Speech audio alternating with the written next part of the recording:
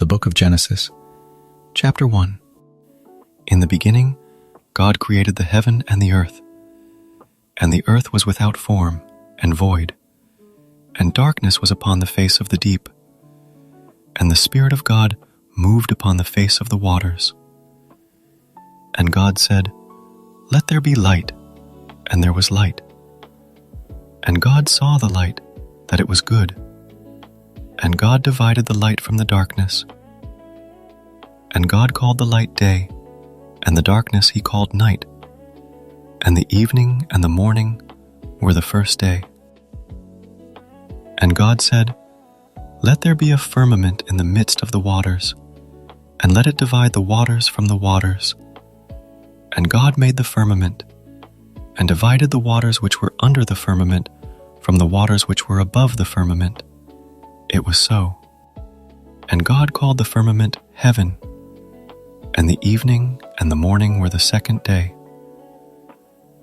And God said, "Let the waters under the heaven be gathered together unto one place, and let the dry land appear." And it was so. And God called the dry land earth, and the gathering together of the waters he called seas. And God saw that it was good. And God said, "Let the earth bring forth grass, the herb yielding seed, and the fruit tree yielding fruit after his kind, whose seed is in itself, upon the earth." And it was so.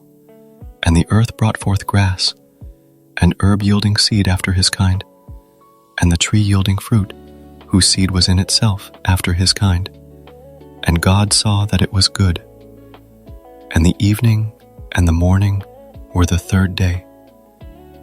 And God said, "Let there be lights in the firmament of the heaven to divide the day from the night, and let them be for signs, and for seasons, and for days and years. And let them be for lights in the firmament of the heaven to give light upon the earth." And it was so. And God made two great lights, the greater light to rule the day, and the lesser light to rule the night. He made the stars also. And God set them in the firmament of the heaven to give light upon the earth, and to rule over the day and over the night, and to divide the light from the darkness. And God saw that it was good. And the evening and the morning were the fourth day. And God said, "Let the waters bring forth abundantly the moving creatures that hath life, and fowl that may fly above the earth in the open firmament of heaven." And God created great whales, and every living creature that moveth, which the waters brought forth abundantly, after their kind, and every winged fowl after his kind. And God saw that it was good. And God blessed them, saying, "Be fruitful and multiply, and fill the waters in the seas, and let fowl multiply in the earth." And the evening and the morning were the fifth day. And God said, "Let the earth bring forth the living creature after his kind, cattle, and creeping thing, and beast of the earth after his kind." And it was so. And God made the beast of the earth after his kind, and cattle after their kind, and everything that creepeth upon the earth after his kind. And God saw that it was good. And God said, "Let us make man in our image, after our likeness, and let them have dominion over the fish of the sea, and over the fowl of the air, and over the cattle, and over all the earth, and over every creeping thing that creepeth upon the earth." So God created man in his own image. In the image of God created he him. Male and female created he them. And God blessed them. And God said unto them, "Be fruitful and multiply, and replenish the earth, and subdue it, and have dominion over the fish of the sea, and over the fowl of the air, and over every living thing that moveth upon the earth." And God said, Behold, I have given you every herb bearing seed, which is upon the face of all the earth, and every tree, in the which is the fruit of a tree yielding seed. To you it shall be for meat, and to every beast of the earth, and to every fowl of the air, and to everything that creepeth upon the earth, wherein there is life. I have given every green herb for meat. And it was so. And God saw everything that he had made, and, behold, it was very good. And the evening and the morning were the 6th day. Chapter 2. Thus the heavens and the earth were finished, and all the host of them. And on the 7th day God ended his work which he had made. And he rested on the 7th day from all his work which he had made. And God blessed the 7th day, and sanctified it, because that in it he had rested from all his work which God created and made. These are the generations of the heavens and of the earth when they were created, in the day that the Lord God made the earth and the heavens. And every plant of the field before it was in the earth, and every herb of the field before it grew. For the Lord God had not caused it to rain upon the earth, and there was not a man to till the ground. But there went up a mist from the earth, and watered the whole face of the ground. And the Lord God formed man of the dust of the ground, and breathed into his nostrils the breath of life, and man became a living soul. And the Lord God planted a garden eastward in Eden, and there he put the man whom he had formed. And out of the ground made the Lord God to grow every tree that is pleasant to the sight, and good for two. The tree of life also in the midst of the garden, and the tree of knowledge of good and evil. And a river went out of Eden to water the garden, and from thence it was parted, and became into 4 heads. The name of the first is Pison. That is it which compasseth the whole land of Havilah, where there is gold. And the gold of that land is good. There is bdellium and the onyx stone. And the name of the second river is Gihon. The same is it that compasseth the whole land of Ethiopia. And the name of the third river is Hiddekel. That is it which goeth toward the east of Assyria. And the 4th river is Euphrates. And the Lord God took the man, and put him into the garden of Eden to dress it, and to keep it.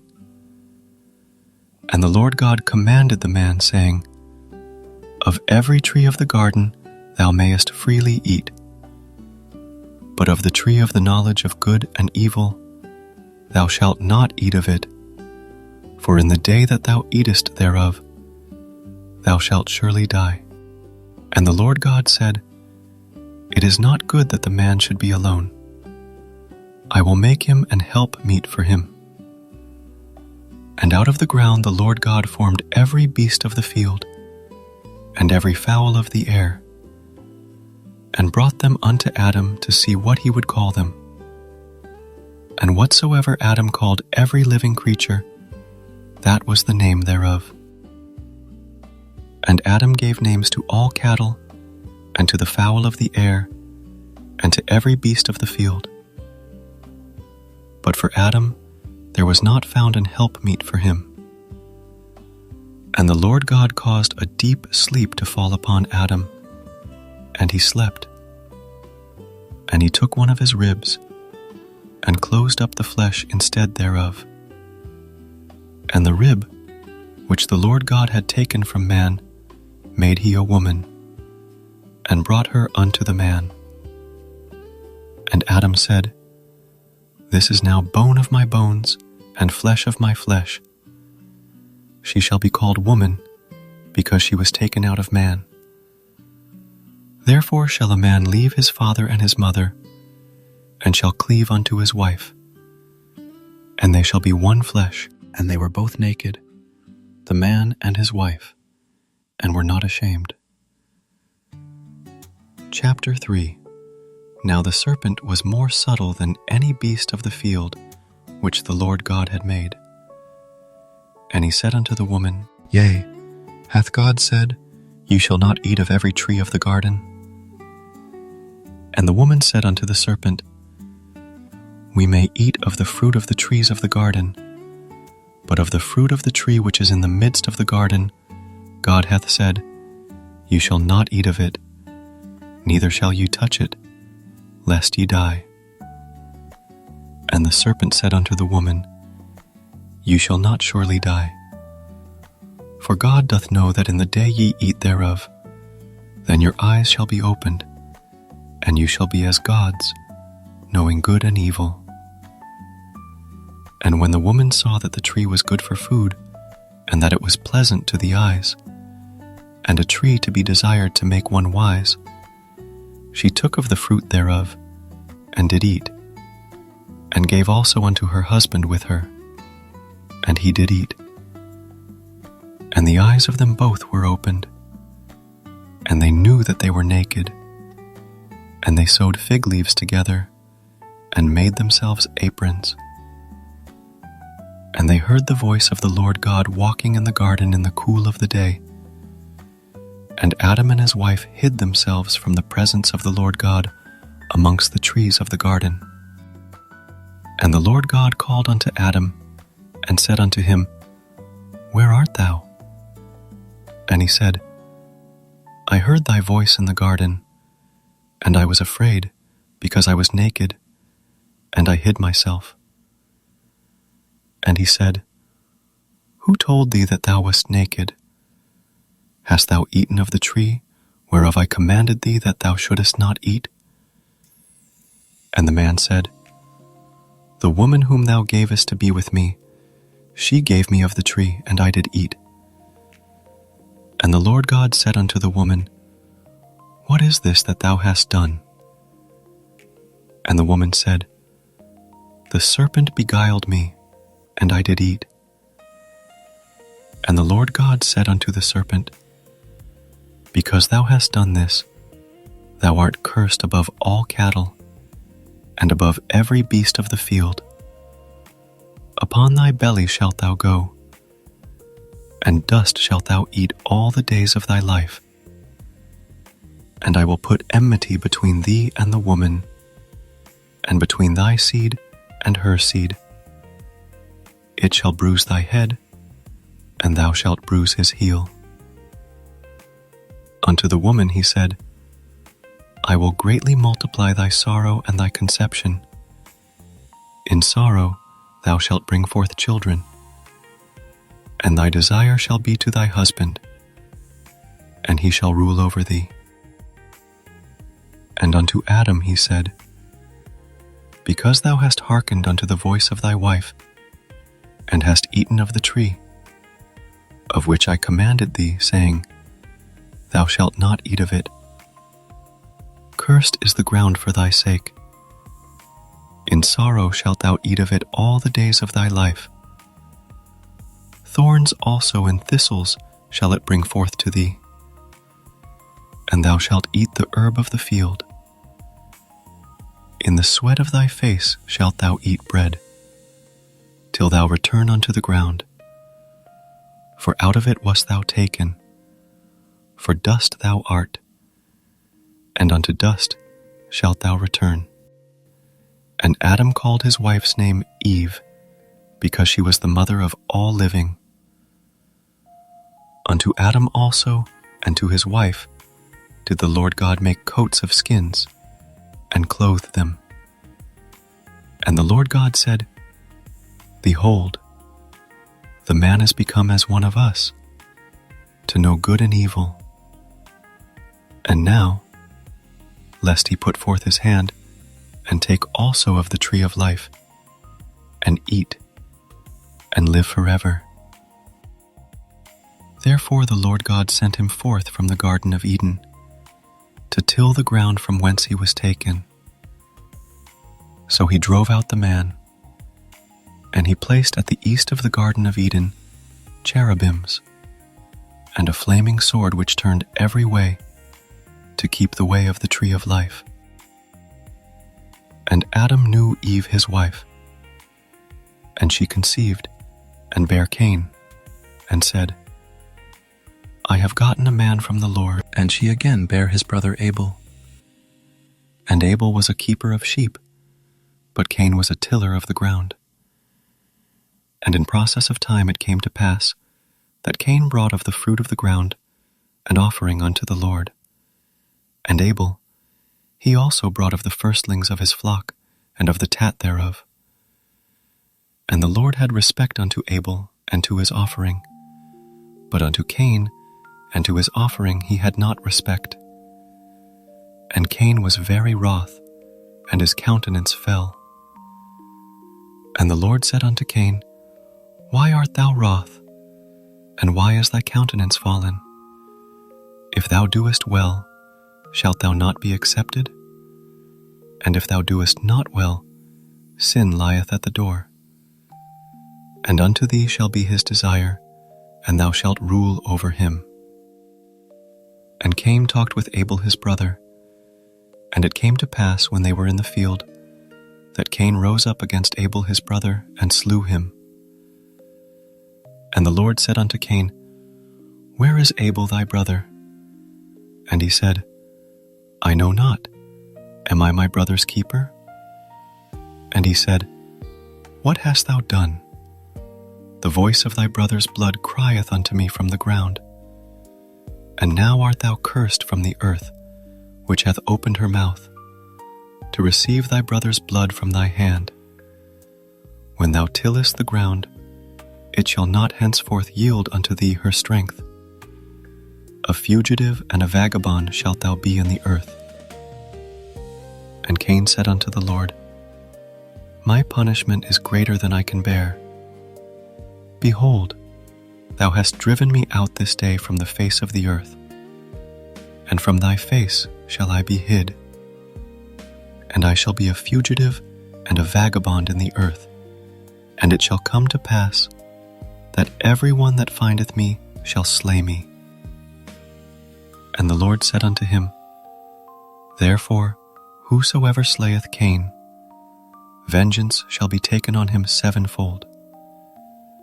And the Lord set a mark upon Cain, lest any finding him should kill him. And Cain went out from the presence of the Lord, and dwelt in the land of Nod, on the east of Eden. And Cain knew his wife, and she conceived, and bare Enoch. And he builded a city, and called the name of the city after the name of his son Enoch. And unto Enoch was born Irad, and Irad begat Mehujael, and Mehujael begat Methusael, and Methusael begat Lamech. And Lamech took unto him 2 wives. The name of the one was Ada, and the name of the other Zillah. And Ada bare Jabal. He was the father of such as dwell in tents, and of such as have cattle. And his brother's name was Jubal. He was the father of all such as handle the harp and organ. And Zillah, she also bare Tubal-Cain, an instructor of every artificer in brass and iron. And the sister of Tubal-Cain was Naamah.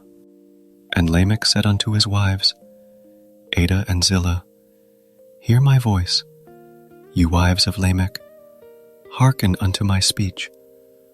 For I have slain a man to my wounding, and a young man to my hurt. If Cain shall be avenged sevenfold, truly Lamech 70 and sevenfold. And Adam knew his wife again, and she bare a son, and called his name Seth.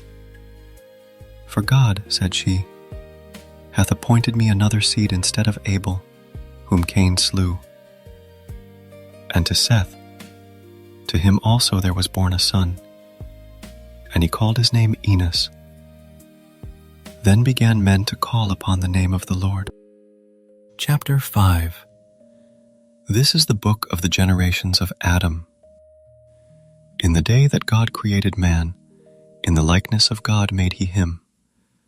Male and female created he them, and blessed them, and called their name Adam, in the day when they were created. And Adam lived 130 years, and begat a son in his own likeness, after his image, and called his name Seth. And the days of Adam, after he had begotten Seth, were 800 years. And he begat sons and daughters. And all the days that Adam lived were 930 years. And he died. And Seth lived 105 years, and begat Enos. And Seth lived after he begat Enos 807 years, and begat sons and daughters. And all the days of Seth were 912 years, and he died. And Enos lived 90 years, and begat Canaan. And Enos lived after he begat Canaan 815 years, and begat sons and daughters. And all the days of Enos were 905 years, and he died. And Canaan lived 70 years, and begat Mahalaleel. And Canaan lived after he begat Mahalaleel 840 years, and begat sons and daughters. And all the days of Canaan were 910 years, and he died. And Mahalaleel lived 65 years, and begat Jared. And Mahalaleel lived after he begat Jared 830 years, and begat sons and daughters. And all the days of Mahalaleel were 895 years, and he died. And Jared lived 162 years, and he begat Enoch. And Jared lived after he begat Enoch 800 years, and begat sons and daughters. And all the days of Jared were 962 years, and he died. And Enoch lived 65 years, and begat Methuselah. And Enoch walked with God after he begat Methuselah 300 years, and begat sons and daughters. And all the days of Enoch were 365 years. And Enoch walked with God, and he was not, for God took him. And Methuselah lived 187 years, and begat Lamech.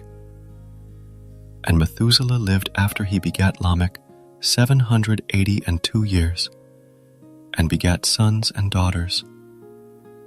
And all the days of Methuselah were 969 years, and he died. And Lamech lived 182 years, and begat a son. And he called his name Noah, saying, This same shall comfort us concerning our work and toil of our hands, because of the ground which the Lord hath cursed.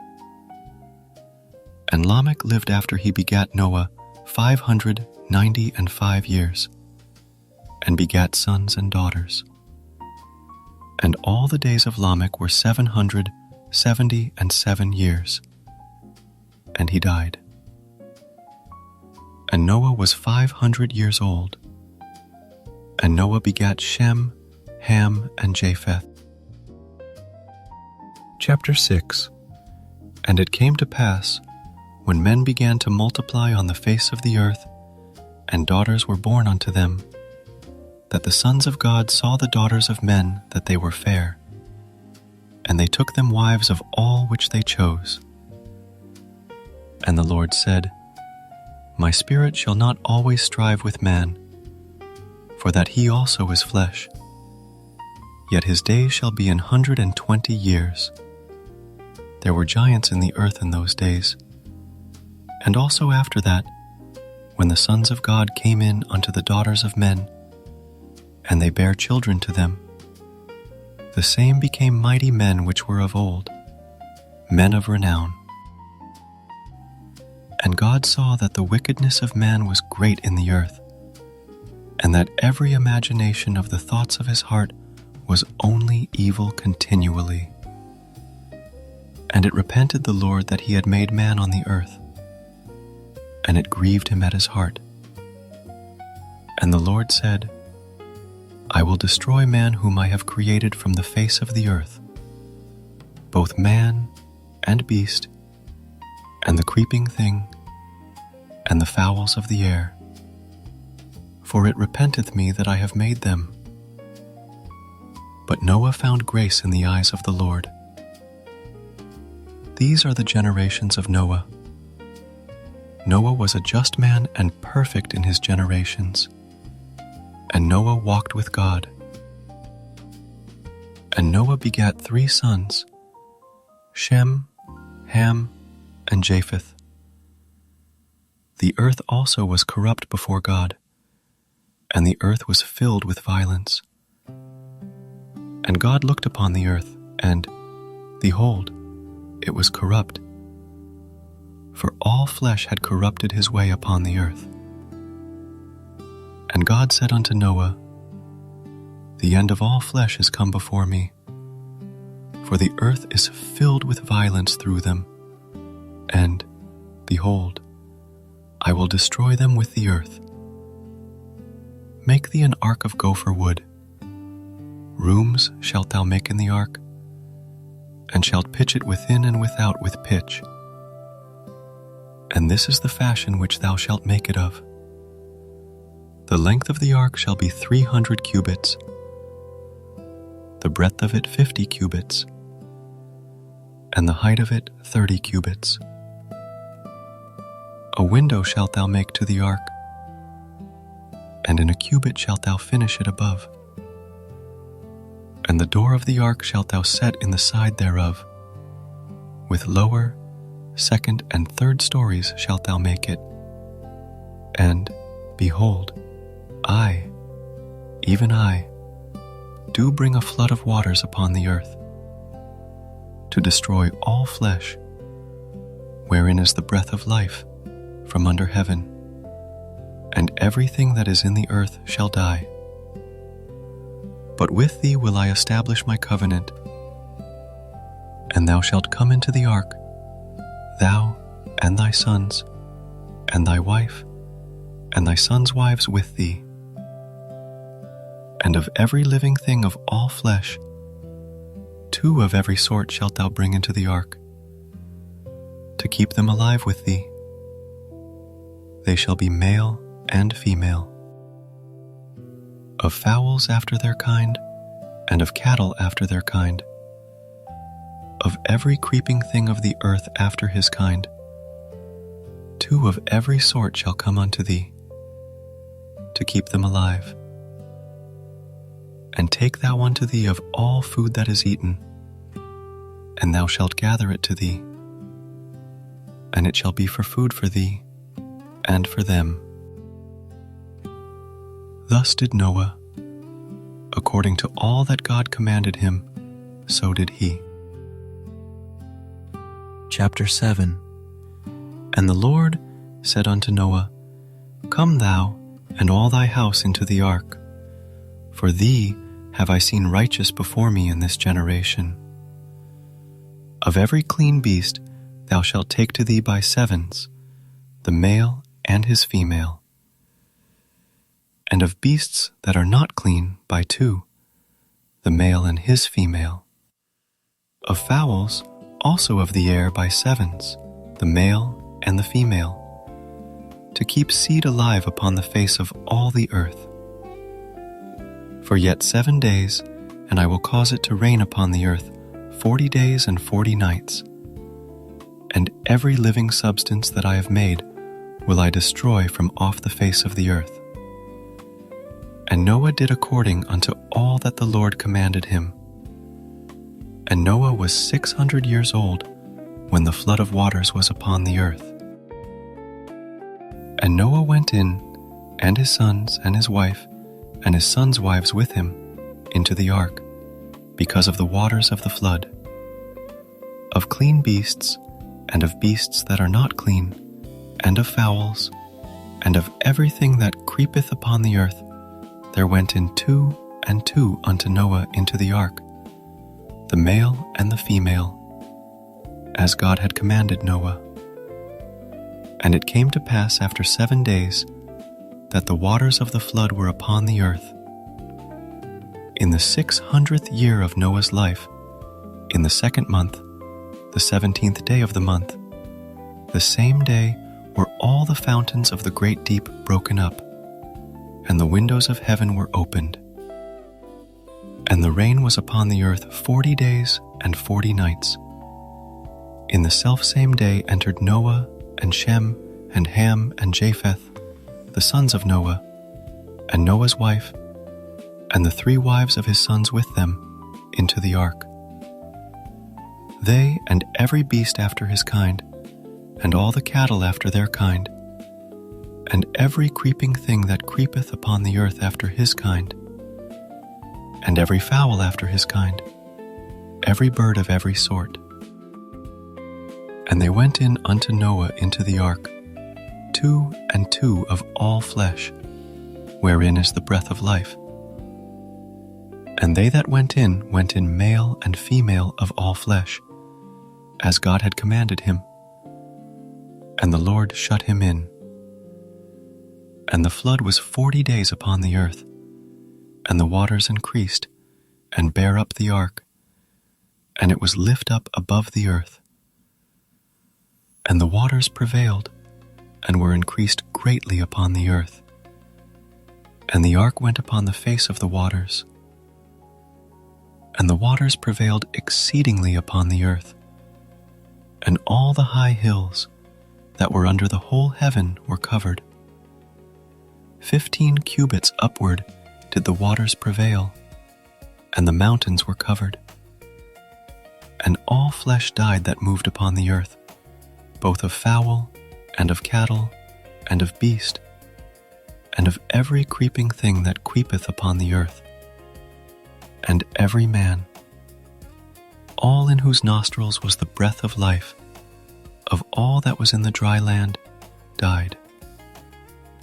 And every living substance was destroyed which was upon the face of the ground, both man and cattle, and the creeping things, and the fowl of the heaven, and they were destroyed from the earth. And Noah only remained alive, and they that were with him in the ark. And the waters prevailed upon the earth 150 days. Chapter 8. And God remembered Noah, and every living thing, and all the cattle that was with him in the ark. And God made a wind to pass over the earth, and the waters assuaged.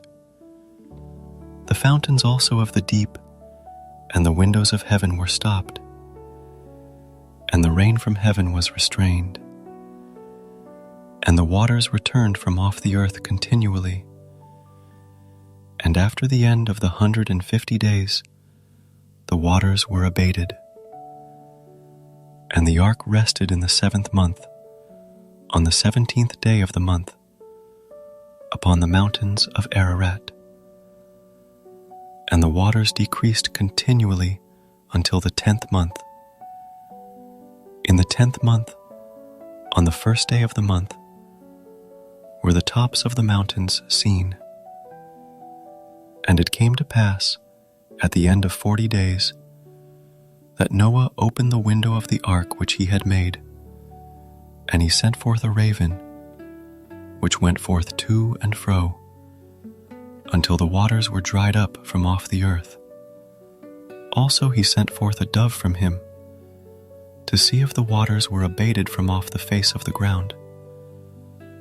But the dove found no rest for the sole of her foot, and she returned unto him into the ark, for the waters were on the face of the whole earth. Then he put forth his hand, and took her, and pulled her in unto him into the ark.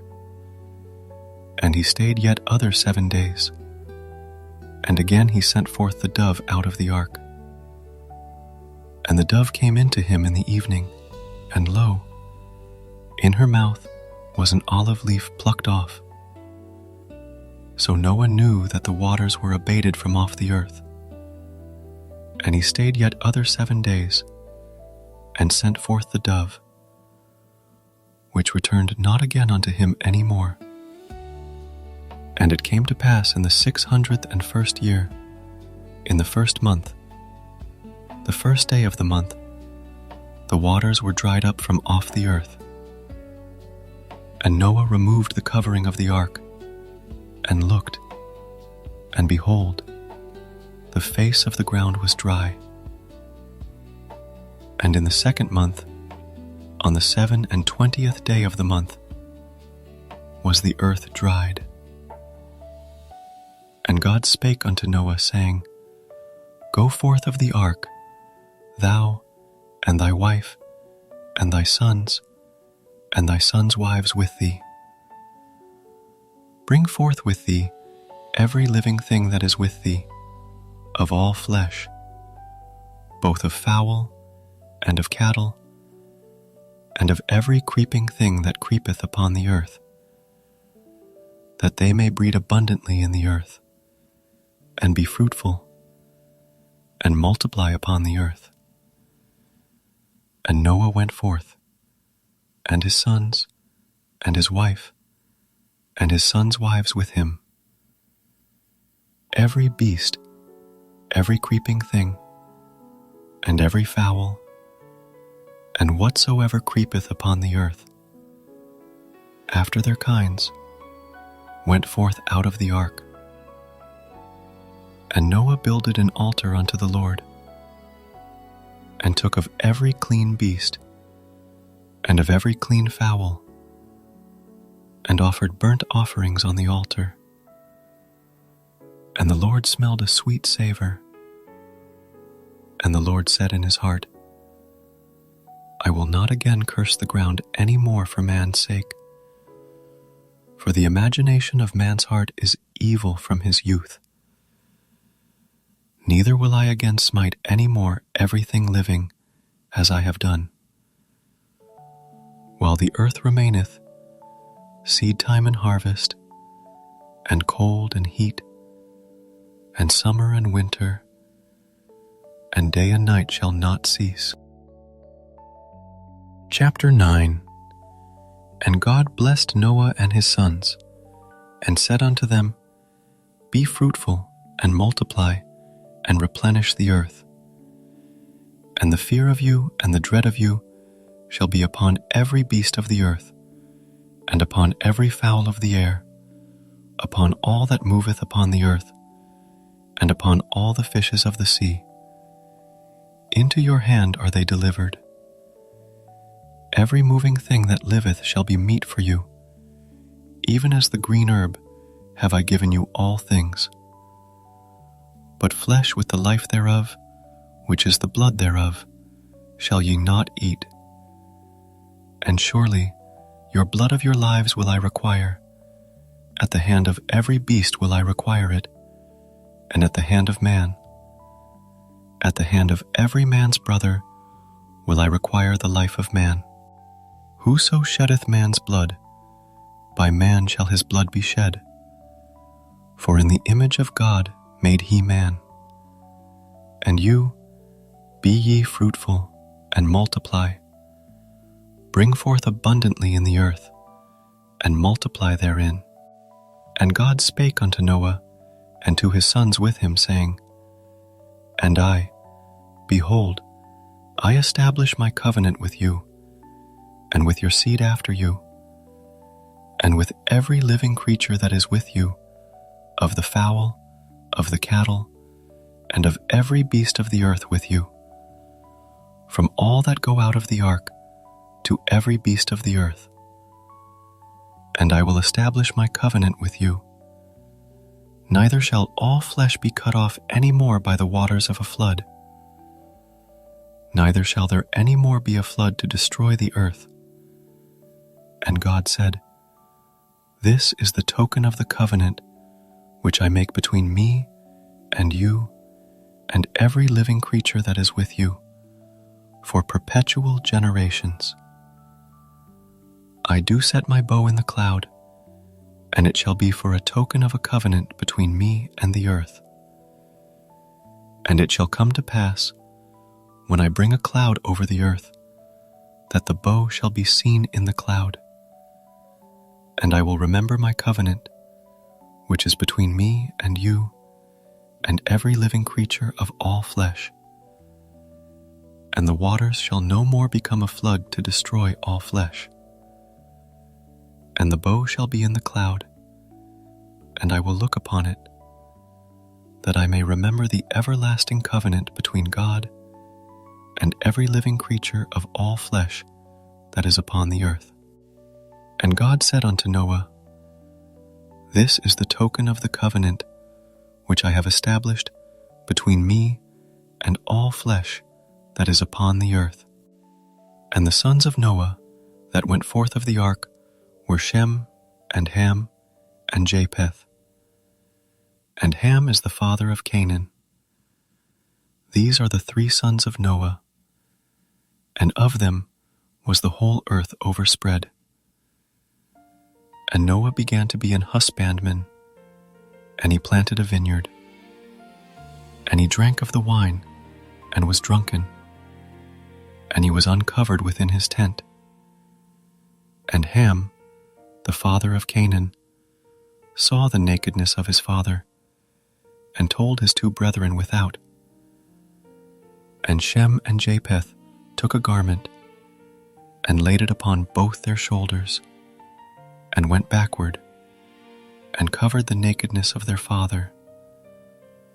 And their faces were backward, and they saw not their father's nakedness. And Noah awoke from his wine, and knew what his younger son had done unto him. And he said, Cursed be Canaan, a servant of servants shall he be unto his brethren. And he said, Blessed be the Lord God of Shem, and Canaan shall be his servant. God shall enlarge Japheth, and he shall dwell in the tents of Shem, and Canaan shall be his servant. And Noah lived after the flood 350 years. And all the days of Noah were 950 years, and he died. Chapter 10. Now these are the generations of the sons of Noah: Shem, Ham, and Japheth. And unto them were sons born after the flood. The sons of Japheth, Gomer, and Magog, and Madai, and Javan, and Tubal, and Meshech, and Tiras. And the sons of Gomer, Ashkenaz, and Riphath, and Togarmah. And the sons of Javan, Elisha, and Tarshish, Kittim, and Dodanim. By these were the isles of the Gentiles divided in their lands, every one after his tongue, after their families, in their nations. And the sons of Ham, Cush, and Mizraim, and Phut, and Canaan. And the sons of Cush, Seba, and Havilah, and Sabta, and Ramah, and Sabtecha. And the sons of Ramah, Sheba, and Dedan. And Cush begat Nimrod. He began to be a mighty one in the earth. He was a mighty hunter before the Lord. Wherefore it is said, Even as Nimrod, the mighty hunter before the Lord. And the beginning of his kingdom was Babel, and Erech, and Akkad, and Calneh, in the land of Shinar. Out of that land went forth Asher, and builded Nineveh, and the city Rehoboth, and Calah, and Rezin between Nineveh and Calah. The same is a great city. And Mizraim begat Ludim, and Anamim, and Lehabim, and Naphtuhim, and Pathrusim, and Casluhim, out of whom came Philistine, and Caphtorim. And Canaan begat Sidon his firstborn, and Heth, and the Jebusite, and the Amorite, and the Girgasite, and the Hivite, and the Archite, and the Sinite, and the Arvadite, and the Zemarite, and the Hamathite. And afterward were the families of the Canaanites spread abroad. And the border of the Canaanites was from Sidon, as thou comest to Gerar, unto Gaza, as thou goest unto Sodom, and Gomorrah, and Admah, and Zeboim, even unto Lasha. These are the sons of Ham, after their families, after their tongues, in their countries, and in their nations. Unto Shem also, the father of all the children of Eber, the brother of Japheth the elder, even to him were children born. The children of Shem, Elam, and Asher, and Arphaxad, and Lud, and Aram. And the children of Aram, Uz, and Hul, and Gether, and Mash. And Arphaxad begat Salah, and Salah begat Eber. And unto Eber were born 2 sons. The name of one was Peleg, for in his days was the earth divided. And his brother's name was Joktan.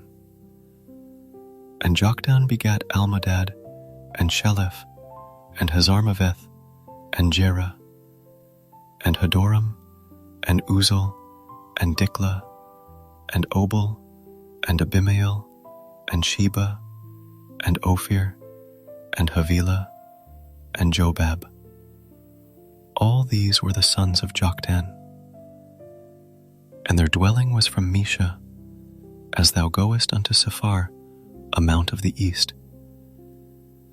These are the sons of Shem, after their families, after their tongues, in their lands, after their nations. These are the families of the sons of Noah, after their generations, in their nations.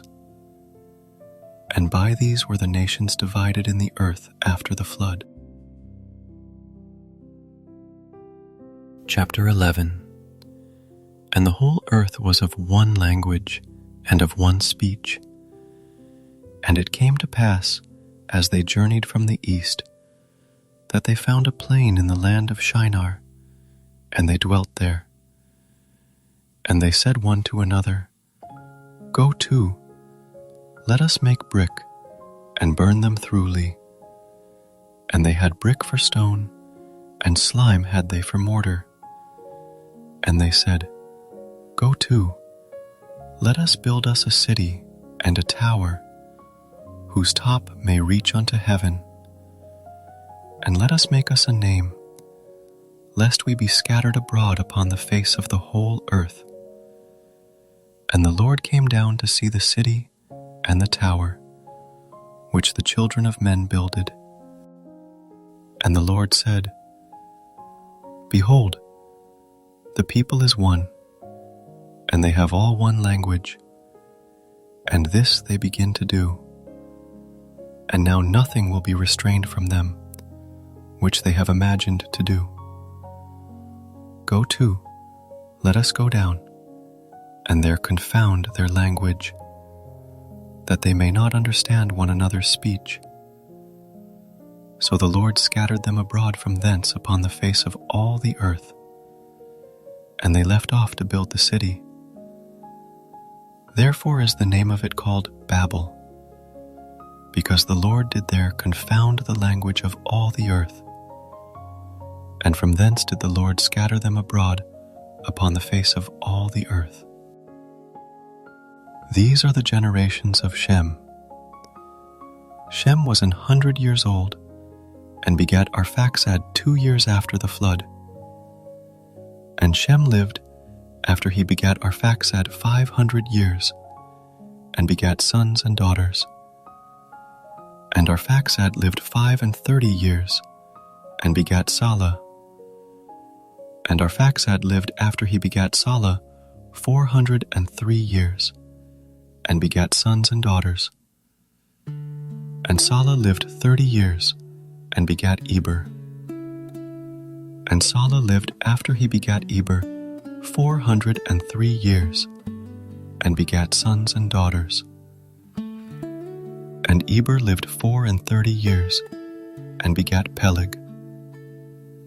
And Eber lived after he begat Peleg 430 years, and begat sons and daughters. And Peleg lived 30 years, and begat Reu. And Peleg lived after he begat Reu 209 years, and begat sons and daughters. And Reu lived 32 years, and begat Serug. And Reu lived after he begat Serug 207 years, and begat sons and daughters. And Serug lived 30 years, and begat Nahor. And Serug lived after he begat Nahor 200 years, and begat sons and daughters. And Nahor lived 29 years, and begat Terah. And Nahor lived after he begat Terah 119 years, and begat sons and daughters. And Terah lived 70 years, and begat Abram, Nahor, and Haran. Now these are the generations of Terah. Terah begat Abram, Nahor, and Haran. And Haran begat Lot. And Haran died before his father Terah in the land of his nativity, in Ur of the Chaldees. And Abram and Nahor took them wives. The name of Abram's wife was Sarai, and the name of Nahor's wife Milcah, the daughter of Haran, the father of Milcah, and the father of Iscah. But Sarai was barren, she had no child. And Terah took Abram his son, and Lot the son of Haran his son's son, and Sarai his daughter-in-law, his son Abram's wife. And they went forth with them from Ur of the Chaldees, to go into the land of Canaan. And they came unto Haran, and dwelt there. And the days of Terah were 205 years, and Terah died in Haran. Chapter 12. Now the Lord had said unto Abram, Get thee out of thy country, and from thy kindred, and from thy father's house, unto a land that I will show thee. And I will make of thee a great nation, and I will bless thee, and make thy name great, and thou shalt be a blessing. And I will bless them that bless thee, and curse him that curseth thee. And in thee shall all families of the earth be blessed. So Abram departed, as the Lord had spoken unto him, and Lot went with him. And Abram was 75 years old when he departed out of Haran. And Abram took Sarai his wife, and Lot his brother's son, and all their substance that they had gathered, and the souls that they had gotten in Haran. And they went forth to go into the land of Canaan. And into the land of Canaan they came. And Abram passed through the land unto the place of Sichem, unto the plain of Moreh. And the Canaanite was then in the land.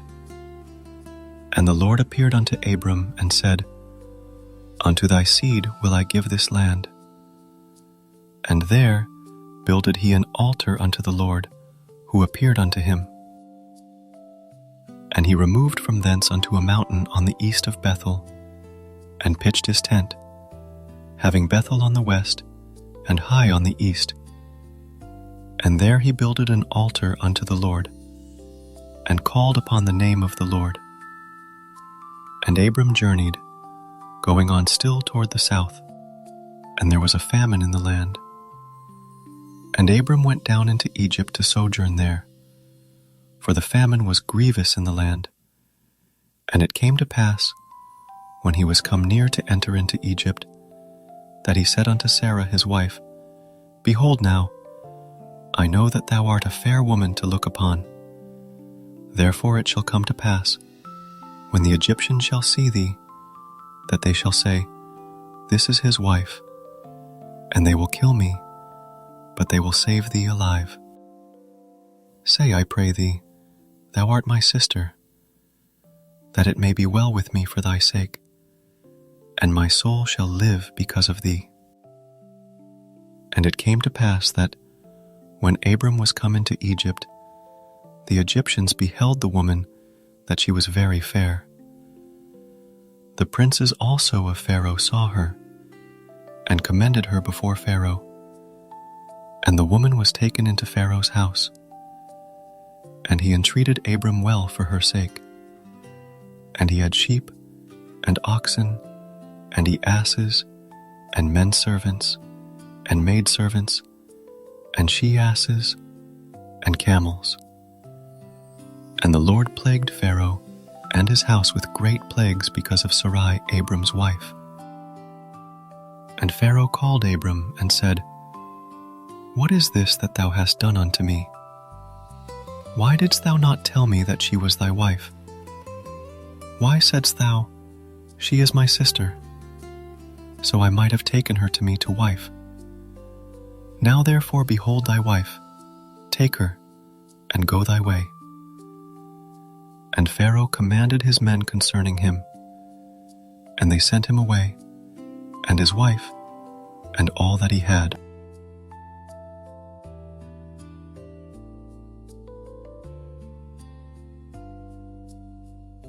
Chapter 13. And Abram went up out of Egypt, he and his wife, and all that he had, and Lot with him, into the south. And Abram was very rich in cattle, in silver, and in gold. And he went on his journeys from the south even to Bethel, unto the place where his tent had been at the beginning, between Bethel and Hai, unto the place of the altar, which he had made there at the first. And there Abram called on the name of the Lord. And Lot also, which went with Abram, had flocks and herds and tents. And the land was not able to bear them, that they might dwell together, for their substance was great, so that they could not dwell together. And there was a strife between the herdmen of Abram's cattle and the herdmen of Lot's cattle. And the Canaanite and the Perizzite dwelled then in the land. And Abram said unto Lot, Let there be no strife, I pray thee, between me and thee, and between my herdmen and thy herdmen, for we be brethren. Is not the whole land before thee? Separate thyself, I pray thee, from me. If thou wilt take the left hand, then I will go to the right. Or, if thou depart to the right hand, then I will go to the left. And Lot lifted up his eyes, and beheld all the plain of Jordan, that it was well watered everywhere, before the Lord destroyed Sodom and Gomorrah, even as the garden of the Lord, like the land of Egypt, as thou comest unto Zoar. Then Lot chose him all the plain of Jordan, and Lot journeyed east, and they separated themselves the one from the other. Abram dwelled in the land of Canaan, and Lot dwelled in the cities of the plain, and pitched his tent toward Sodom. But the men of Sodom were wicked and sinners before the Lord exceedingly. And the Lord said unto Abram, after that Lot was separated from him, Lift up now thine eyes, and look from the place where thou art northward, and southward, and eastward, and westward. For all the land which thou seest, to thee will I give it, and to thy seed forever. And I will make thy seed as the dust of the earth, so that if a man can number the dust of the earth, then shall thy seed also be numbered. Arise, walk through the land in the length of it, and in the breadth of it, for I will give it unto thee. Then Abram removed his tent, and came and dwelt in the plain of Mamre, which is in Hebron, and built there an altar unto the Lord. Chapter 14. And it came to pass in the days of Amraphel, king of Shinar, Arioch, king of Elasar, Chedorlaomer, king of Elam, and Tidal, king of nations, that these made war with Bera, king of Sodom, and with Birsha, king of Gomorrah, Shinab, king of Admah, and Shemeber, king of Zeboim, and the king of Bela, which is Zoar. All these were joined together in the vale of Siddim, which is the Salt Sea. 12 years they served Chedorlaomer, and in the 13th year they rebelled. And in the 14th year came Chedorlaomer and the kings that were with him, and smote the Rephaims in Ashtaroth Karnaim, and the Zuzims in Ham, and the Emims in Shaveh Kiriathahim, and the Horites in their Mount Seir, unto Elparan, which is by the wilderness. And they returned, and came to Enmishpat, which is Kadesh, and smote all the country of the Amalekites, and also the Amorites that dwelt in Hazazontamar. And there went out the king of Sodom, and the king of Gomorrah, and the king of Admah, and the king of Zeboim, and the king of Bela, the same as Zoar. And they joined battle with them in the vale of Siddim, with Chedorlaomer the king of Elam, and with Tidal king of nations, and Amraphel king of Shinar, and Arioch king of Elasar. 4 kings with them, and the vale of Siddim was full of slime pits. And the kings of Sodom and Gomorrah fled, and fell there. And they that remained fled to the mountain. And they took all the goods of Sodom and Gomorrah, and all their victuals, and went their way. And they took Lot, Abram's brother's son, who dwelt in Sodom, and his goods, and departed. And there came one that had escaped, and told Abram the Hebrew, for he dwelt in the plain of Mamre the Amorite, brother of Eshcol, and brother of Aner. And these were confederate with Abram. And when Abram heard that his brother was taken captive, he armed his trained servants, born in his own house, 318, and pursued them unto Dan. And he divided himself against them, he and his servants, by night, and smote them, and pursued them unto Hobah, which is on the left hand of Damascus.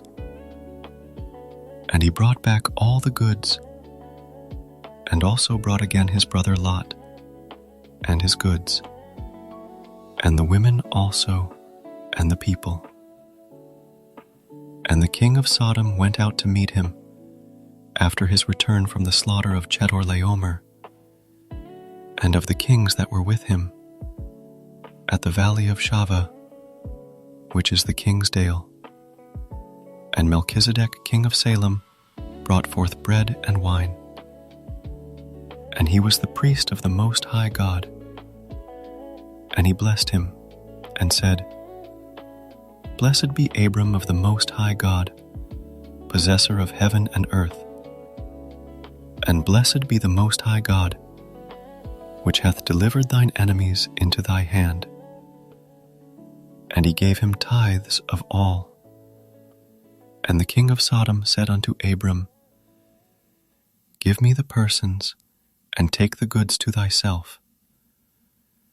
And Abram said to the king of Sodom, I have lifted up mine hand unto the Lord, the Most High God, the possessor of heaven and earth, that I will not take from a thread even to a shoe latchet, and that I will not take anything that is thine, lest thou shouldest say, I have made Abram rich, save only that which the young men have eaten, and the portion of the men which went with me, Aner, Eshcol, and Mamre.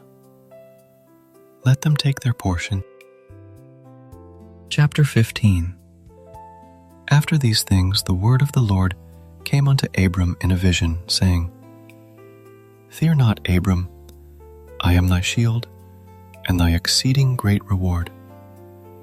And Abram said, Lord God, what wilt thou give me, seeing I go childless, and the steward of my house is this Eliezer of Damascus?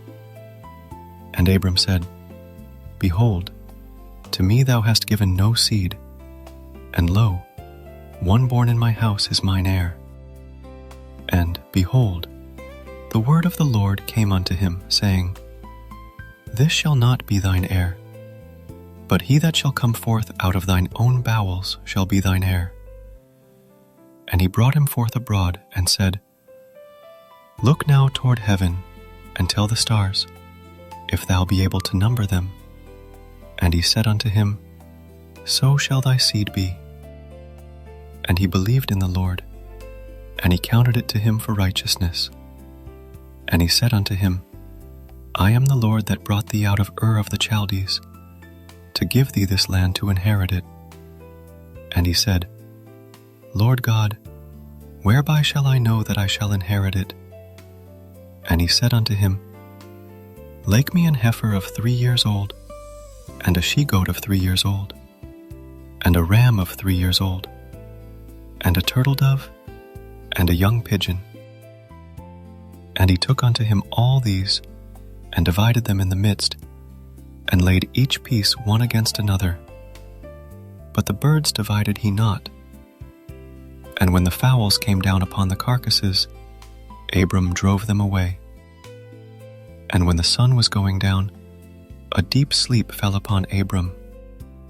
And lo, an horror of great darkness fell upon him.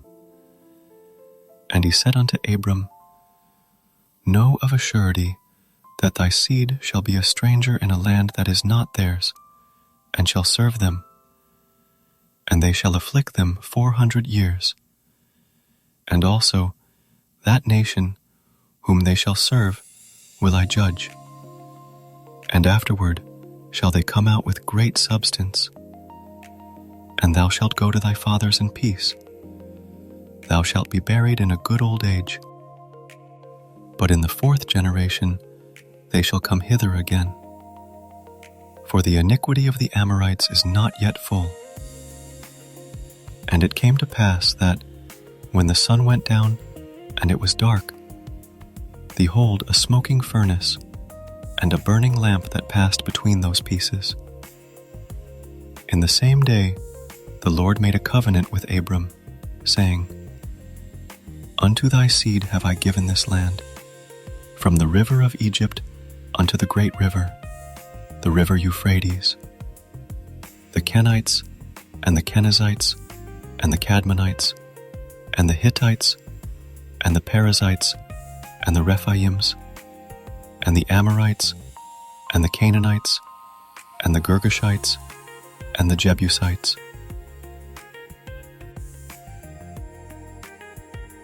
Chapter 16. Now Sarai, Abram's wife, bare him no children. And she had an handmaid, an Egyptian, whose name was Hagar. And Sarai said unto Abram, Behold now, the Lord hath restrained me from bearing. I pray thee, go in unto my maid. It may be that I may obtain children by her. And Abram hearkened to the voice of Sarai. And Sarai, Abram's wife, took Hagar her maid the Egyptian, after Abram had dwelt 10 years in the land of Canaan, and gave her to her husband Abram to be his wife. And he went in unto Hagar, and she conceived. And when she saw that she had conceived, her mistress was despised in her eyes. And Sarai said unto Abram, My wrong be upon thee. I have given my maid into thy bosom. And when she saw that she had conceived, I was despised in her eyes. The Lord judge between me and thee. But Abram said unto Sarai, Behold, thy maid is in thy hand. Do to her as it pleaseth thee. And when Sarai dealt hardly with her, she fled from her face. And the angel of the Lord found her by a fountain of water in the wilderness, by the fountain in the way to Shur. And he said, Hagar, Sarai's maid, whence camest thou? And whither wilt thou go? And she said, I flee from the face of my mistress Sarai. And the angel of the Lord said unto her, Return to thy mistress, and submit thyself under her hands. And the angel of the Lord said unto her, I will multiply thy seed exceedingly, that it shall not be numbered for multitude. And the angel of the Lord said unto her, Behold, thou art with child, and shalt bear a son, and shalt call his name Ishmael, because the Lord hath heard thy affliction. And he will be a wild man, his hand will be against every man, and every man's hand against him. And he shall dwell in the presence of all his brethren. And she called the name of the Lord that spake unto her, Thou God seest me. For she said, Have I also here looked after him that seeth me? Wherefore the well was called Beer Lahairoi. Behold, it is between Kadesh and Bered. And Hagar bare Abram a son. And Abram called his son's name, which Hagar bare, Ishmael. And Abram was 86 years old, when Hagar bare Ishmael to Abram. Chapter 17. And when Abram was 90 years old and 9, the Lord appeared to Abram, and said unto him, I am the Almighty God. Walk before me, and be thou perfect. And I will make my covenant between me and thee, and will multiply thee exceedingly. And Abram fell on his face, and God talked with him, saying, As for me, behold, my covenant is with thee, and thou shalt be a father of many nations. Neither shall thy name any more be called Abram, but thy name shall be Abraham, for a father of many nations have I made thee. And I will make thee exceeding fruitful, and I will make nations of thee, and kings shall come out of thee. And I will establish my covenant between me and thee, and thy seed after thee in their generations, for an everlasting covenant, to be a God unto thee, and to thy seed after thee. And I will give unto thee, and to thy seed after thee, the land wherein thou art a stranger, all the land of Canaan, for an everlasting possession, and I will be their God. And God said unto Abraham, Thou shalt keep my covenant therefore, thou and thy seed after thee in their generations. This is my covenant, which ye shall keep, between me and you and thy seed after thee. Every man-child among you shall be circumcised, and you shall circumcise the flesh of your foreskin, and it shall be a token of the covenant between me and you. And he that is 8 days old shall be circumcised among you, every man-child in your generations. He that is born in the house, or bought with money of any stranger, which is not of thy seed. He that is born in thy house, and he that is bought with thy money, must needs be circumcised. And my covenant shall be in your flesh for an everlasting covenant. And the uncircumcised man-child, whose flesh of his foreskin is not circumcised, that soul shall be cut off from his people. He hath broken my covenant. And God said unto Abraham, As for Sarai thy wife, thou shalt not call her name Sarai, but Sarah shall her name be. And I will bless her, and give thee a son also of her. Yea, I will bless her, and she shall be a mother of nations. Kings of people shall be of her. Then Abraham fell upon his face and laughed, and said in his heart, Shall a child be born unto him that is 100 years old? And shall Sarah, that is 90 years old, bear? And Abraham said unto God, O that Ishmael might live before thee. And God said, Sarah thy wife shall bear thee a son indeed, and thou shalt call his name Isaac. And I will establish my covenant with him for an everlasting covenant, and with his seed after him. And as for Ishmael, I have heard thee. Behold, I have blessed him, and will make him fruitful, and will multiply him exceedingly. 12 princes shall he beget, and I will make him a great nation. But my covenant will I establish with Isaac, which Sarah shall bear unto thee at the set time in the next year. And he left off talking with him, and God went up from Abraham. And Abraham took Ishmael his son, and all that were born in his house, and all that were bought with his money, every male among the men of Abraham's house, and circumcised the flesh of their foreskin in the selfsame day, as God had said unto him. And Abraham was 90 years old and 9, when he was circumcised in the flesh of his foreskin. And Ishmael his son was 13 years old, when he was circumcised in the flesh of his foreskin. In the selfsame day was Abraham circumcised, and Ishmael his son. And all the men of his house, born in the house, and bought with money of the stranger, were circumcised with him. Chapter 18. And the Lord appeared unto him in the plains of Mamre, and he sat in the tent door in the heat of the day. And he lifted up his eyes and looked, and lo, 3 men stood by him. And when he saw them, he ran to meet them from the tent door, and bowed himself toward the ground, and said, My Lord, if now I have found favor in thy sight, pass not away, I pray thee, from thy servant.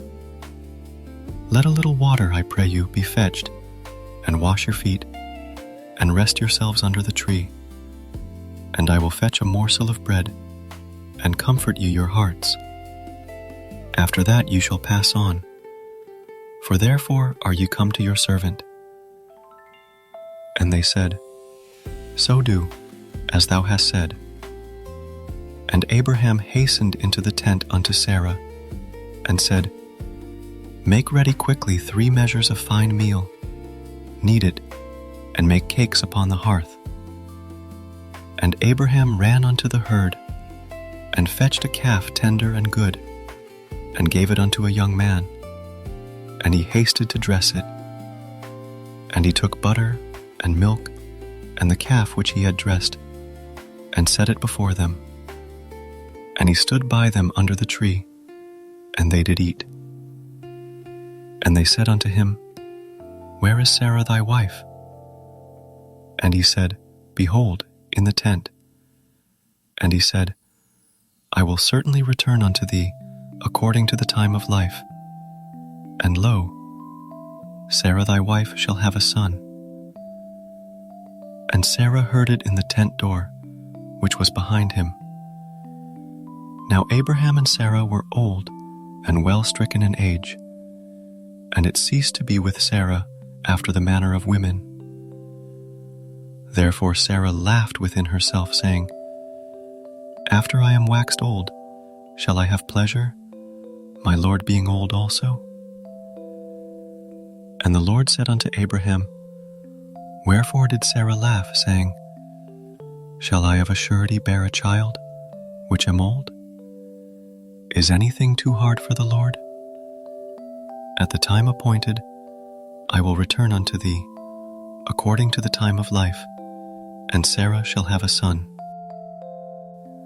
Then Sarah denied, saying, I laughed not, for she was afraid. And he said, Nay, but thou didst laugh. And the men rose up from thence, and looked toward Sodom. And Abraham went with them to bring them on the way. And the Lord said, Shall I hide from Abraham that thing which I do? Seeing that Abraham shall surely become a great and mighty nation, and all the nations of the earth shall be blessed in him. For I know him, that he will command his children and his household after him, and they shall keep the way of the Lord, to do justice and judgment, that the Lord may bring upon Abraham that which he hath spoken of him.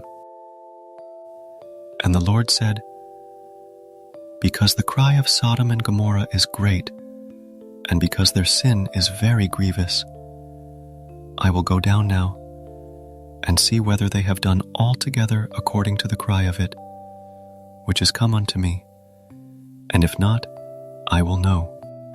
And the men turned their faces from thence, and went toward Sodom. But Abraham stood yet before the Lord. And Abraham drew near and said, Wilt thou also destroy the righteous with the wicked? Peradventure there be 50 righteous within the city. Wilt thou also destroy, and not spare the place for the 50 righteous that are therein?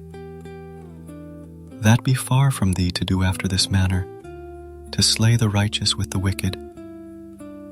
And that the righteous should be as the wicked, that be far from thee. Shall not the judge of all the earth do right?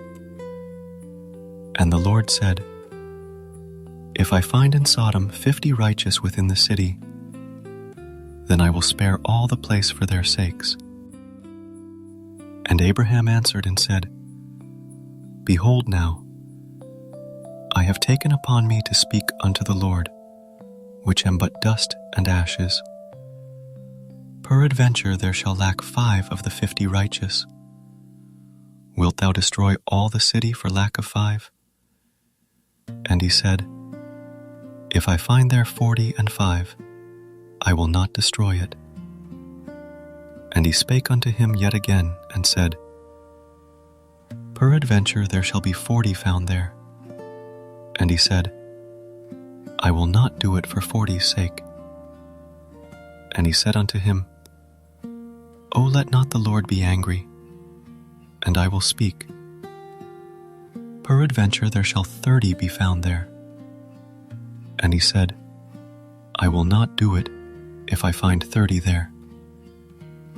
And he said, Behold now, I have taken upon me to speak unto the Lord. Peradventure there shall be 20 found there. And he said, I will not destroy it for 20's sake. And he said, O let not the Lord be angry, and I will speak yet but this once. Peradventure 10 shall be found there.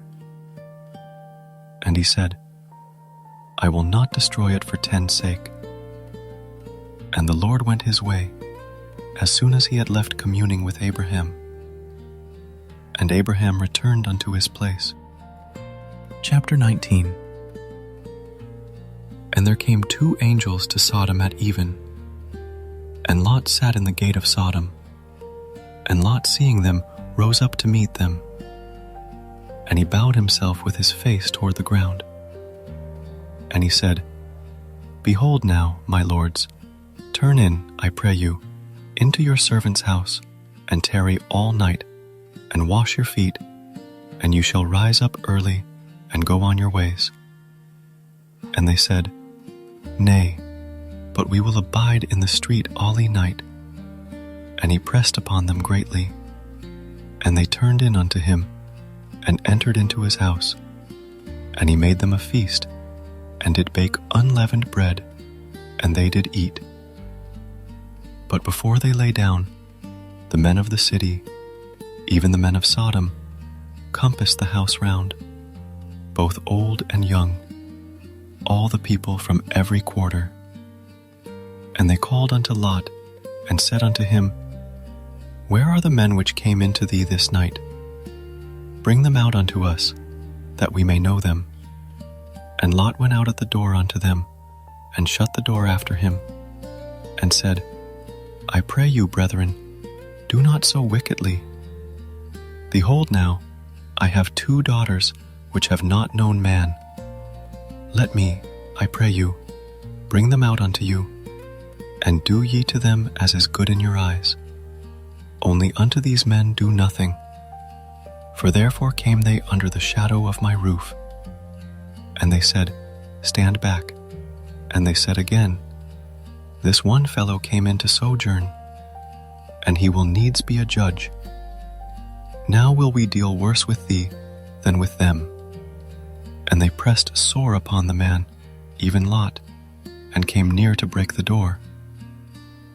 But the men put forth their hand, and pulled Lot into the house to them, and shut to the door. And they smote the men that were at the door of the house with blindness, both small and great, so that they wearied themselves to find the door. And the men said unto Lot, Hast thou here any besides, son-in-law, and thy sons, and thy daughters?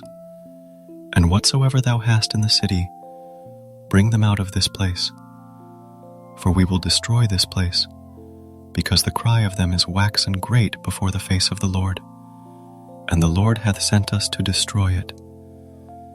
And Lot went out, and spake unto his sons-in-law, which married his daughters, and said, Up, get you out of this place, for the Lord will destroy this city. But he seemed as one that mocked unto his sons-in-law. And when the morning arose, then the angels hastened Lot, saying, Arise, take thy wife and thy 2 daughters which are here, lest thou be consumed in the iniquity of the city. And while he lingered, the men laid hold upon his hand, and upon the hand of his wife, and upon the hand of his 2 daughters, the Lord being merciful unto him. And they brought him forth, and set him without the city. And it came to pass, when they had brought them forth abroad, that he said, Escape for thy life. Look not behind thee, neither stay thou in all the plain. Escape to the mountain, lest thou be consumed. And Lot said unto them, Oh, not so, my lord. Behold now, thy servant hath found grace in thy sight, and thou hast magnified thy mercy, which thou hast showed unto me in saving my life. And I cannot escape to the mountain, lest some evil take me, and I die. Behold now, this city is near to flee unto, and it is a little one. Oh, let me escape thither. Is it not a little one? And my soul shall live. And he said unto him, See, I have accepted thee concerning this thing also, that I will not overthrow this city for the which thou hast spoken. Haste thee, escape thither, for I cannot do anything till thou be come thither. Therefore the name of the city was called Zoar. The sun was risen upon the earth when Lot entered into Zoar. Then the Lord rained upon Sodom and upon Gomorrah brimstone and fire from the Lord out of heaven. And he overthrew those cities, and all the plain, and all the inhabitants of the cities, and that which grew upon the ground. But his wife looked back from behind him, and she became a pillar of salt. And Abraham gat up early in the morning to the place where he stood before the Lord.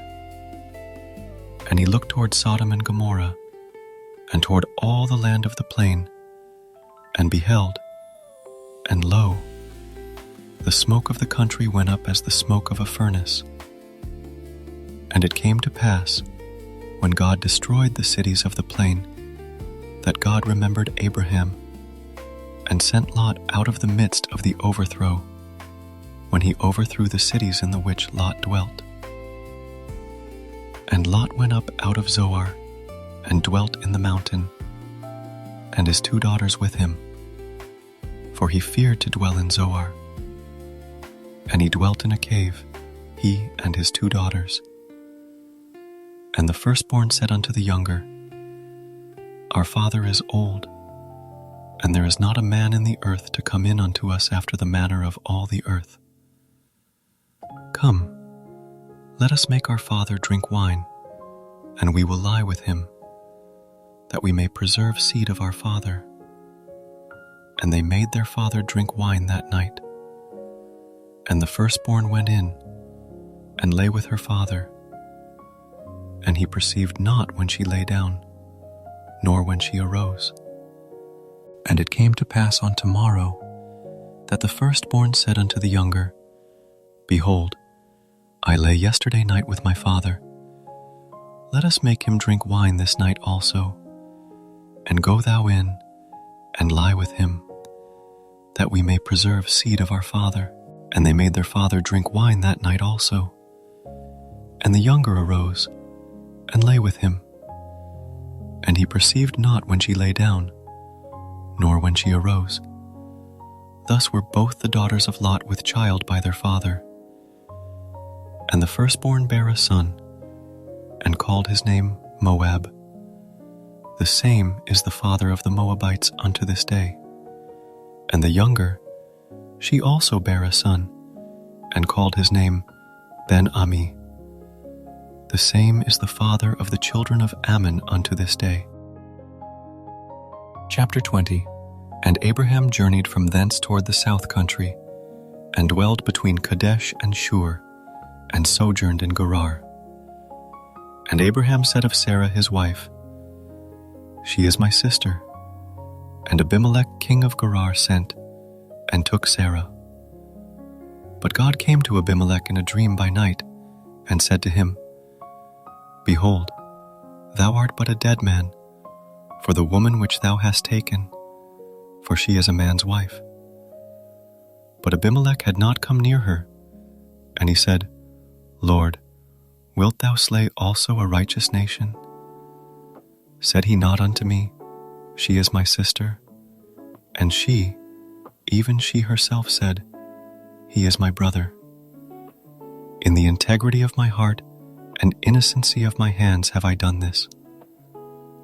And God said unto him in a dream, Yea, I know that thou didst this in the integrity of thy heart.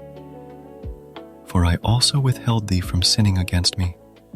Therefore suffered I thee not to touch her. Now therefore restore the man his wife, for he is a prophet, and he shall pray for thee, and thou shalt live. And if thou restore her not, know thou that thou shalt surely die, thou and all that are thine. Therefore Abimelech rose early in the morning, and called all his servants, and told all these things in their ears. And the men were sore afraid. Then Abimelech called Abraham, and said unto him, What hast thou done unto us? And what have I offended thee, that thou hast brought on me and on my kingdom a great sin? Thou hast done deeds unto me that ought not to be done. And Abimelech said unto Abraham, What sawest thou, that thou hast done this thing?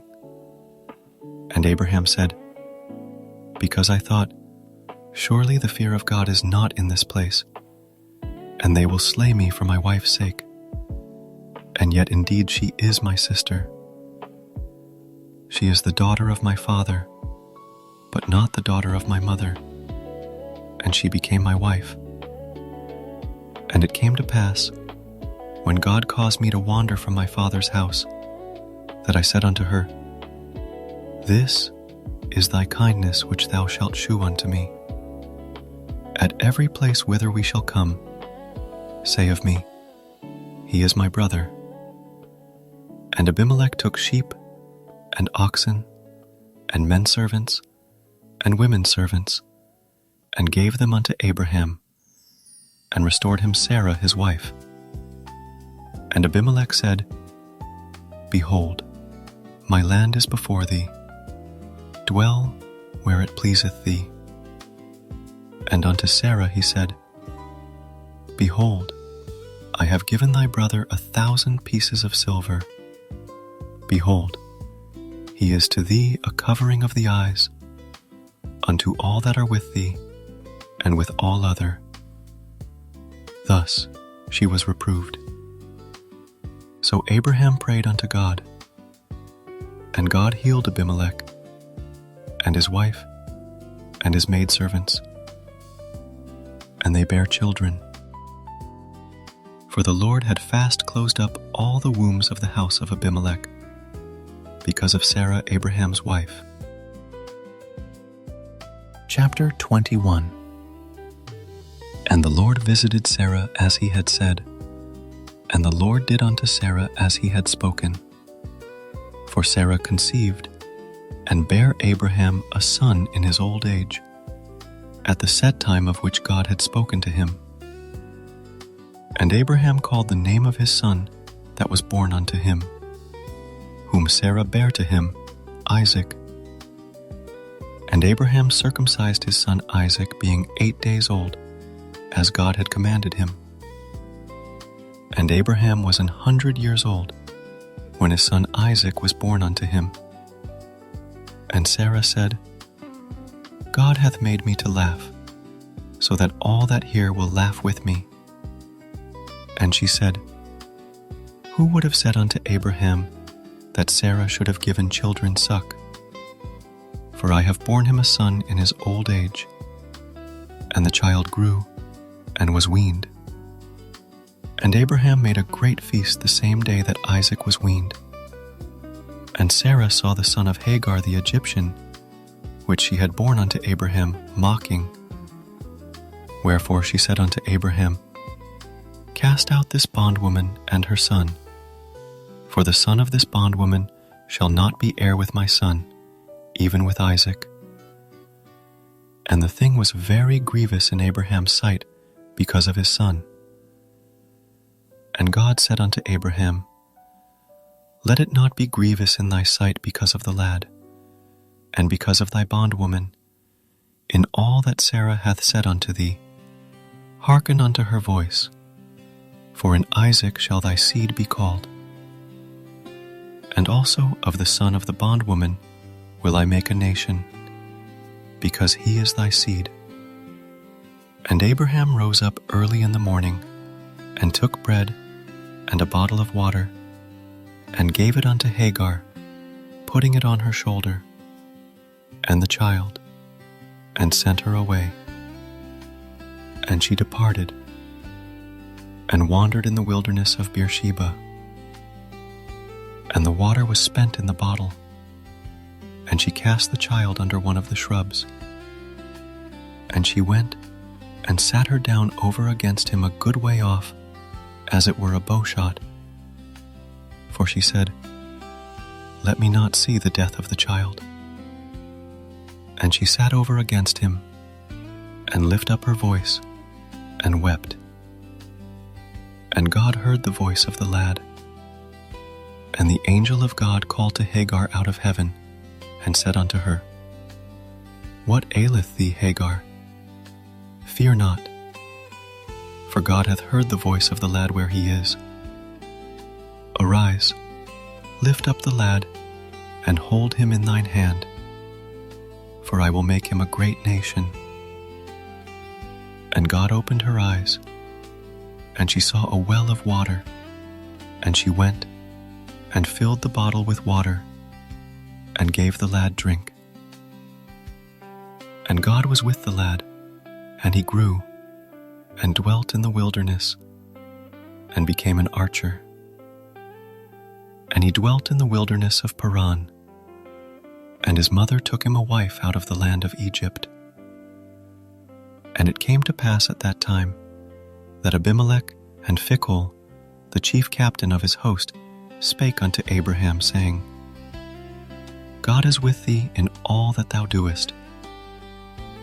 Now therefore swear unto me here by God, that thou wilt not deal falsely with me, nor with my son, nor with my son's son, but according to the kindness that I have done unto thee, thou shalt do unto me, and to the land wherein thou hast sojourned. And Abraham said, I will swear. And Abraham I reproved Abimelech because of a well of water, which Abimelech's servants had violently taken away. And Abimelech said, I wot not who hath done this thing. Neither didst thou tell me, neither yet heard of it, but today. And Abraham took sheep and oxen, and gave them unto Abimelech. And both of them made a covenant. And Abraham set 7 ewe lambs of the flock by themselves. And Abimelech said unto Abraham, What mean these 7 ewe lambs, which thou hast set by themselves?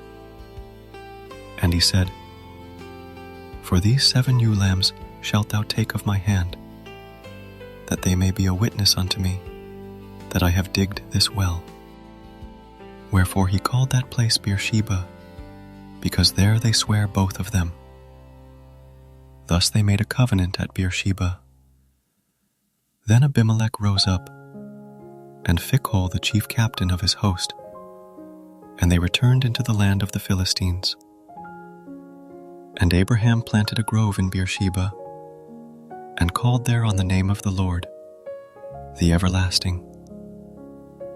And Abraham sojourned in the Philistines' land many days.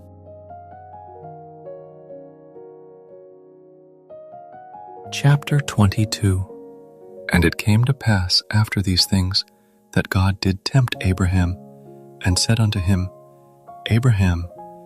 And he said, Behold, here I am. And he said, Take now thy son, thine only son Isaac, whom thou lovest, and get thee into the land of Moriah, and offer him there for a burnt offering upon one of the mountains which I will tell thee of. And Abraham rose up early in the morning, and saddled his ass, and took 2 of his young men with him, and Isaac his son, and claused the wood for the burnt offering, and rose up, and went unto the place of which God had told him. Then on the 3rd day Abraham lifted up his eyes, and saw the place afar off. And Abraham said unto his young men, Abide ye here with the ass, and I and the lad will go yonder and worship, and come again to you. And Abraham took the wood of the burnt offering, and laid it upon Isaac his son. And he took the fire in his hand, and a knife, and they went both of them together. And Isaac spake unto Abraham his father, and said, My father. And he said, Here am I, my son. And he said, Behold the fire and the wood, but where is the lamb for a burnt offering? And Abraham said, My son, God will provide himself a lamb for a burnt offering. So they went both of them together, and they came to the place which God had told him of. And Abraham built an altar there, and laid the wood in order, and bound Isaac his son, and laid him on the altar upon the wood. And Abraham stretched forth his hand, and took the knife to slay his son. And the angel of the Lord called unto him out of heaven, and said, Abraham, Abraham. And he said, Here am I. And he said, Lay not thine hand upon the lad, neither do thou anything unto him. For now I know that thou fearest God, seeing thou hast not withheld thy son, thine only son, from me. And Abraham lifted up his eyes and looked, and behold, behind him a ram caught in a thicket by his horns. And Abraham went and took the ram, and offered him up for a burnt offering in the stead of his son. And Abraham called the name of that place Jehovah-Jireh, as it is said to this day, In the mount of the Lord it shall be seen. And the angel of the Lord called unto Abraham out of heaven the 2nd time, and said, By myself have I sworn, saith the Lord. For because thou hast done this thing, and hast not withheld thy son, thine only son, that in blessing I will bless thee, and in multiplying I will multiply thy seed as the stars of the heaven, and as the sand which is upon the seashore. And thy seed shall possess the gate of his enemies.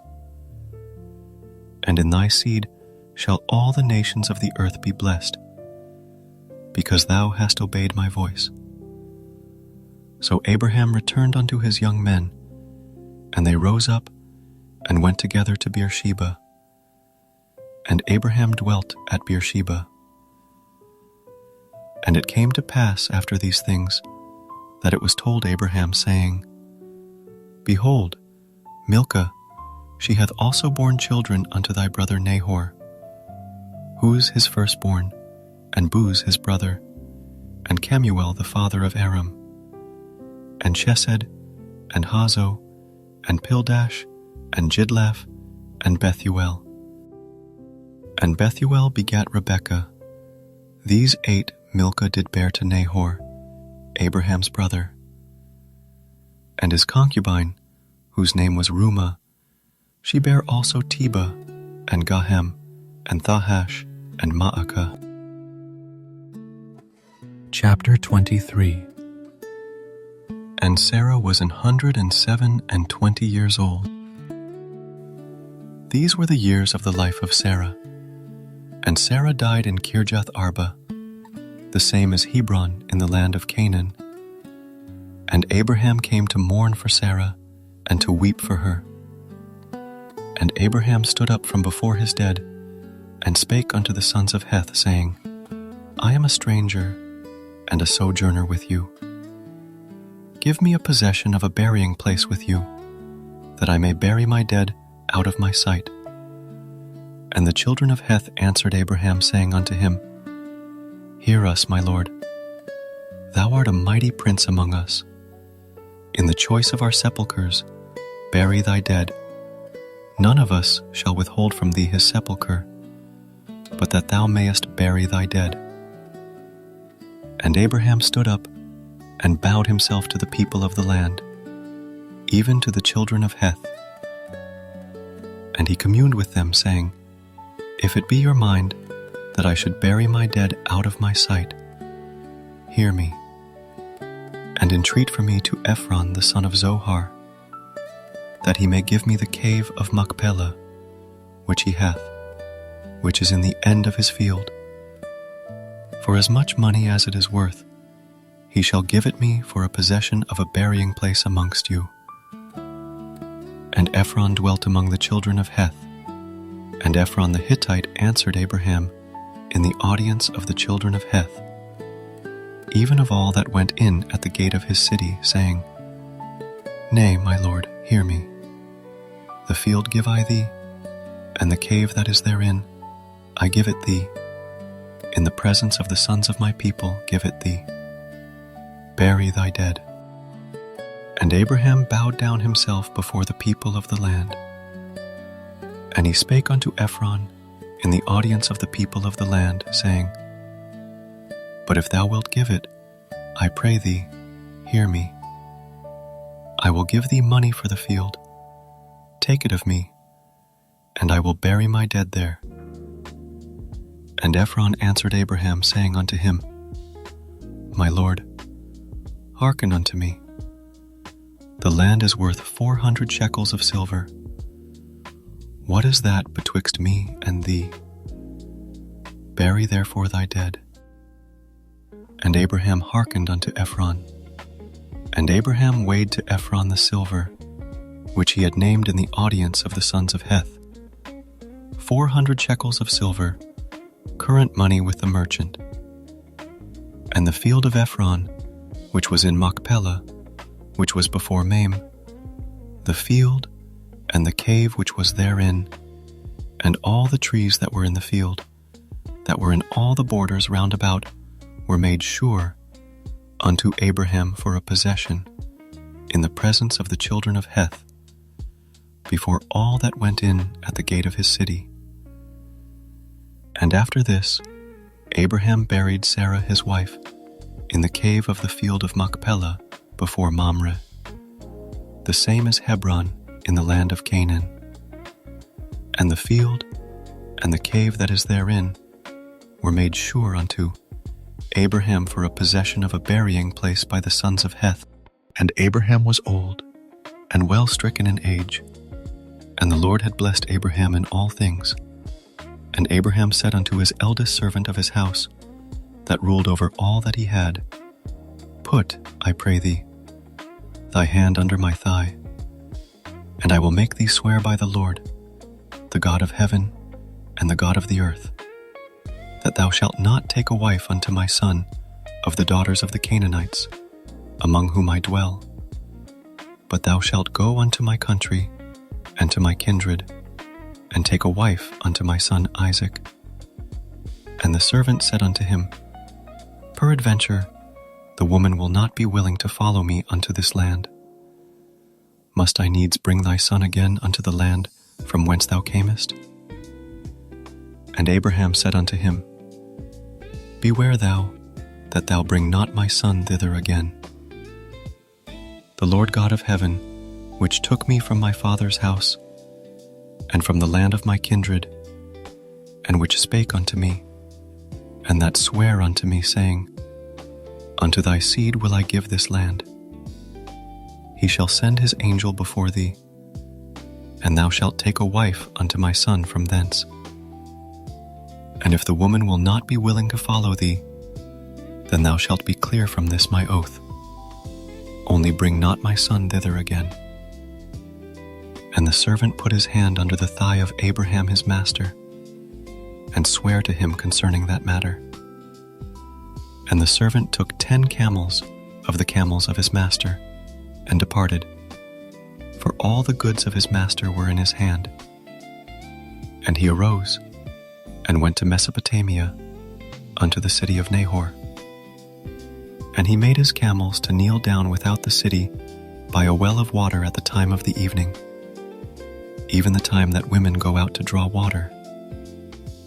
And he said, O Lord God of my master Abraham, I pray thee, send me good speed this day, and shew kindness unto my master Abraham. Behold, I stand here by the well of water, and the daughters of the men of the city come out to draw water. And let it come to pass, that the damsel to whom I shall say, Let down thy pitcher, I pray thee, that one may drink. And she shall say, Drink, and I will give thy camels drink also. Let the same be she that thou hast appointed for thy servant Isaac. And thereby shall I know that thou hast shewed kindness unto my master. And it came to pass, before he had done speaking, that, behold, Rebekah came out, who was born to Bethuel, son of Milcah, the wife of Nahor, Abraham's brother, with her pitcher upon her shoulder. And the damsel was very fair to look upon, a virgin, neither had any man known her. And she went down to the well, and filled her pitcher, and came up. And the servant ran to meet her, and said, Let me, I pray thee, drink a little water of thy pitcher. And she said, Drink, my lord. And she hasted, and let down her pitcher upon her hand, and gave him drink. And when she had done giving him drink, she said, I will draw water for thy camels also, until they have done drinking. And she hasted, and emptied her pitcher into the trough, and ran again unto the well to draw water, and drew for all his camels. And the man wondering at her held his peace, to wit, whether the Lord had made his journey prosperous or not. And it came to pass, as the camels had done drinking, that the man took a golden earring of 1/2 shekel weight, and 2 bracelets for her hands of 10 shekels weight of gold, and said, Whose daughter art thou? Tell me, I pray thee, is there room in thy father's house for us to lodge in?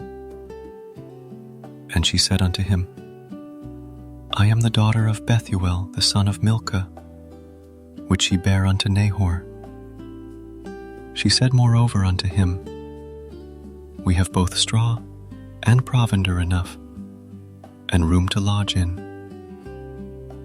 And the man bowed down his head and worshipped the Lord. And he said, Blessed be the Lord God of my master Abraham, who hath not left destitute my master of his mercy and his truth. I being in the way, the Lord led me to the house of my master's brethren. And the damsel ran and told them of her mother's house these things. And Rebekah had a brother, and his name was Laban. And Laban ran out unto the man unto the well. And it came to pass, when he saw the earring and bracelets upon his sister's hands, and when he heard the words of Rebekah his sister, saying, Thus spake the man unto me, that he came unto the man, and, behold, he stood by the camels at the well. And he said, Come in, thou blessed of the Lord. Wherefore standest thou without? For I have prepared the house and room for the camels. And the man came into the house, and he ungirded his camels, and gave straw and provender for the camels, and water to wash his feet, and the men's feet that were with him. And there was set meat before him to eat. But he said, I will not eat until I have told mine errand. And he said, Speak on.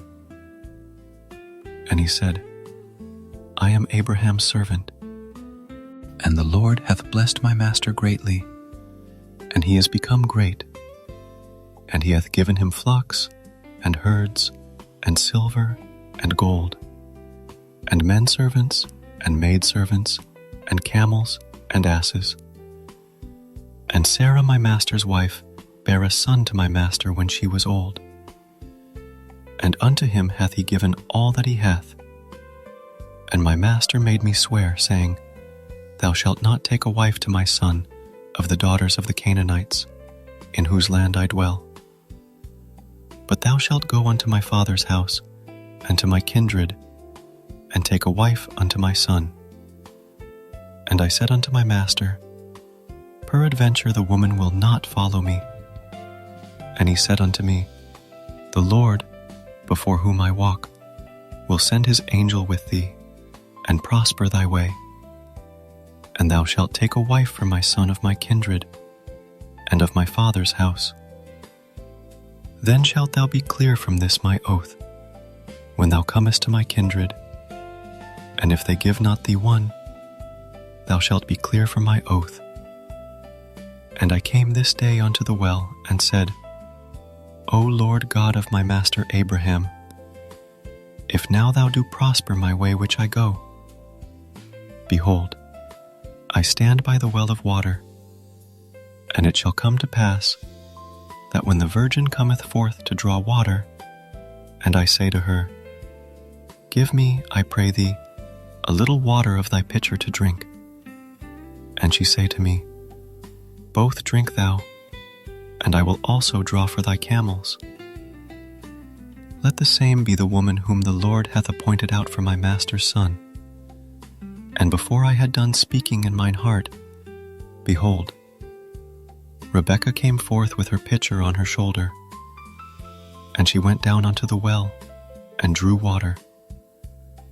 And I said unto her, Let me drink, I pray thee. And she made haste, and let down her pitcher from her shoulder, and said, Drink, and I will give thy camels drink also. So I drank, and she made the camels drink also. And I asked her and said, Whose daughter art thou? And she said, The daughter of Bethuel, Nahor's son, whom Milcah bare unto him. And I put the earring upon her face, and the bracelets upon her hands. And I bowed down my head, and worshipped the Lord. and blessed the Lord God of my master Abraham, which had led me in the right way to take my master's brother's daughter unto his son. And now if ye will deal kindly and truly with my master, tell me, and if not, tell me, that I may turn to the right hand or to the left. Then Laban and Bethuel answered and said, The thing proceedeth from the Lord. We cannot speak unto thee bad or good. Behold, Rebekah is before thee. Take her and go, and let her be thy master's son's wife, as the Lord hath spoken. And it came to pass that, when Abraham's servant heard their words, he worshipped the Lord, bowing himself to the earth.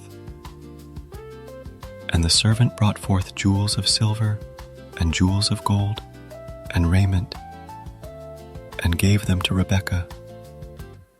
He gave also to her brother and to her mother precious things. And they did eat and drink, he and the men that were with him, and tarried all night. And they rose up in the morning, and he said, Send me away unto my master. And her brother and her mother said, Let the damsel abide with us a few days, at the least 10. After that she shall go. And he said unto them, Hinder me not, seeing the Lord hath prospered my way. Send me away that I may go to my master. And they said, We will call the damsel, and inquire at her mouth. And they called Rebekah, and said unto her, Wilt thou go with this man? And she said, I will go. And they sent away Rebekah their sister, and her nurse, and Abraham's servant, and his men. And they blessed Rebekah, and said unto her, Thou art our sister. Be thou the mother of thousands of millions, and let thy seed possess the gate of those which hate them. And Rebekah arose, and her damsels, and they rode upon the camels, and followed the man. And the servant took Rebekah, and went his way.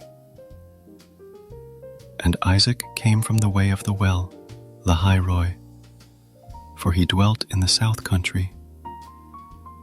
And Isaac went out to meditate in the field at the eventide. And he lifted up his eyes, and saw, and, behold, the camels were coming. And Rebekah lifted up her eyes, and when she saw Isaac, she lighted off the camel.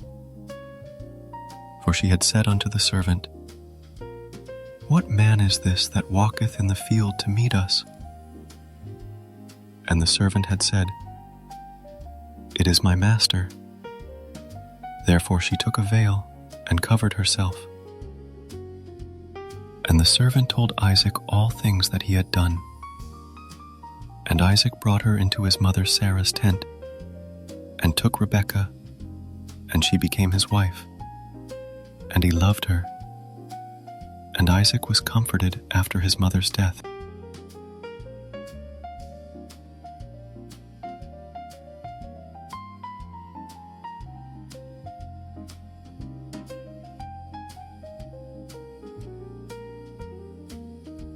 Chapter 25.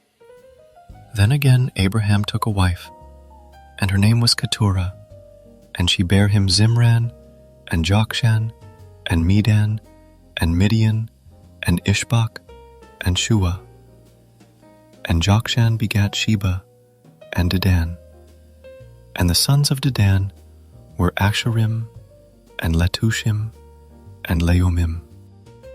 And the sons of Midian, Ephah, and Epher, and Hanok, and Abida, and Eldah. All these were the children of Keturah. And Abraham gave all that he had unto Isaac. But unto the sons of the concubines, which Abraham had, Abraham gave gifts, and sent them away from Isaac his son, while he yet lived, eastward unto the east country.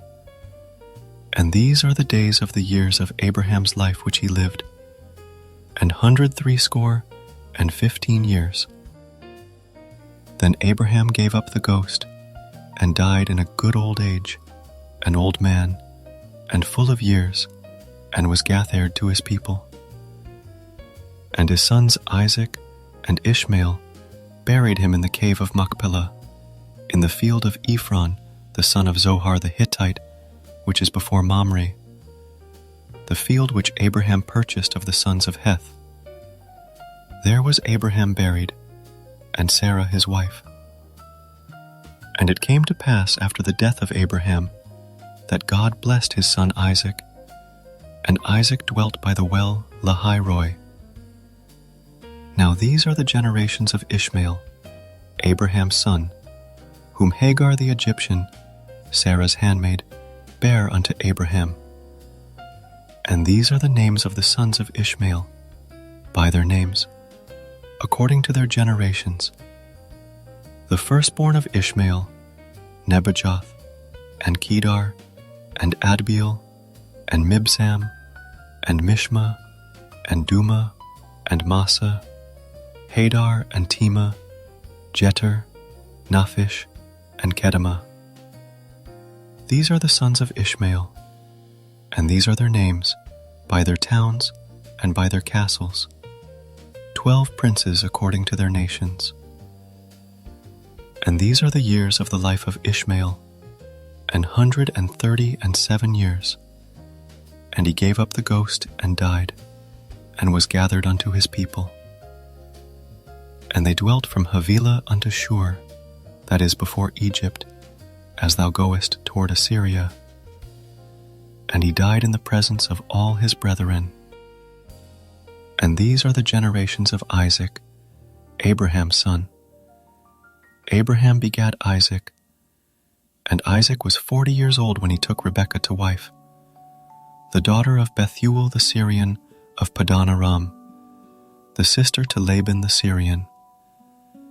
And Isaac entreated the Lord for his wife, because she was barren.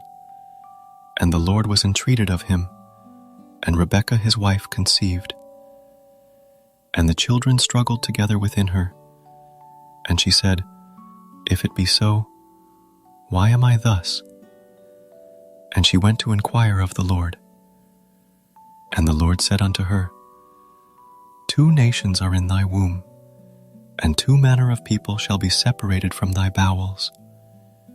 And the one people shall be stronger than the other people, and the elder shall serve the younger. And when her days to be delivered were fulfilled, behold, there were twins in her womb. And the first came out red, all over like an hairy garment, and they called his name Esau. And after that came his brother out, and his hand took hold on Esau's heel, and his name was called Jacob. And Isaac was 80 years old when she bare them. And the boys grew, and Esau was a cunning hunter, a man of the field, and Jacob was a plain man, dwelling in tents. And Isaac loved Esau, because he did eat of his venison, but Rebekah loved Jacob. And Jacob sawed pottage, and Esau came from the field, and he was faint. And Esau said to Jacob, Feed me, I pray thee, with that same red pottage, for I am faint. Therefore was his name called Edom. And Jacob said, Sell me this day thy birthright. And Esau said, Behold, I am at the point to die, and what profit shall this birthright do to me? And Jacob said, Swear to me this day. And he sware unto him.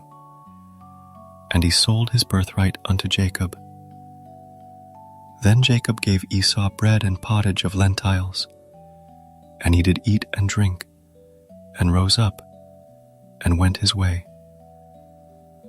Thus Esau despised his birthright. Chapter 26.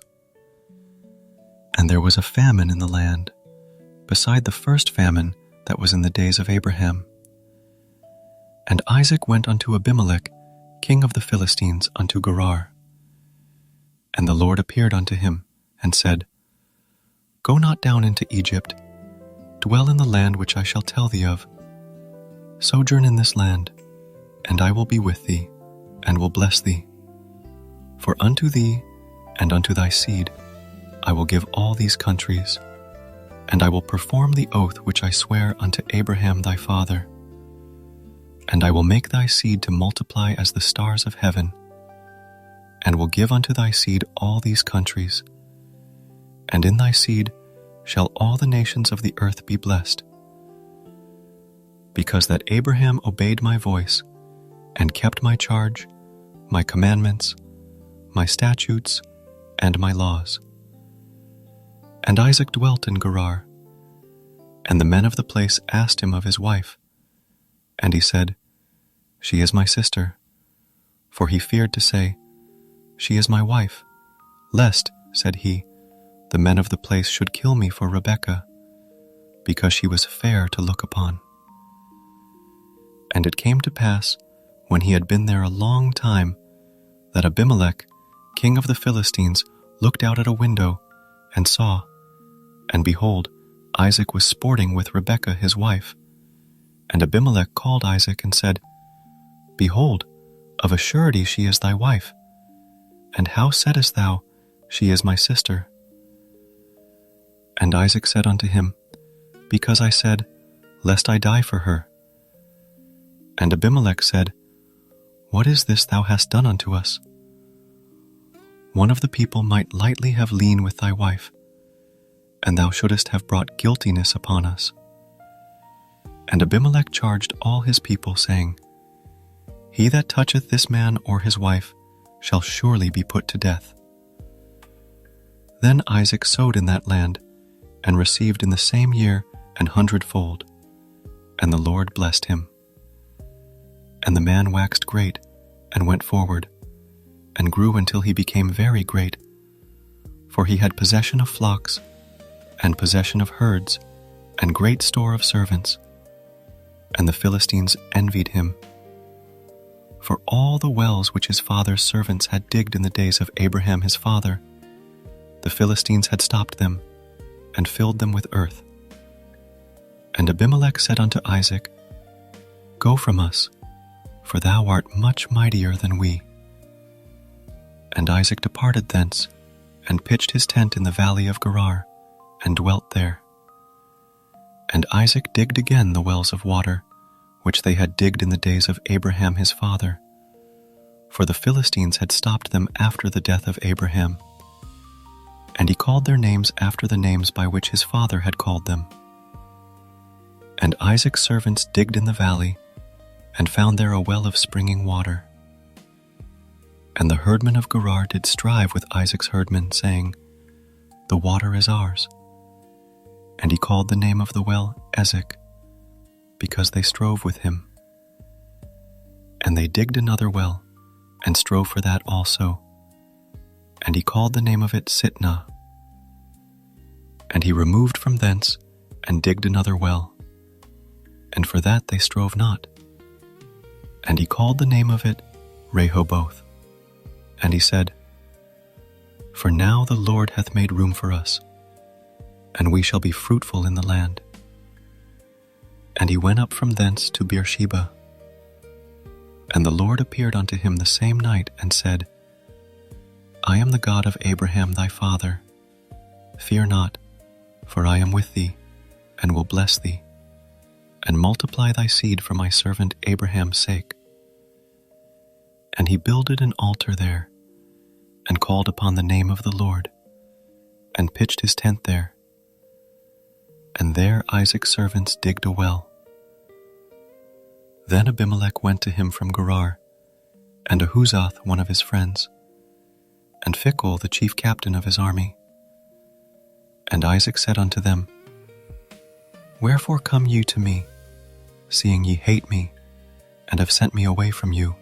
And they said, We saw certainly that the Lord was with thee, and we said, Let there be now an oath betwixt us, even betwixt us and thee, and let us make a covenant with thee, that thou wilt do us no hurt, as we have not touched thee, and as we have done unto thee nothing but good, and have sent thee away in peace. Thou art now the blessed of the Lord. And he made them a feast, and they did eat and drink. And they rose up betimes in the morning, and sware one to another. And Isaac sent them away, and they departed from him in peace. And it came to pass the same day that Isaac's servants came, and told him concerning the well which they had digged, and said unto him, We have found water. And he called it Sheba. Therefore the name of the city is Beersheba unto this day. And Esau was 40 years old when he took to wife Judith, the daughter of Beeri the Hittite, and Bashemath, the daughter of Elon the Hittite, which were a grief of mind unto Isaac and to Rebekah. Chapter 27. And it came to pass that when Isaac was old, and his eyes were dim, so that he could not see, he called Esau his eldest son, and said unto him, My son. And he said unto him, Behold, here am I. And he said, Behold now, I am old. I know not the day of my death. Now therefore take, I pray thee, thy weapons, thy quiver, and thy bow, and go out to the field, and take me some venison, and make me savory meat, such as I love, and bring it to me, that I may eat, that my soul may bless thee before I die. And Rebekah heard when Isaac spake to Esau his son. And Esau went to the field to hunt for venison, and to bring it. And Rebekah spake unto Jacob her son, saying, Behold, I heard thy father speak unto Esau thy brother, saying, Bring me venison, and make me savory meat, that I may eat, and bless thee before the Lord before my death. Now therefore, my son, obey my voice according to that which I command thee. Go now to the flock, and fetch me from thence 2 good kids of the goats, and I will make them savory meat for thy father, such as he loveth. And thou shalt bring it to thy father, that he may eat, and that he may bless thee before his death. And Jacob said to Rebekah his mother, Behold, Esau my brother is a hairy man, and I am a smooth man. My father peradventure will feel me, and I shall seem to him as a deceiver, and I shall bring a curse upon me, and not a blessing. And his mother said unto him, Upon me be thy curse, my son. Only obey my voice, and go fetch me them. And he went, and fetched, and brought them to his mother. And his mother made savory meat, such as his father loved. And Rebekah took goodly raiment of her eldest son Esau, which were with her in the house, and put them upon Jacob her younger son. And she put the skins of the kids of the goats upon his hands, and upon the smooth of his neck. And she gave the savory meat and the bread, which she had prepared, into the hand of her son Jacob. And he came unto his father and said, My father. And he said, Here am I. Who art thou, my son? And Jacob said unto his father, I am Esau thy firstborn. I have done according as thou badest me. Arise, I pray thee, sit and eat of my venison, that thy soul may bless me. And Isaac said unto his son, How is it that thou hast found it so quickly, my son? And he said, Because the Lord thy God brought it to me. And Isaac said unto Jacob, Come near, I pray thee, that I may feel thee, my son, whether thou be my very son Esau or not. And Jacob went near unto Isaac his father, and he felt him, and said, The voice is Jacob's voice, but the hands are the hands of Esau. And he discerned him not, because his hands were hairy, as his brother Esau's hands. So he blessed him. And he said, Art thou my very son Esau? And he said, I am.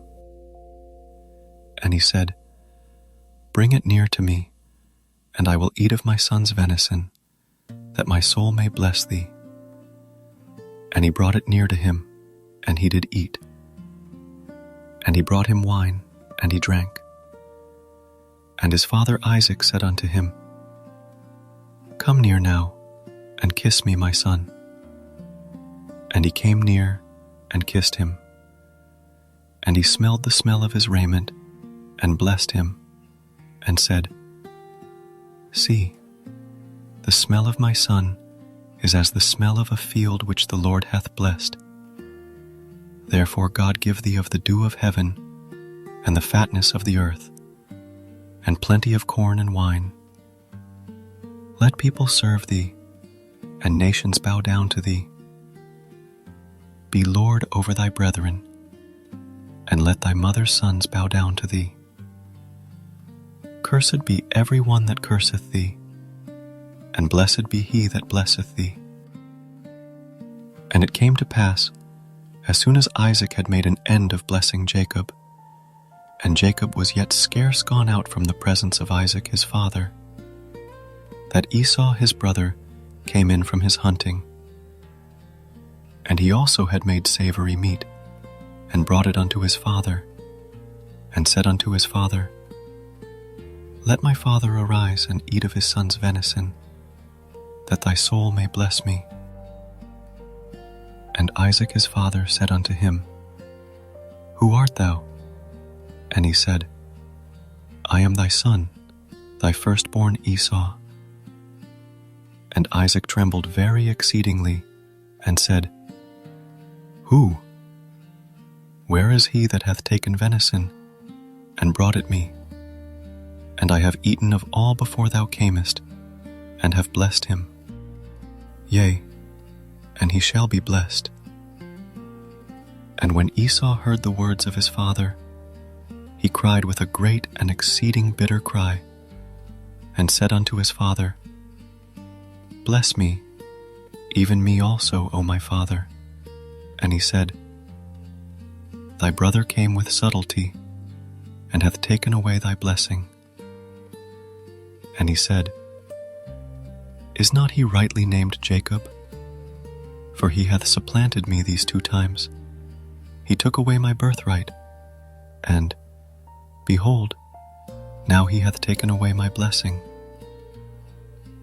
And he said, Hast thou not reserved a blessing for me? And Isaac answered and said unto Esau, Behold, I have made him thy lord, and all his brethren have I given to him for servants, and with corn and wine have I sustained him. And what shall I do now unto thee, my son? And Esau said unto his father, Hast thou but one blessing, my father? Bless me, even me also, O my father. And Esau lifted up his voice, and wept. And Isaac his father answered, and said unto him, Behold, thy dwelling shall be the fatness of the earth, and of the dew of heaven from above. And by thy sword shalt thou live, and shalt serve thy brother. And it shall come to pass, when thou shalt have the dominion, that thou shalt break his yoke from off thy neck. And Esau hated Jacob because of the blessing wherewith his father blessed him. And Esau said in his heart, The days of mourning for my father are at hand. Then will I slay my brother Jacob. And these words of Esau, her elder son, were told to Rebekah. And she sent and called Jacob her younger son, and said unto him, Behold, thy brother Esau, as touching thee, doth comfort himself, purposing to kill thee. Now therefore, my son, obey my voice, and arise, flee thou to Laban my brother to Haran, and tarry with him a few days, until thy brother's fury turn away, until thy brother's anger turn away from thee, and he forget that which thou hast done to him. Then I will send and fetch thee from thence. Why should I be deprived also of you both in one day? And Rebekah said to Isaac, I am weary of my life because of the daughters of Heth. If Jacob take a wife of the daughters of Heth, such as these which are of the daughters of the land, what good shall my life do me? Chapter 28.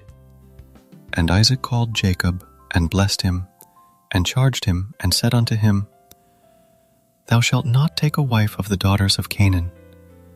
Arise, go to Paddan-aram, to the house of Bethuel, thy mother's father, and take thee a wife from thence of the daughters of Laban, thy mother's brother.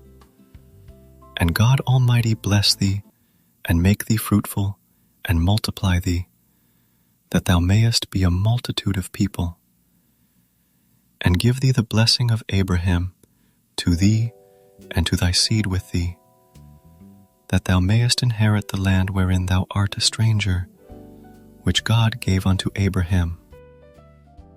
And Isaac sent away Jacob, and he went to Paddan-aram unto Laban, son of Bethuel the Syrian, the brother of Rebekah, Jacob's and Esau's mother.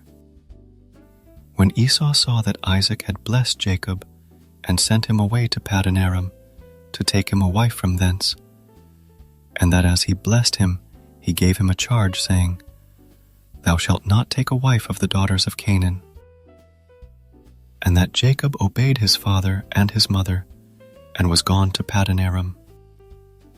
And Esau, seeing that the daughters of Canaan pleased not Isaac his father, then went Esau unto Ishmael, and took unto the wives which he had Mahalath, the daughter of Ishmael, Abraham's son, the sister of Nebajoth, to be his wife. And Jacob went out from Beersheba, and went toward Haran. And he lighted upon a certain place, and tarried there all night, because the sun was set. And he took of the stones of that place, and put them for his pillows, and lay down in that place to sleep. And he dreamed, and behold, a ladder set up on the earth, and the top of it reached to heaven. And behold, the angels of God ascending and descending on it. And, behold, the Lord stood above it, and said, I am the Lord God of Abraham thy father, and the God of Isaac. The land whereon thou liest, to thee will I give it, and to thy seed. And thy seed shall be as the dust of the earth, and thou shalt spread abroad to the west, and to the east, and to the north, and to the south. And in thee and in thy seed shall all the families of the earth be blessed.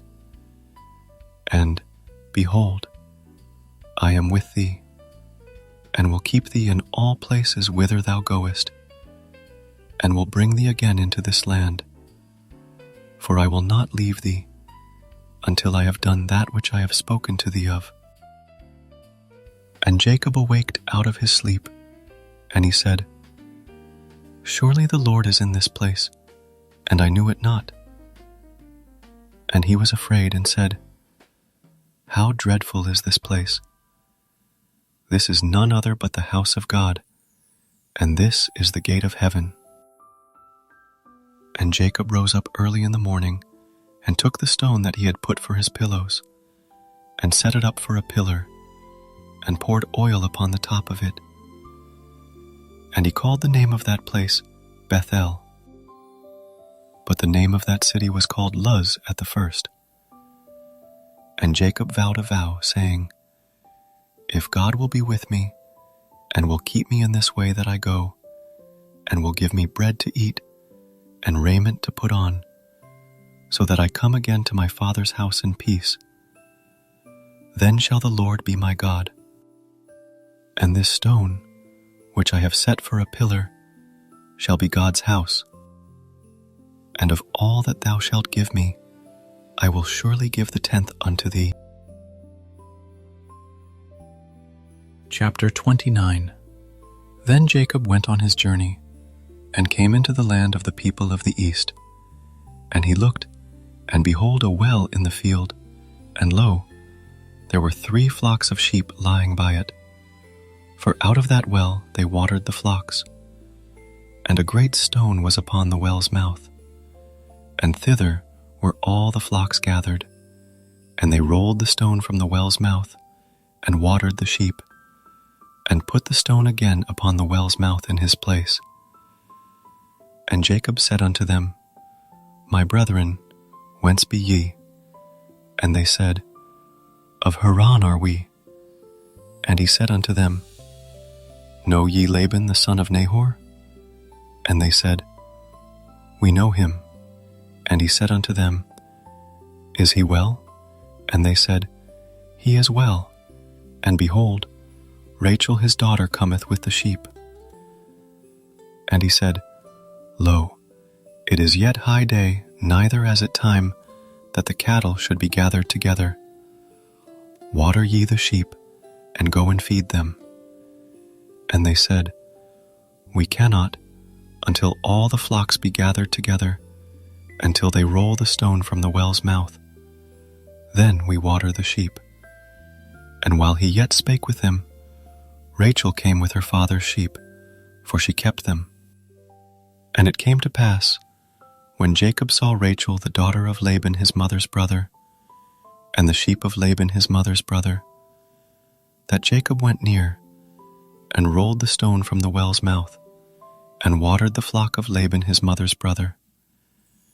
And Jacob kissed Rachel, and lifted up his voice, and wept. And Jacob told Rachel that he was her father's brother, and that he was Rebekah's son. And she ran and told her father. And it came to pass, when Laban heard the tidings of Jacob his sister's son, that he ran to meet him, and embraced him, and kissed him, and brought him to his house. And he told Laban all these things. And Laban said to him, Surely thou art my bone and my flesh. And he abode with him the space of a month. And Laban said unto Jacob, Because thou art my brother, shouldest thou therefore serve me for naught? Tell me, what shall thy wages be? And Laban had 2 daughters. The name of the elder was Leah, and the name of the younger was Rachel. Leah was tender-eyed, but Rachel was beautiful and well-favored. And Jacob loved Rachel, and said, I will serve thee 7 years for Rachel, thy younger daughter.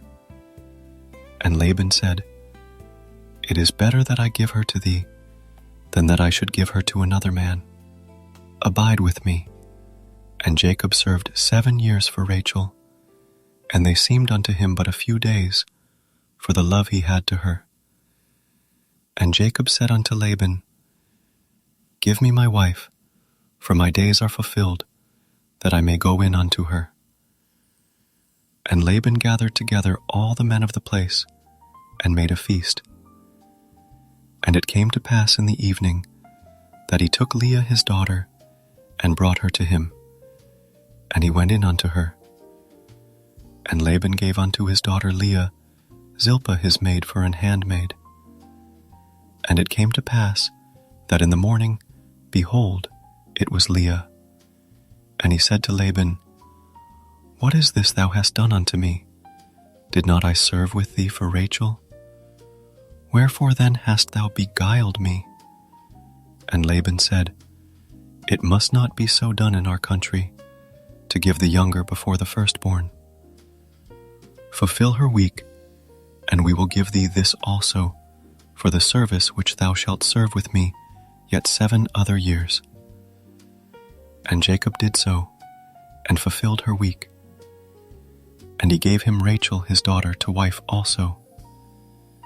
And Laban gave to Rachel his daughter Bilhah, his handmaid, to be her maid. And he went in also unto Rachel, and he loved also Rachel more than Leah, and served with him yet 7 other years. And when the Lord saw that Leah was hated, he opened her womb. But Rachel was barren. And Leah conceived, and bare a son. And she called his name Reuben, for she said, Surely the Lord hath looked upon my affliction. Now therefore my husband will love me.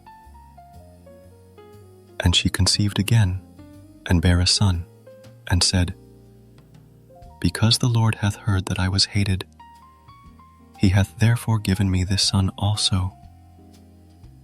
And she called his name Simeon.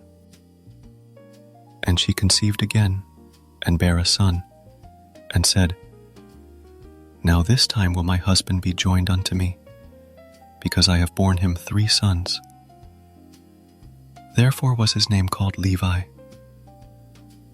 And she conceived again, and bare a son. And she said, Now will I praise the Lord. Therefore she called his name Judah, and left bearing. Chapter 30. And when Rachel saw that she bare Jacob no children, Rachel envied her sister, and said unto Jacob, Give me children, or else I die. And Jacob's anger was kindled against Rachel, and he said, Am I in God's stead, who hath withheld from thee the fruit of the womb? And she said, Behold my maid Bilhah, go in unto her, and she shall bear upon my knees, that I may also have children by her. And she gave him Bilhah her handmaid to wife. And Jacob went in unto, and Bilhah conceived, and bare Jacob a son. And Rachel said, God hath judged me, and hath also heard my voice, and hath given me a son. Therefore called she his name Dan. And Bilhah, Rachel's maid, conceived again, and bare Jacob a second son. And Rachel said, With great wrestlings have I wrestled with my sister, and I have prevailed. And she called his name Naphtali. When Leah saw that she had left bearing, she took Zilpah her maid, and gave her Jacob to wife. And Zilpah, Leah's maid, bare Jacob a son. And Leah said, A troop cometh, and she called his name Gad. And Zilpah, Leah's maid, bare Jacob a second son. And Leah said, Happy am I, for the daughters will call me blessed. And she called his name Asher.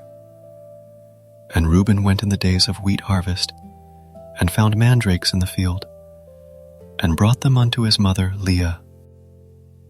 Then Rachel said to Leah, Give me, I pray thee, of thy son's mandrakes. And she said unto her, Is it a small matter that thou hast taken my husband? And wouldest thou take away my son's mandrakes also? And Rachel said, Therefore he shall lie with thee tonight for thy son's mandrakes. And Jacob came out of the field in the evening, and Leah went out to meet him, and said, Thou must come in unto me, for surely I have hired thee with my son's mandrakes. And he lay with her that night. And God hearkened unto Leah, and she conceived, and bare Jacob the 5th son. And Leah said, God hath given me my hire, because I have given my maiden to my husband. And she called his name Issachar. And Leah conceived again, and bare Jacob the 6th son. And Leah said, God hath endued me with a good dowry. Now will my husband dwell with me, because I have borne him 6 sons. And she called his name Zebulun. And afterwards she bare a daughter, and called her name Dinah. And God remembered Rachel, and God hearkened to her, and opened her womb, and she conceived, and bare a son, and said, God hath taken away my reproach. And she called his name Joseph, and said, The Lord shall add to me another son. And it came to pass, when Rachel had borne Joseph, that Jacob said unto Laban, Send me away, that I may go unto mine own place, and to my country. Give me my wives and my children, for whom I have served thee, and let me go. For thou knowest my service, which I have done thee. And Laban said unto him, I pray thee, if I have found favor in thine eyes, tarry. For I have learned by experience that the Lord hath blessed me for thy sake. And he said, Appoint me thy wages, and I will give it. And he said unto him, Thou knowest how I have served thee, and how thy cattle was with me. For it was little which thou hadst before I came, and it is now increased unto a multitude. And the Lord hath blessed thee since my coming. And now, when shall I provide for mine own house also? And he said, What shall I give thee? And Jacob said, Thou shalt not give me anything. If thou wilt do this thing for me, I will again feed and keep thy flock. I will pass through all thy flock today, removing from thence all the speckled and spotted cattle, and all the brown cattle among the sheep, and the spotted and speckled among the goats, and of such shall be my hire. So shall my righteousness answer for me in time to come, when it shall come for my hire before thy face. Every one that is not speckled and spotted among the goats, and brown among the sheep, that shall be counted stolen with me. And Laban said, Behold, I would it might be according to thy word. And he removed that day the he-goats that were ring-straked and spotted, and all the she-goats that were speckled and spotted, and every one that had some white in it, and all the brown among the sheep, and gave them into the hand of his sons. And he set 3 days' journey between himself and Jacob. And Jacob fed the rest of Laban's flocks. And Jacob took him rods of green poplar, and of the hazel and chestnut tree, and pilled white strakes in them, and made the white appear which was in the rods. And he set the rods which he had pilled before the flocks in the gutters and the watering troughs, when the flocks came to drink, that they should conceive when they came to drink. And the flocks conceived before the rods, and brought forth cattle ring-straked, speckled, and spotted. And Jacob did separate the lambs, and set the faces of the flocks toward the ring-straked, and all the brown in the flock of Laban. And he put his own flocks by themselves, and put them not unto Laban's cattle. And it came to pass, whensoever the stronger cattle did conceive, that Jacob laid the rods before the eyes of the cattle in the gutters, that they might conceive among the rods. But when the cattle were feeble, he put them not in. So the feebler were Laban's, and the stronger Jacob's. And the man increased exceedingly, and had much cattle, and maidservants, and menservants, and camels, and asses. Chapter 31. And he heard the words of Laban's sons, saying, Jacob hath taken away all that was our father's, and of that which was our father's hath he gotten all this glory. And Jacob beheld the countenance of Laban, and, behold, it was not toward him as before. And the Lord said unto Jacob, Return unto the land of thy fathers, and to thy kindred, and I will be with thee. And Jacob sent and called Rachel and Leah to the field unto his flock, and said unto them, I see your father's countenance, that it is not toward me as before. but the God of my father hath been with me. And you know that with all my power I have served your father. And your father hath deceived me, and changed my wages 10 times. But God suffered him not to hurt me. If he said thus, the speckled shall be thy wages, then all the cattle bear speckled. And if he said thus, the ring-straked shall be thy hire, then bear all the cattle ring-straked. Thus God hath taken away the cattle of your father, and given them to me. And it came to pass, at the time that the cattle conceived, that I lifted up mine eyes, and saw in a dream, and behold, the rams which leaped upon the cattle were ring-straked, speckled, and grizzled. And the angel of God spake unto me in a dream, saying, Jacob. And I said, Here am I. And he said, Lift up now thine eyes, and see, all the rams which leap upon the cattle are ring-straked, speckled, and grizzled. For I have seen all that Laban doeth unto thee. I am the God of Bethel, where thou anointedst the pillar, and where thou vowedst a vow unto me. Now arise, get thee out from this land, and return unto the land of thy kindred. And Rachel and Leah answered and said unto him, Is there yet any portion or inheritance for us in our father's house? Are we not counted of him strangers? For he hath sold us, and hath quite devoured also our money. For all the riches which God hath taken from our father, that is ours, and our children's.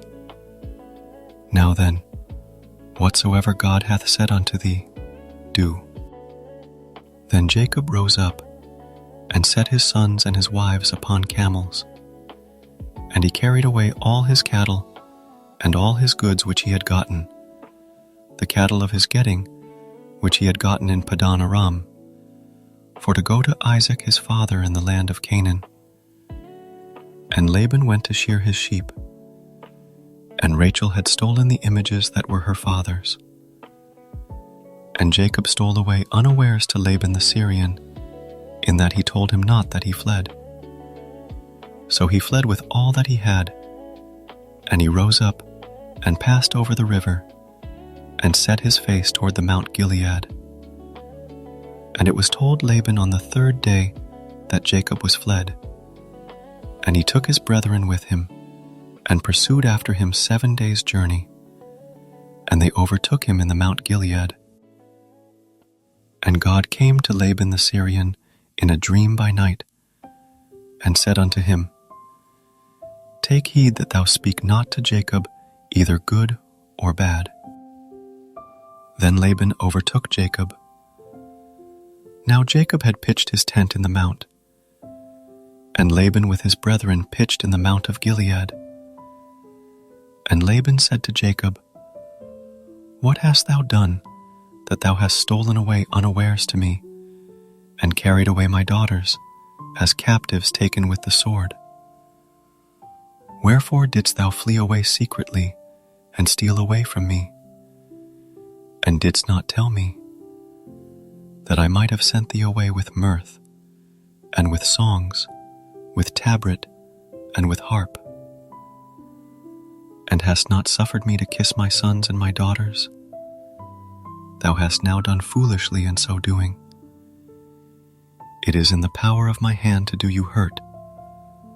But the God of your father spake unto me yesternight, saying, Take thou heed that thou speak not to Jacob either good or bad. And now, though thou wouldest needs be gone, because thou sort longest after thy father's house, yet wherefore hast thou stolen my gods? And Jacob answered and said to Laban, Because I was afraid.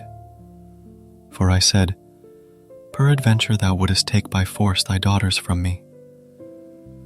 With whomsoever thou findest thy gods, let him not live. Before our brethren discern thou what is thine with me, and take it to thee. For Jacob knew not that Rachel had stolen them. And Laban went into Jacob's tent, and into Leah's tent, and into the 2 maidservants' tents, but he found them not. Then went he out of Leah's tent, and entered into Rachel's tent. Now Rachel had taken the images, and put them in the camel's furniture, and sat upon them. And Laban searched all the tent, but found them not.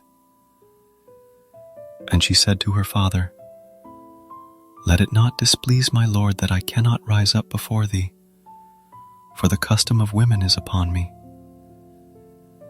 And he searched, but found not the images. And Jacob was wroth, and chode with Laban. And Jacob answered and said to Laban, What is my trespass? What is my sin, that thou hast so hotly pursued after me? Whereas thou hast searched all my stuff, what hast thou found of all thy household stuff? Set it here before my brethren and thy brethren, that they may judge between us both. This 20 years have I been with thee. Thy ewes and thy she-goats have not cast their young, and the rams of thy flock have I not eaten. That which was torn of beasts I brought not unto thee. I bear the loss of it. Of my hand didst thou require it, whether stolen by day or stolen by night. Thus I was. In the day the drought consumed me, and the frost by night, and my sleep departed from mine eyes. Thus have I been 20 years in thy house. I served thee 14 years for thy 2 daughters, and 6 years for thy cattle. And thou hast changed my wages 10 times. Except the God of my father, the God of Abraham, and the fear of Isaac, had been with me. Surely thou hadst sent me away now empty. God hath seen mine affliction, and the labor of my hands, and rebuked thee yesternight. And Laban answered and said unto Jacob, These daughters are my daughters, and these children are my children, and these cattle are my cattle, and all that thou seest is mine. And what can I do this day unto these my daughters, or unto their children which they have borne? Now therefore come thou, let us make a covenant, I and thou, and let it be for a witness between me and thee. And Jacob took a stone, and set it up for a pillar. And Jacob said unto his brethren, Gather stones. And they took stones, and made an heap. And they did eat there upon the heap. And Laban called it Jegar-sahadutha, but Jacob called it Gilead. And Laban said, This heap is a witness between me and thee this day. Therefore was the name of it called Gilead. And Mizpah, for he said, The Lord watch between me and thee, when we are absent one from another. If thou shalt afflict my daughters, or if thou shalt take other wives beside my daughters, no man is with us. See, God is witness between me and thee. And Laban said to Jacob, Behold this heap, and behold this pillar, which I have cast betwixt me and thee. This heap be witness, and this pillar be witness, that I will not pass over this heap to thee, and that thou shalt not pass over this heap and this pillar unto me for harm. The God of Abraham and the God of Nahor, the God of their father, judge betwixt us. And Jacob sware by the fear of his father Isaac. Then Jacob offered sacrifice upon the mount, and called his brethren to eat bread. And they did eat bread, and tarried all night in the mount. And early in the morning Laban rose up, and kissed his sons and his daughters, and blessed them. And Laban departed, and returned unto his place. Chapter 32.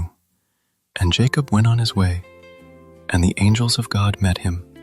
And when Jacob saw them, he said, This is God's host. And he called the name of that place Mahanaim. And Jacob sent messengers before him to Esau his brother, unto the land of Seir, the country of Edom. And he commanded them, saying, Thus shall ye speak unto my lord Esau. Thy servant Jacob saith thus, I have sojourned with Laban, and stayed there until now. And I have oxen and asses, flocks, and men servants, and women servants. And I have sent to tell my lord, that I may find grace in thy sight.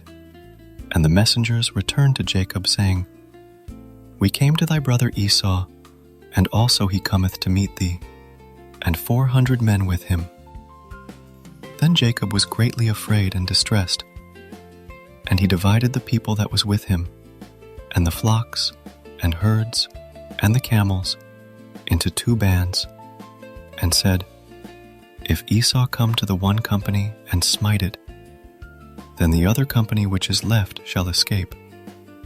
And Jacob said, O God of my father Abraham, and God of my father Isaac, the Lord which saidst unto me, Return unto thy country and to thy kindred, and I will deal well with thee. I am not worthy of the least of all the mercies and of all the truth which thou hast showed unto thy servant. For with my staff I passed over this Jordan, and now I am become 2 bands. Deliver me, I pray thee, from the hand of my brother, from the hand of Esau. For I fear him, lest he will come and smite me, and the mother with the children. And thou saidest, I will surely do thee good, and make thy seed as the sand of the sea, which cannot be numbered for multitude. And he lodged there that same night, and took of that which came to his hand a present for Esau his brother, 200 she-goats, and 20 he-goats, 200 ewes, and 20 rams, 30 milch camels with their colts, 40 kine, and 10 bulls, 20 she-asses, and 10 foals. And he delivered them into the hand of his servants, ever drove by themselves, and said unto his servants, Pass over before me, and put a space betwixt drove and drove. And he commanded the foremost, saying, When Esau my brother meeteth thee, and asketh thee, saying, Whose art thou? And whither goest thou? And whose are these before thee? Then thou shalt say, They be thy servant Jacob's. It is a present sent unto my lord Esau, and, behold, also he is behind us. And so commanded he the second, and the third, and all that followed the droves, saying, On this manner shall you speak unto Esau when you find him. And say ye moreover, Behold, thy servant Jacob is behind us. For he said, I will appease him with the present that goeth before me, and afterward I will see his face. Peradventure he will accept of me. So went the present over before him, and himself lodged that night in the company. And he rose up that night, and took his 2 wives, and his 2 women servants, and his 11 sons, and passed over the ford Jabbok. And he took them, and sent them over the brook, and sent over that he. And Jacob was left alone, and there wrestled a man with him until the breaking of the day. And when he saw that he prevailed not against him, he touched the hollow of his thigh. And the hollow of Jacob's thigh was out of joint, as he wrestled with him. And he said, Let me go, for the day breaketh. And he said, I will not let thee go, except thou bless me. And he said unto him, What is thy name? And he said, Jacob. And he said, Thy name shall be called no more Jacob, but Israel. For as a prince hast thou power with God and with men, and hast prevailed. And Jacob asked him and said, "Tell me, I pray thee, thy name." And he said, "Wherefore is it that thou dost ask after my name?" And he blessed him there. And Jacob called the name of the place Peniel, for I have seen God face to face, and my life is preserved. And as he passed over Penuel, the sun rose upon him, and he halted upon his thigh. Therefore the children of Israel eat not of the sinew which shrank, which is upon the hollow of the thigh, unto this day, because he touched the hollow of Jacob's thigh in the sinew that shrank. Chapter 33. And Jacob lifted up his eyes, and looked, and behold, Esau came, and with him 400 men. And he divided the children unto Leah, and unto Rachel, and unto the 2 handmaids. And he put the handmaids and their children foremost, and Leah and her children after, and Rachel and Joseph hindermost. And he passed over before them, and bowed himself to the ground 7 times, until he came near to his brother. And Esau ran to meet him, and embraced him, and fell on his neck, and kissed him. And they wept. And he lifted up his eyes, and saw the women and the children, and said, "Who are those with thee?" And he said, "The children which God hath graciously given thy servant." Then the handmaidens came near, they and their children, and they bowed themselves. And Leah also with her children came near, and bowed themselves. And after came Joseph near, and Rachel, and they bowed themselves. And he said, "What meanest thou by all this drove which I met?" And he said, "These are to find grace in the sight of my Lord." And Esau said, "I have enough, my brother. Keep that thou hast unto thyself."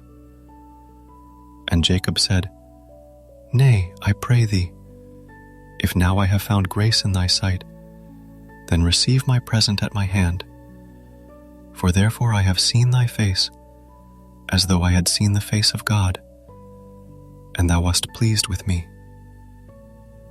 Take, I pray thee, my blessing that is brought to thee, because God hath dealt graciously with me, and because I have enough."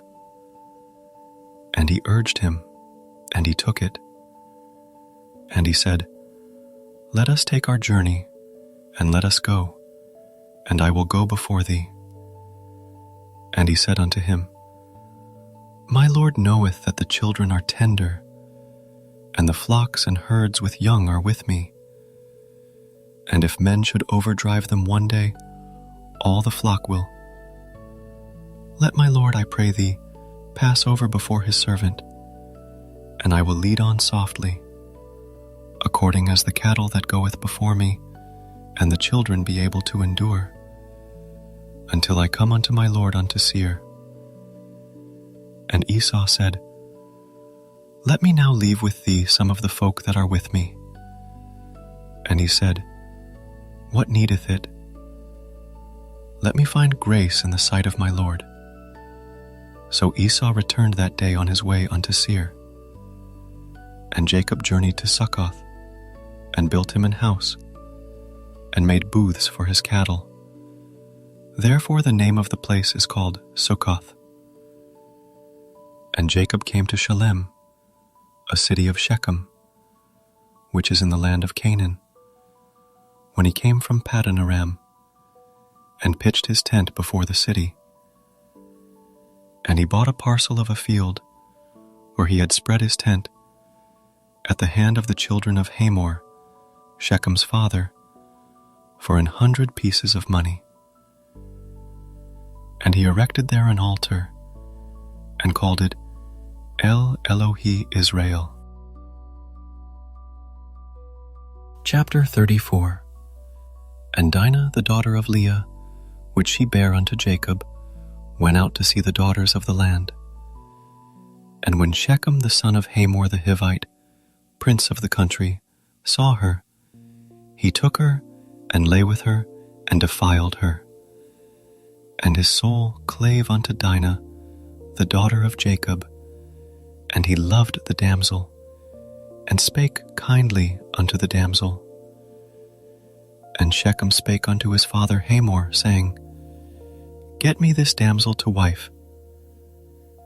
And Jacob heard that he had defiled Dinah his daughter. Now his sons were with his cattle in the field, and Jacob held his peace until they were come. And Hamor the father of Shechem went out unto Jacob to commune with him. And the sons of Jacob came out of the field when they heard it, and the men were grieved, and they were very wroth, because he had wrought folly in Israel in lying with Jacob's daughter, which thing ought not to be done. And Hamor communed with them, saying, The soul of my son Shechem longeth for your daughter.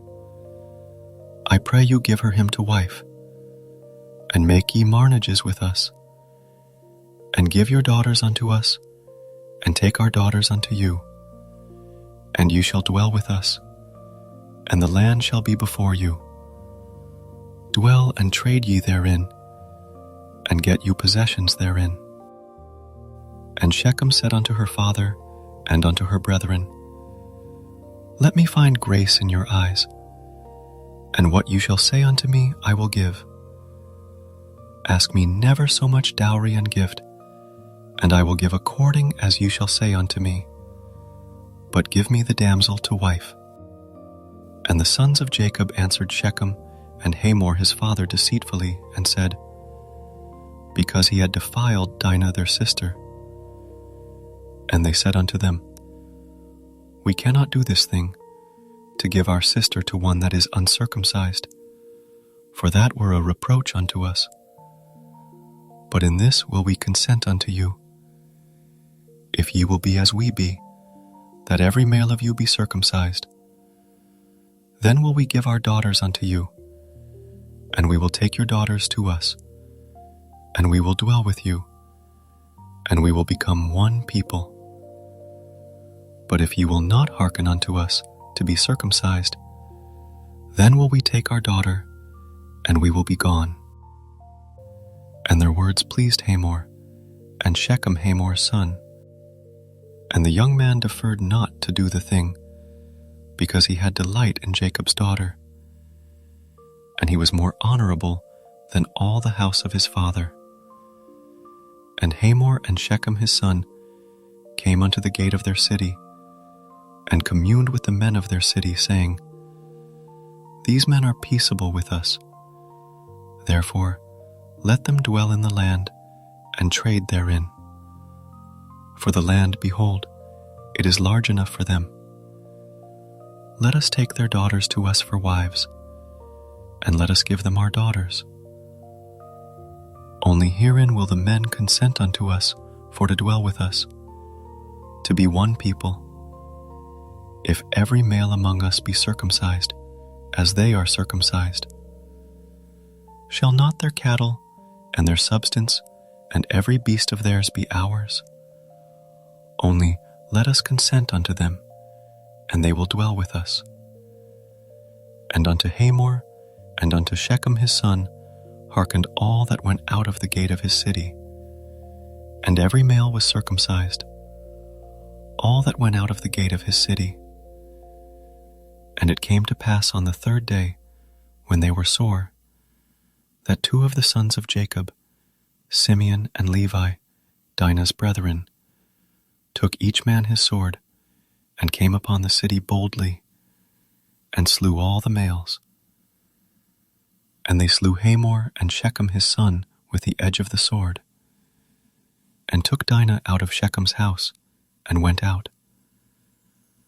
The sons of Jacob came upon the slain, and spoiled the city, because they had defiled their sister.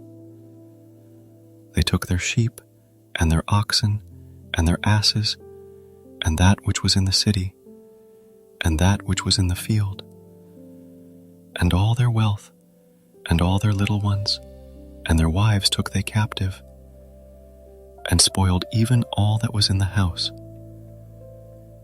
And Jacob said to Simeon and Levi, Ye have troubled me to make me to stink among the inhabitants of the land, among the Canaanites and the Perizzites. And I being few in number, they shall gather themselves together against me, and slay me. And I shall be destroyed, I and my house.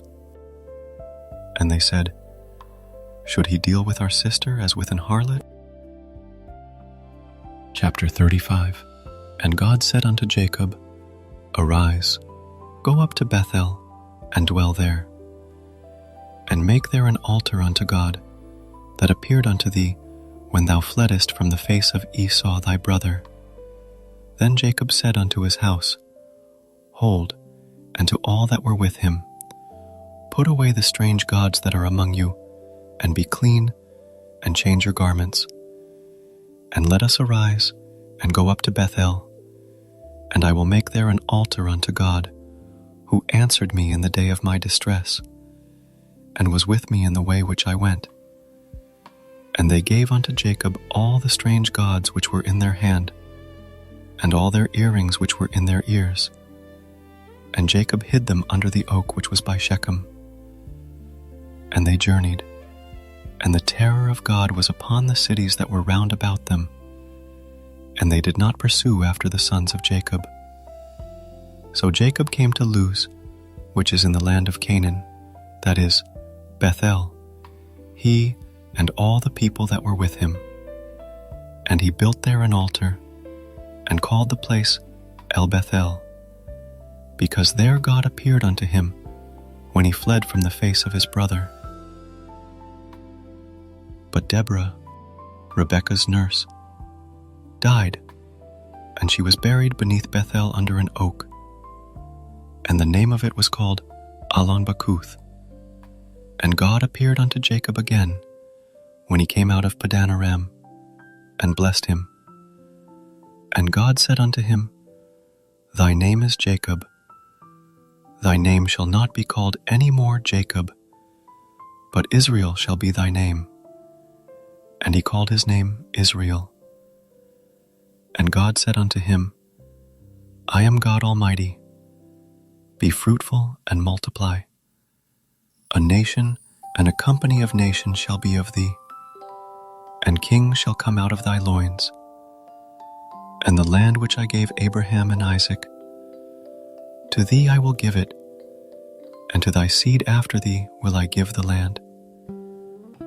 And God went up from him in the place where he talked with him.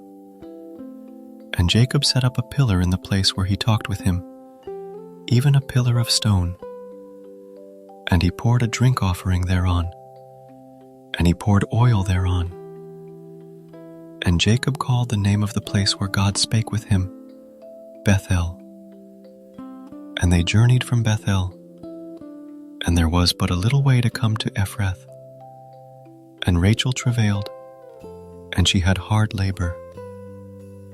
And it came to pass, when she was in hard labor, that the midwife said unto her, Fear not, thou shalt have this son also. And it came to pass, as her soul was in departing, for she died, that she called his name Benoni. But his father called him Benjamin. And Rachel died, and was buried in the way to Ephrath, which is Bethlehem. And Jacob set a pillar upon her grave. That is the pillar of Rachel's grave unto this day. And Israel journeyed, and spread his tent beyond the tower of Edar. And it came to pass, when Israel dwelt in that land, that Reuben went and lay with Bilhah his father's concubine, and Israel heard it. Now the sons of Jacob were 12, the sons of Leah: Reuben, Jacob's firstborn, and Simeon, and Levi, and Judah, and Issachar, and Zebulun. The sons of Rachel: Joseph and Benjamin. And the sons of Bilhah, Rachel's handmaid, Dan and Naphtali. And the sons of Zilpah, Leah's handmaid, Gad and Asher. These are the sons of Jacob, which were born to him in Paddan Aram. And Jacob came unto Isaac his father unto Mamre, unto the city of Arba, which is Hebron, where Abraham and Isaac sojourned. And the days of Isaac were 180 years. And Isaac gave up the ghost, and died, and was gathered unto his people, being old and full of days. And his sons Esau and Jacob buried him. Chapter 36. Now these are the generations of Esau, who is Edom. Esau took his wives of the daughters of Canaan, Adah, the daughter of Elon the Hittite, and Aholibamah, the daughter of Anah, the daughter of Zibeon the Hivite, and Bashemath, Ishmael's daughter, sister of Nebajoth. And Adah bare to Esau Eliphaz, and Bashemath bare Ruel, and Aholibamah bare Jeush, and Jalam, and Korah. These are the sons of Esau, which were born unto him in the land of Canaan. And Esau took his wives, and his sons, and his daughters, and all the persons of his house, and his cattle, and all his beasts, and all his substance, which he had got in the land of Canaan, and went into the country from the face of his brother Jacob. For their riches were more than that they might dwell together. And the land wherein they were strangers could not bear them because of their cattle. Thus dwelt Esau in Mount Seir. Esau is Edom. And these are the generations of Esau, the father of the Edomites in Mount Seir. These are the names of Esau's sons: Eliphaz, the son of Adah, the wife of Esau; Ruel, the son of Bashemath, the wife of Esau. And the sons of Eliphaz were Teman, Omar, Zepho, and Gatam, and Kenaz. And Timnah was concubine to Eliphaz, Esau's son, and she bare to Eliphaz Amalek. These were the sons of Adah, Esau's wife. And these are the sons of Ruel: Nahath, and Zerah, Shammah, and Mizah. These were the sons of Bashemath, Esau's wife. And these were the sons of Aholibamah, the daughter of Anah, the daughter of Zibeon, Esau's wife. And she bare to Esau Jeush, and Jalam, and Korah. These were dukes of the sons of Esau. The sons of Eliphaz, the firstborn son of Esau: Duke Teman, Duke Omar, Duke Zepho, Duke Kenaz, Duke Korah, Duke Gatam, and Duke Amalek. These are the dukes that came of Eliphaz in the land of Edom. These were the sons of Adah. And these are the sons of Ruel, Esau's son: Duke Nahath, Duke Zerah, Duke Shammah, Duke Mizah. These are the dukes that came of Ruel in the land of Edom. These are the sons of Bashemath, Esau's wife. And these are the sons of Aholibamah, Esau's wife: Duke Jeush, Duke Jalam, Duke Korah. These were the dukes that came of Aholibamah, the daughter of Anah, Esau's wife. These are the sons of Esau, who is Edom, and these are their dukes. These are the sons of Seir the Horite, who inhabited the land: Lotan, and Shobal, and Zibeon, and Anah, and Dishon, and Ezer, and Dishon. These are the dukes of the Horites, the children of Seir in the land of Edom. And the children of Lotan were Hori and Hemam, and Lotan's sister was Timnah. And the children of Shobal were these: Alvan, and Manahath, and Ebal, Shepho, and Onam. And these are the children of Zibeon, both Ajah and Anah. This was that Anah that found the mules in the wilderness, as he fed the asses of Zibeon his father. And the children of Anah were these: Dishon, and Aholibamah, the daughter of Anah. And these are the children of Dishon: Hemdan, and Eshban, and Ithran, and Cheran. The children of Ezer are these: Bilhan, and Zavan, and Achan. The children of Dishon are these: Uz, and Aaron. These are the dukes that came of the Horites: Duke Lotan, Duke Shobal, Duke Zibeon, Duke Anah, Duke Dishon, Duke Ezer, Duke Dishon. These are the dukes that came of Hori, among their dukes in the land of Seir. And these are the kings that reigned in the land of Edom, before there reigned any king over the children of Israel. And Bela the son of Beor reigned in Edom, and the name of his city was Dinhaba. And Bela died, and Jobab the son of Zerah of Basra reigned in his stead. And Jobab died, and Husham of the land of Temani reigned in his stead. And Husham died, and Hadad the son of Bedad, who smote Midian in the field of Moab, reigned in his stead. And the name of his city was Avith.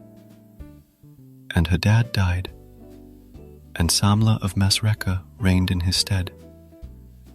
And Samlah died, and Saul of Rehoboth by the river reigned in his stead. And Saul died, and Baal-Hanan the son of Achbor reigned in his stead. And Baal-Hanan the son of Achbor died, and Hadar reigned in his stead. And the name of his city was Pau, and his wife's name was Mehetabel, the daughter of Matred, the daughter of Mezahab. And these are the names of the dukes that came of Esau, according to their families, after their places, by their names: Duke Timnah, Duke Alva, Duke Jetheth, Duke Aholibamah, Duke Elah, Duke Pinan, Duke Kenaz, Duke Teman, Duke Mibzar, Duke Magdiel, Duke Iram. These be the dukes of Edom, according to their habitations in the land of their possession. He is Esau, the father of the Edomites. Chapter 37. And Jacob dwelt in the land wherein his father was a stranger, in the land of Canaan. These are the generations of Jacob. Joseph, being 17 years old, was feeding the flock with his brethren. And the lad was with the sons of Bilhah, and with the sons of Zilpah, his father's wives. And Joseph brought unto his father their evil report. Now Israel loved Joseph more than all his children, because he was the son of his old age. And he made him a coat of many colors. And when his brethren saw that their father loved him more than all his brethren, they hated him, and could not speak peaceably unto him. And Joseph dreamed a dream, and he told it his brethren, and they hated him yet the more. And he said unto them, Hear, I pray you, this dream which I have dreamed. For, behold, we were binding sheaves in the field, and, lo, my sheet arose, and also stood upright. And behold, your sheaves stood round about, and made obeisance to my sheaf. And his brethren said to him, Shalt thou indeed reign over us? Or shalt thou indeed have dominion over us? And they hated him yet the more for his dreams, and for his words. And he dreamed yet another dream, and told it his brethren, and said, Behold, I have dreamed a dream more. And behold, the sun and the moon and the 11 stars made obeisance to me. And he told it to his father and to his brethren. And his father rebuked him, and said unto him, What is this dream that thou hast dreamed? Shall I and thy mother and thy brethren indeed come to bow down ourselves to thee to the earth? And his brethren envied him. But his father observed the saying. And his brethren went to feed their father's flock in Shechem. And Israel said unto Joseph, Do not thy brethren feed the flock in Shechem? Come, and I will send thee unto them. And he said to him, Here am I. And he said to him, Go, I pray thee. See whether it be well with thy brethren, and well with the flocks, and bring me word again. So he sent him out of the vale of Hebron, and he came to Shechem. And a certain man found him, and, behold, he was wandering in the field. And the man asked him, saying, What seekest thou?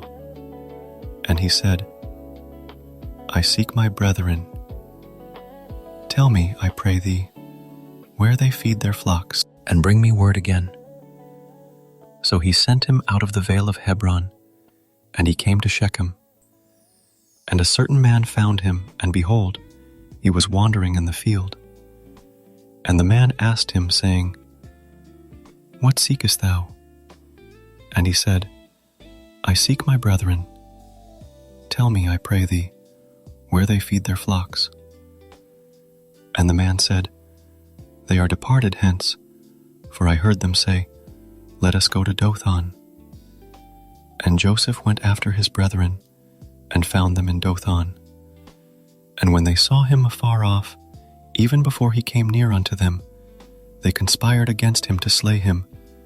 And they said one to another, Behold, this dreamer cometh. Come now, therefore, and let us slay him, and cast him into some pit, and we will say, Some evil beast hath devoured him, and we shall see what will become of his dreams. And Reuben heard it, and he delivered him out of their hands, and said, Let us not kill him. And Reuben said unto them, Shed no blood, but cast him into this pit that is in the wilderness, and lay no hand upon him, that he might rid him out of their hands, to deliver him to his father again. And it came to pass, when Joseph was come unto his brethren, that they stripped Joseph out of his coat of many colors that was on him. And they took him, and cast him into a pit. And the pit was empty. There was no water in it. And they sat down to eat bread. And they lifted up their eyes and looked, and behold, a company of Ishmaelites came from Gilead, with their camels bearing spicery and balm and myrrh, going to carry it down to Egypt. And Judah said unto his brethren, What profit is it if we slay our brother and conceal his blood? Come, and let us sell him to the Ishmaelites, and let not our hand be upon him, for he is our brother and our flesh. And his brethren were content. Then there passed by Midianites merchantmen, and they drew and lifted up Joseph out of the pit, and sold Joseph to the Ishmaelites for 20 pieces of silver. And they brought Joseph into Egypt. And Reuben returned unto the pit, and behold, Joseph was not in the pit. and he rent his clothes. And he returned unto his brethren and said, The child is not, and I, whither shall I go? And they took Joseph's coat, and killed a kid of the goats, and dipped the coat in the blood. And they sent the coat of many colors, and they brought it to their father, and said, This have we found. Know now whether it be thy son's coat or no. And he knew it, and said, It is my son's coat. An evil beast hath devoured him. Joseph is without doubt rent in pieces. And Jacob rent his clothes, and put sackcloth upon his loins, and mourned for his son many days. And all his sons and all his daughters rose up to comfort him. But he refused to be comforted, and he said, For I will go down into the grave unto my son mourning. Thus his father wept for him. And the Midianites sold him into Egypt unto Potiphar, an officer of Pharaoh's, and captain of the guard. Chapter 38. And it came to pass at that time that Judah went down from his brethren, and turned in to a certain Adullamite, whose name was Hira. And Judah saw there a daughter of a certain Canaanite, whose name was Shua, and he took her, and went in unto her. And she conceived, and bare a son, and he called his name And she conceived again, and bare a son, and she called his name Onan. And she yet again conceived, and bare a son, and called his name Shelah. And he was at Chezib when she bare him. And Judah took a wife for his firstborn, whose name was Tamar.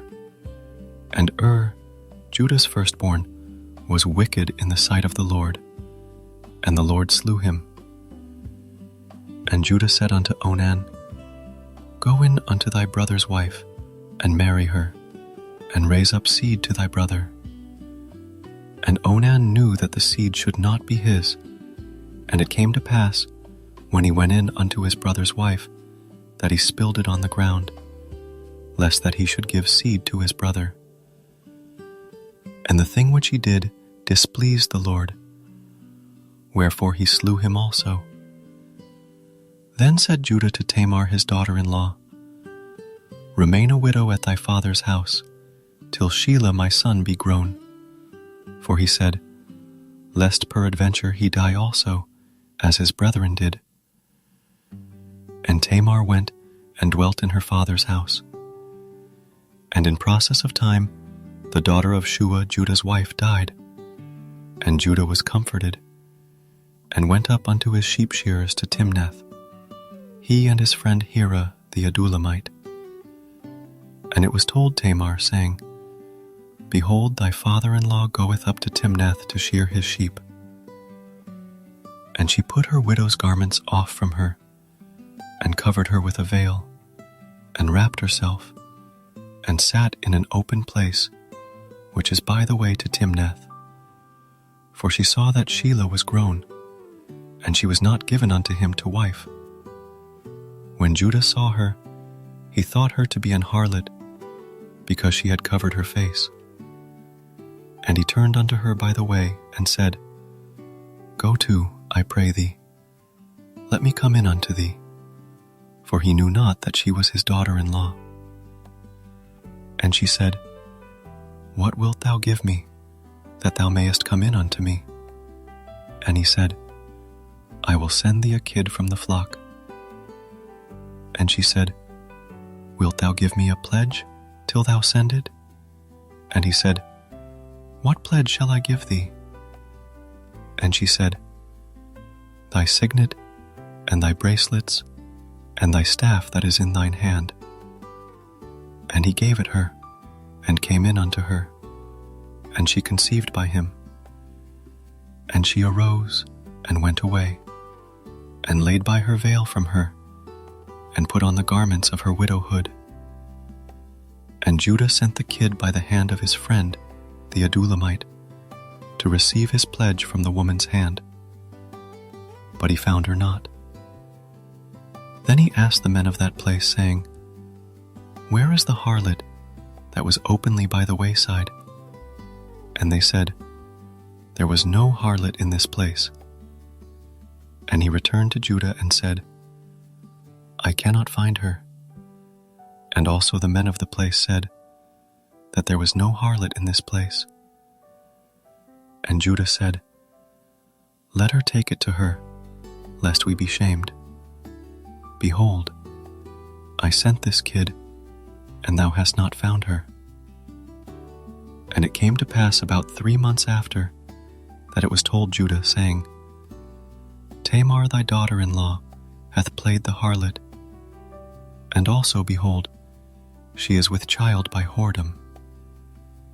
And Judah said, "Bring her forth, and let her be burnt."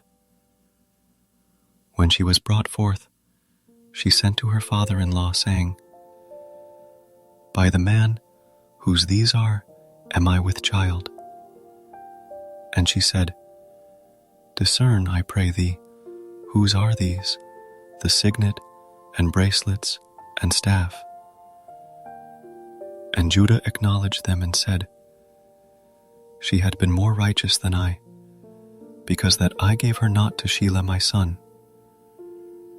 And he knew her again no more.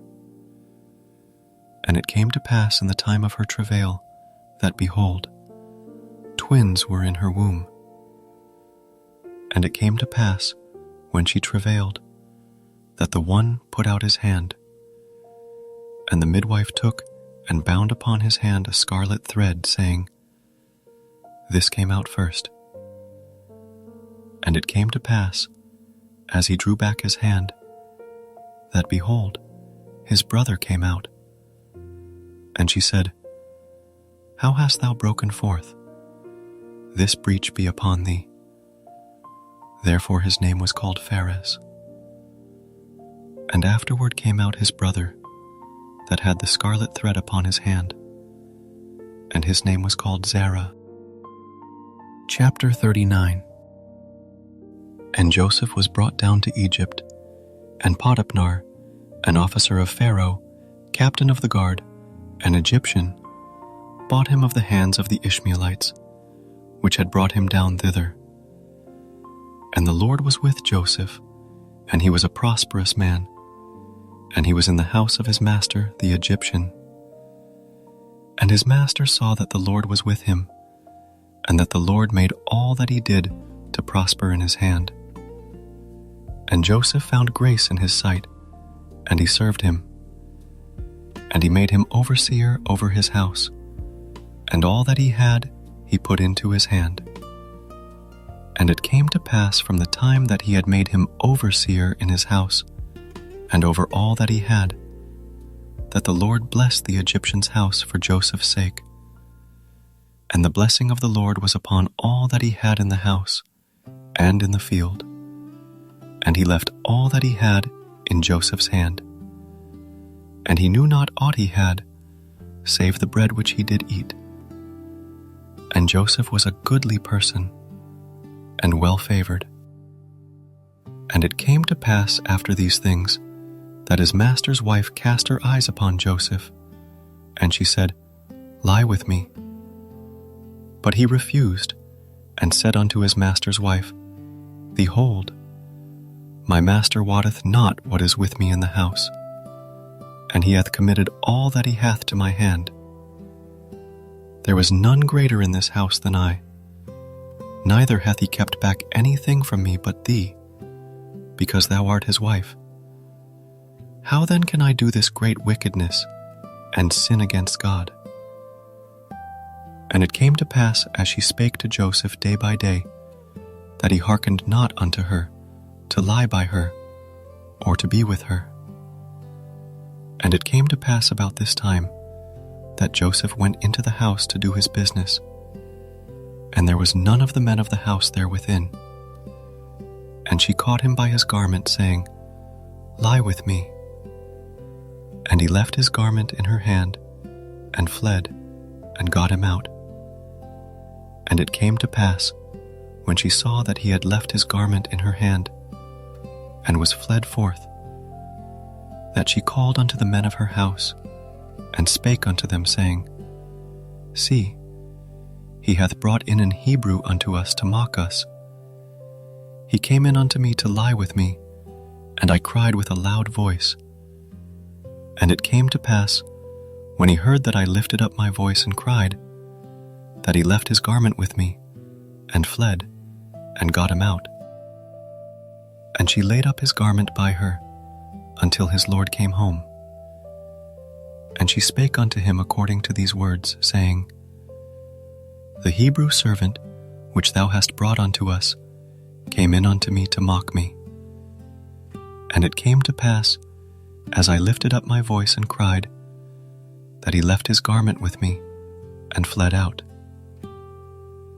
And it came to pass, when his master heard the words of his wife, which he spake unto him, saying, After this manner did thy servant to me, that his wrath was kindled. And Joseph's master took him, and put him into the prison, a place where the king's prisoners were bound. And he was there in the prison. But the Lord was with Joseph, and showed him mercy, and gave him favor in the sight of the keeper of the prison. And the keeper of the prison committed to Joseph's hand all the prisoners that were in the prison. And whatsoever they did there, he was the doer of it. The keeper of the prison looked not to anything that was under his hand, because the Lord was with him, and that which he did, the Lord made it to prosper. Chapter 40. And it came to pass after these things, that the butler of the king of Egypt and his baker had offended their lord, the king of Egypt. And Pharaoh was wroth against two of his officers, against the chief of the butlers and against the chief of the bakers. And he put them in ward in the house of the captain of the guard, into the prison, the place where Joseph was bound. And the captain of the guard charged Joseph with them, and he served them. And they continued a season in ward. And they dreamed a dream, both of them, each man his dream in one night, each man according to the interpretation of his dream, the butler and the baker of the king of Egypt, which were bound in the prison. And Joseph came in unto them in the morning, and looked upon them, and behold, they were sad. And he asked Pharaoh's officers that were with him in the ward of his lord's house, saying, Wherefore look ye so sadly today? And they said unto him, We have dreamed a dream, and there is no interpreter of it. And Joseph said unto them, Do not interpretations belong to God? Tell me them, I pray you. And the chief butler told his dream to Joseph, and said to him, In my dream, behold, a vine was before me, and in the vine were 3 branches, and it was as though it budded, and her blossoms shot forth, and the clusters thereof brought forth ripe grapes. And Pharaoh's cup was in my hand, and I took the grapes, and pressed them into Pharaoh's cup, and I gave the cup into Pharaoh's hand. And Joseph said unto him, This is the interpretation of it. The 3 branches are 3 days, yet within 3 days shall Pharaoh lift up thine head, and restore thee unto thy place, and thou shalt deliver Pharaoh's cup into his hand, after the former manner, when thou wast his butler. But think on me when it shall be well with thee, and show kindness, I pray thee, unto me, and make mention of me unto Pharaoh, and bring me out of this house. For indeed I was stolen away out of the land of the Hebrews, and here also have I done nothing that they should put me into the dungeon. When the chief baker saw that the interpretation was good, he said unto Joseph, I also was in my dream, and behold, I had 3 white baskets on my head. And in the uppermost basket there was of all manner of bake meats for Pharaoh.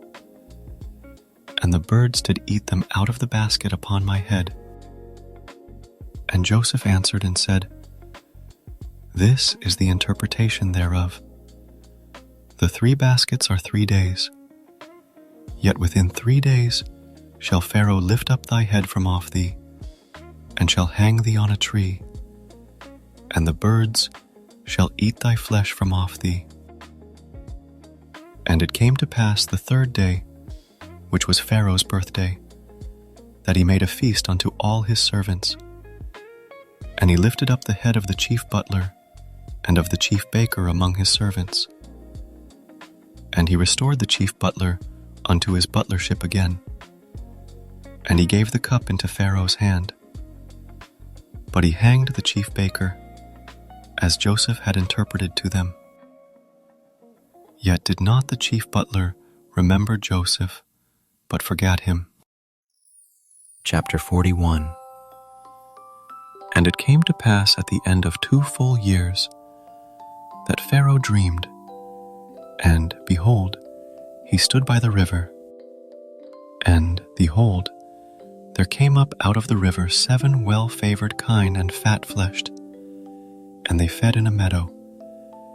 And, behold, 7 other kine came up after them out of the river, ill-favored and lean-fleshed, and stood by the other kine upon the brink of the river. And the ill-favored and lean-fleshed kine did eat up the 7 well-favored and fat kine.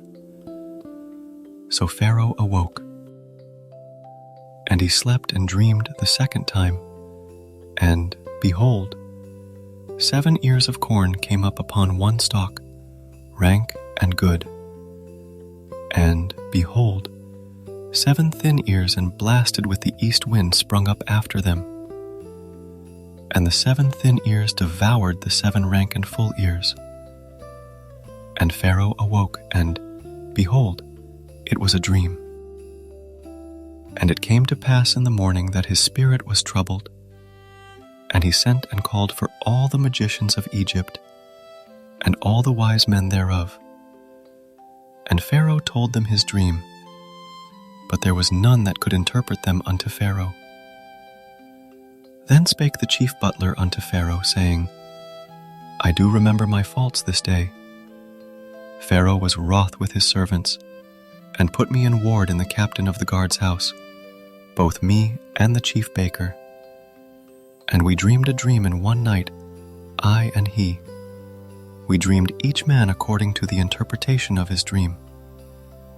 And there was there with us a young man, an Hebrew, servant to the captain of the guard. And we told him, and he interpreted to us our dreams. To each man according to his dream he did interpret. And it came to pass, as he interpreted to us, so it was. Me he restored unto mine office, and him he hanged. Then Pharaoh sent and called Joseph, and they brought him hastily out of the dungeon. And he shaved himself, and changed his raiment, and came in unto Pharaoh. And Pharaoh said unto Joseph, I have dreamed a dream, and there is none that can interpret it. And I have heard say of thee, that thou canst understand a dream to interpret it. And Joseph answered Pharaoh, saying, It is not in me. God shall give Pharaoh an answer of peace. And Pharaoh said unto Joseph, In my dream, behold, I stood upon the bank of the river, and, behold, there came up out of the river 7 kine, fat-fleshed and well-favored, and they fed in a meadow. And, behold, 7 other kine came up after them, poor and very ill-favored and lean-fleshed, such as I never saw in all the land of Egypt for badness. And the lean and the ill-favored kine did eat up the first 7 fat kine. And when they had eaten them up, it could not be known that they had eaten them, but they were still ill-favored, as at the beginning. So I awoke. And I saw in my dream, And, behold, 7 ears came up in one stalk, full and good. And behold, 7 ears, withered, thin, and blasted with the east wind, sprung up after them. And the thin ears devoured the 7 good ears. And I told this unto the magicians, but there was none that could declare it to me. And Joseph said unto Pharaoh, The dream of Pharaoh is one. God hath showed Pharaoh what he is about to do. The 7 good kine are 7 years, and the 7 good ears are 7 years. The dream is one. And the 7 thin and ill-favored kine that came up after them are 7 years. And the 7 empty ears blasted with the east wind shall be 7 years of famine. This is the thing which I have spoken unto Pharaoh. What God is about to do, he showeth unto Pharaoh. Behold, there come 7 years of great plenty throughout all the land of Egypt, and there shall arise after them 7 years of famine. And all the plenty shall be forgotten in the land of Egypt, and the famine shall consume the land, and the plenty shall not be known in the land by reason of that famine following, for it shall be very grievous. And for that the dream was doubled unto Pharaoh twice. It is because the thing is established by God, and God will shortly bring it to pass. Now therefore let Pharaoh look out a man discreet and wise, and set him over the land of Egypt. Let Pharaoh do this, and let him appoint officers over the land, and take up the 5th part of the land of Egypt in the 7 plenteous years. And let them gather all the food of those good years that come, and lay up corn under the hand of Pharaoh, and let them keep food in the cities. And that food shall be for store to the land against the 7 years of famine, which shall be in the land of Egypt, that the land perish not through the famine. And the thing was good in the eyes of Pharaoh, and in the eyes of all his servants. And Pharaoh said unto his servants, Can we find such a one as this is, a man in whom the Spirit of God is? And Pharaoh said unto Joseph, Forasmuch as God hath showed thee all this, there is none so discreet and wise as thou art. Thou shalt be over my house, and according unto thy word shall all my people be ruled. Only in the throne will I be greater than thou.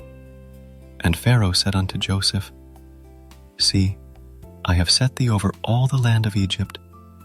And Pharaoh took off his ring from his hand, and put it upon Joseph's hand, and arrayed him in vestures of fine linen, and put a gold chain about his neck. And he made him to ride in the 2nd chariot which he had. And they cried before him, Bow the knee. And he made him ruler over all the land of Egypt. And Pharaoh said unto Joseph, I am Pharaoh, and without thee shall no man lift up his hand or foot in all the land of Egypt. And Pharaoh called Joseph's name Zaphnath-Paneah, and he gave him to wife Asenath, the daughter of Potipherah, priest of On. And Joseph went out over all the land of Egypt. And Joseph was 30 years old when he stood before Pharaoh, king of Egypt. And Joseph went out from the presence of Pharaoh, and went throughout all the land of Egypt. And in the 7 plenteous years the earth brought forth by handfuls. And he gathered up all the food of the 7 years, which were in the land of Egypt, and laid up the food in the cities. The food of the field, which was round about every city, laid he up in the same.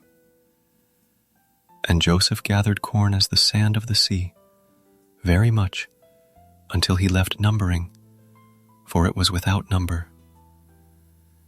And unto Joseph were born 2 sons before the years of famine came, which Asenath, the daughter of Potipherah, priest of On, bear unto him.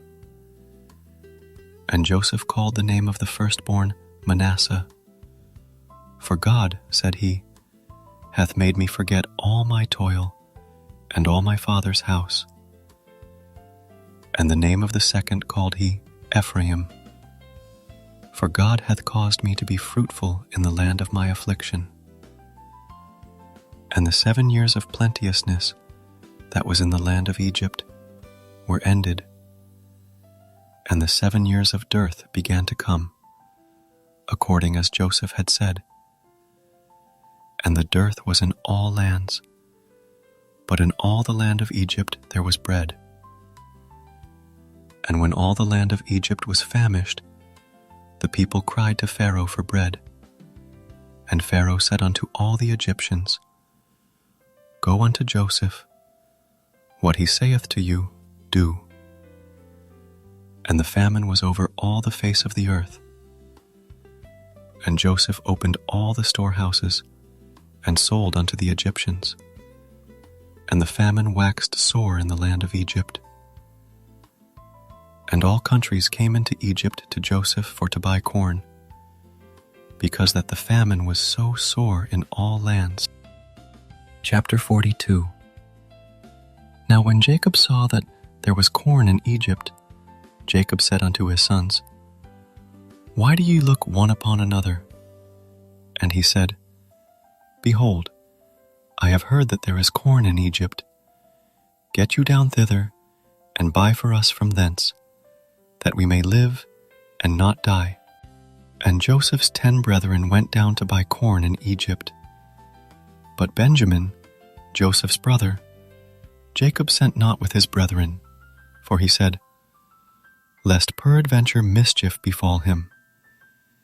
And the sons of Israel came to buy corn among those that came, for the famine was in the land of Canaan, and Joseph was the governor over the land, and he it was that sold to all the people of the land.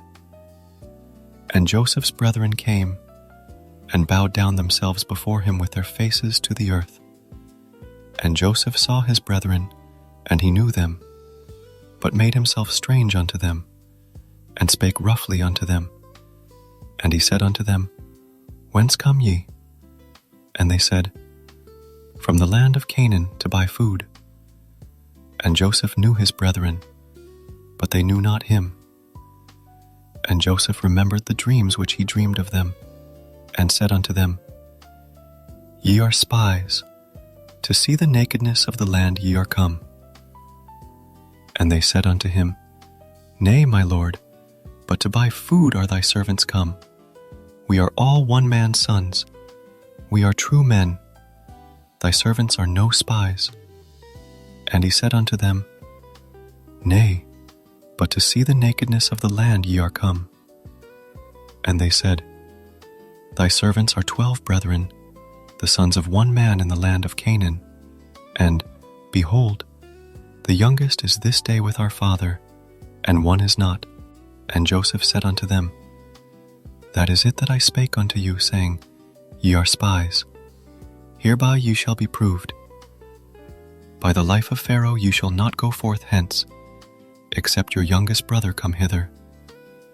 Send one of you, and let him fetch your brother, and you shall be kept in prison, that your words may be proved, whether there be any truth in you. Or else by the life of Pharaoh, surely ye are spies. And he put them all together into ward 3 days. And Joseph said unto them the 3rd day, This do, and live, for I fear God. If ye be true men, let one of your brethren be bound in the house of your prison. Go ye, carry corn for the famine of your houses, but bring your youngest brother unto me. So shall your words be verified, and you shall not die. And they did so. And they said one to another, We are verily guilty concerning our brother, in that we saw the anguish of his soul, when he besought us, and we would not hear. Therefore is this distress come upon us. And Reuben answered them, saying, Spake I not unto you, saying, Do not sin against the child? And ye would not hear. Therefore, behold, also his blood is required. And they knew not that Joseph understood them, for he spake unto them by an interpreter. And he turned himself about from them, and wept, and returned to them again, and communed with them, and took from them Simeon, and bound him before their eyes. Then Joseph commanded to fill their sacks with corn, and to restore every man's money into his sack, and to give them provision for the way. And thus did he unto them. And they laded their asses with the corn, and departed thence. And as one of them opened his sack to give his ass provender in the inn, he espied his money. For, behold, it was in his sack's mouth. And he said unto his brethren, My money is restored, and, lo, it is even in my sack. And their heart failed them, and they were afraid, saying one to another, What is this that God hath done unto us? And they came unto Jacob their father, unto the land of Canaan, and told him all that befell unto them, saying, The man, who is the Lord of the land, spake roughly to us, and took us for spies of the country. And we said unto him, We are true men, we are no spies. We be 12 brethren, sons of our father.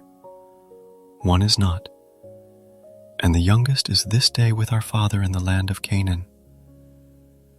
And the man, the Lord of the country, said unto us, Hereby shall I know that ye are true men.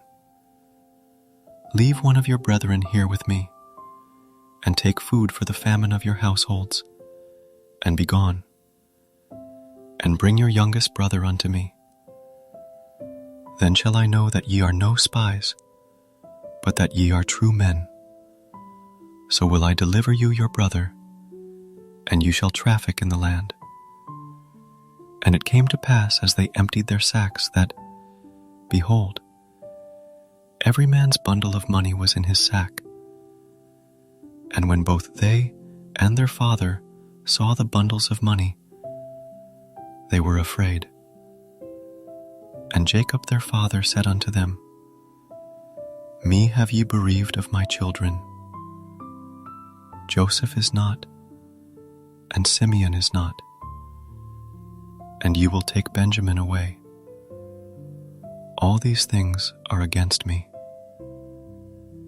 And Reuben spake unto his father, saying, Slay my 2 sons, if I bring him not to thee. Deliver him into my hand, and I will bring him to thee again. And he said, My son shall not go down with you, for his brother is dead, and he is left alone. If mischief befall him by the way in the which ye go, then shall ye bring down my gray hairs with sorrow to the grave. Chapter 43. And the famine was sore in the land. And it came to pass, when they had eaten up the corn which they had brought out of Egypt, their father said unto them, Go again, buy us a little food. And Judah spake unto him, saying, The man did solemnly protest unto us, saying, Ye shall not see my face, except your brother be with you. If thou wilt send our brother with us, we will go down and buy thee food. But if thou wilt not send him, we will not go down. For the man said unto us, Ye shall not see my face, except your brother be with you. And Israel said, Wherefore dealt ye so ill with me, as to tell the man whether ye had yet a brother? And they said, The man asked us straitly of our state, and of our kindred, saying, Is your father yet alive? Have ye another brother? And we told him according to the tenor of these words. Could we certainly know that he would say, Bring your brother down. And Judah said unto Israel his father, Send the lad with me, and we will arise and go, that we may live and not die, both we and thou, and also our little ones. I will be surety for him. Of my hand shalt thou require him. If I bring him not unto thee, and set him before thee, then let me bear the blame forever. For except we had lingered, surely now we had returned this second time. And their father Israel said unto them, If it must be so now, do this. Take of the best fruits in the land in your vessels, and carry down the man a present, a little balm and a little honey, spices and myrrh, nuts and almonds. And take double money in your hand, and the money that was brought again in the mouth of your sacks, carry it again in your hand. Peradventure it was an oversight. Take also your brother, and arise, go again unto the man.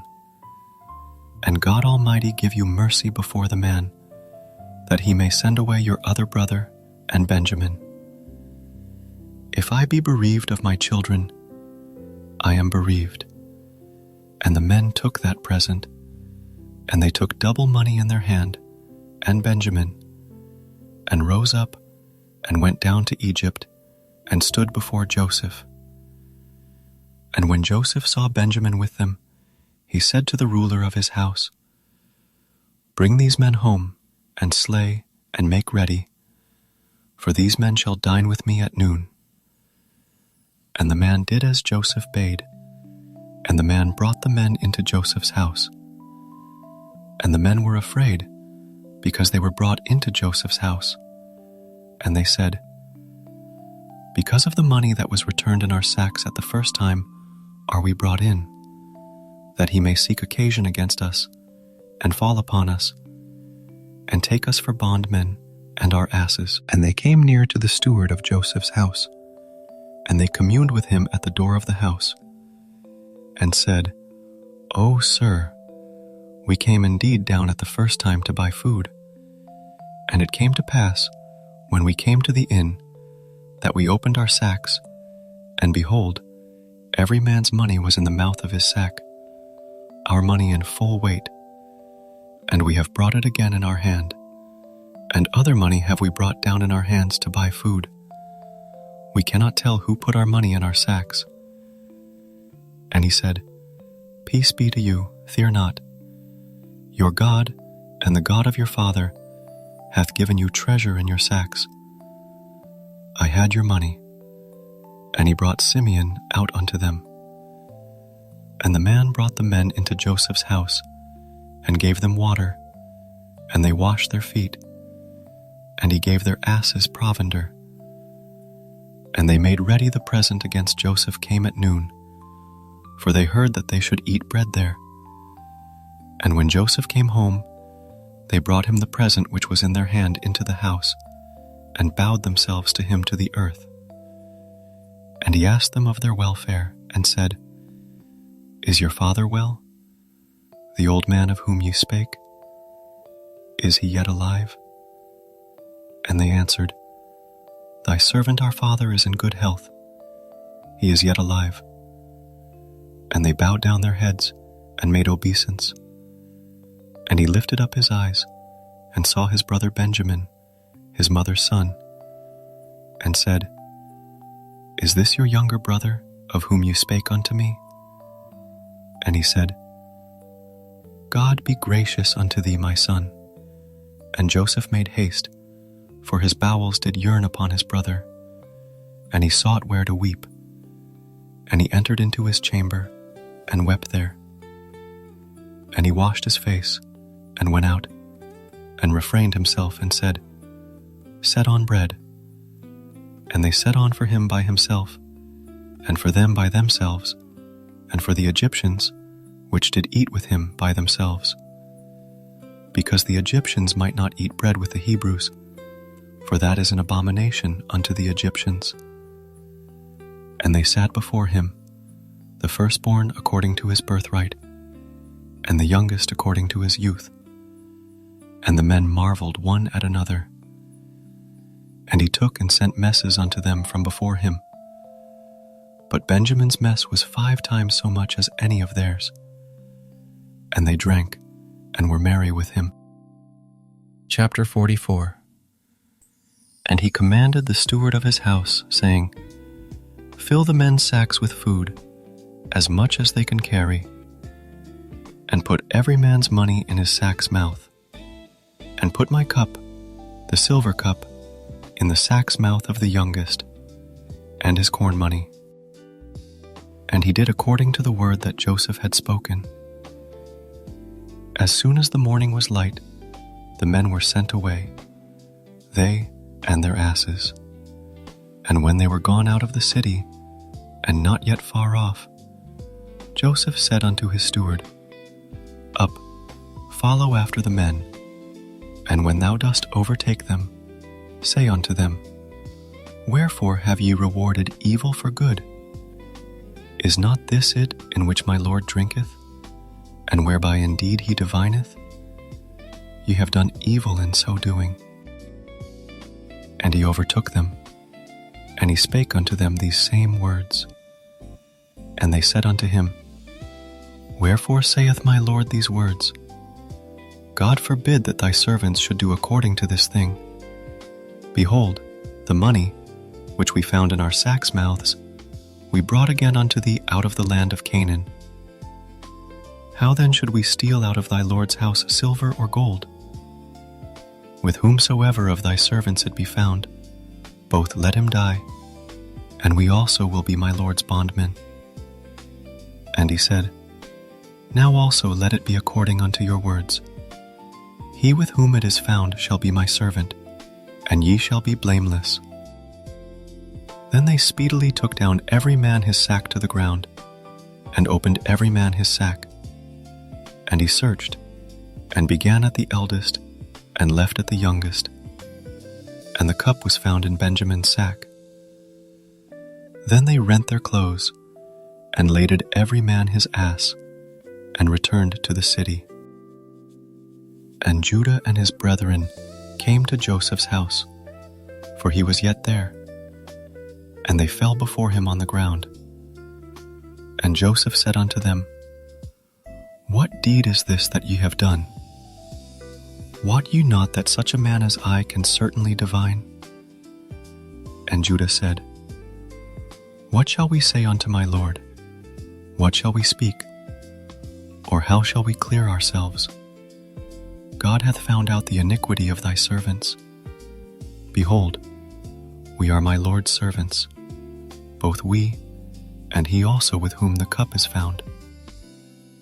And he said, God forbid that I should do so, but the man in whose hand the cup is found, he shall be my servant. And as for you, get you up in peace unto your father. Then Judah came near unto him, and said, O my Lord, let thy servant, I pray thee, speak a word in my Lord's ears, and let not thine anger burn against thy servant. For thou art even as Pharaoh. My Lord asked his servants, saying, Have ye a father or a brother? And we said unto my Lord, We have a father, an old man, and a child of his old age, a little one, and his brother is dead, and he alone is left of his mother, and his father loveth him. And thou saidst unto thy servants, Bring him down unto me, that I may set mine eyes upon him. And we said unto my Lord, The lad cannot leave his father, for if he should leave his father would die. And thou saidst unto thy servants, Except your youngest brother come down with you, you shall see my face no more. And it came to pass, when we came up unto thy servant my father, we told him the words of my Lord. And our father said, Go again, and buy us a little food. And we said, We cannot go down. If our youngest brother be with us, then will we go down. For we may not see the man's face, except our youngest brother be with us. And thy servant my father said unto us, Ye know that my wife bare me 2 sons, and the one went out from me. And I said, Surely he is torn in pieces, and I saw him not since. And if you take this also from me, and mischief befall him, you shall bring down my gray hairs with sorrow to the grave. Now therefore when I come to thy servant my father, and the lad be not with us, seeing that his life is bound up in the lad's life, it shall come to pass, when he seeth that the lad is not with us, that he will die. And thy servants shall bring down the gray hairs of thy servant our father with sorrow to the grave. For thy servant became surety for the lad unto my father, saying, If I bring him not unto thee, then I shall bear the blame to my father forever. Now therefore I pray thee, let thy servant abide instead of the lad a bondman to my lord, and let the lad go up with his brethren. For how shall I go up to my father, and the lad be not with me?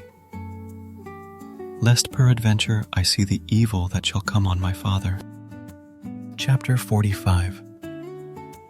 Then Joseph could not refrain himself before all them that stood by him, and he cried, Cause every man to go out from me. And there stood no man with him, while Joseph made himself known unto his brethren. And he wept aloud, and the Egyptians and the house of Pharaoh heard. And Joseph said unto his brethren, I am Joseph. Doth my father yet live? And his brethren could not answer him, for they were troubled at his presence. And Joseph said unto his brethren, Come near to me, I pray you. And they came near. And he said, I am Joseph your brother, whom ye sold into Egypt. Now therefore be not grieved, nor angry with yourselves, that you sold me hither. For God did send me before you to preserve life. For these 2 years hath the famine been in the land, and yet there are 5 years, in the which there shall neither be earing nor harvest. And God sent me before you to preserve you a posterity in the earth, and to save your lives by a great deliverance. So now it was not you that sent me hither, but God. And he hath made me a father to Pharaoh, and lord of all his house, and a ruler throughout all the land of Egypt. Haste ye, and go up to my father, and say unto him, Thus saith thy son Joseph, God hath made me lord of all Egypt. Come down unto me, tarry not, and thou shalt dwell in the land of Goshen, and thou shalt be near unto me, thou and thy children, and thy children's children, and thy flocks and thy herds, and all that thou hast. And there will I nourish thee, for yet there are 5 years of famine, lest thou and thy household and all that thou hast come to poverty. And, behold, your eyes see, and the eyes of my brother Benjamin, that it is my mouth that speaketh unto you.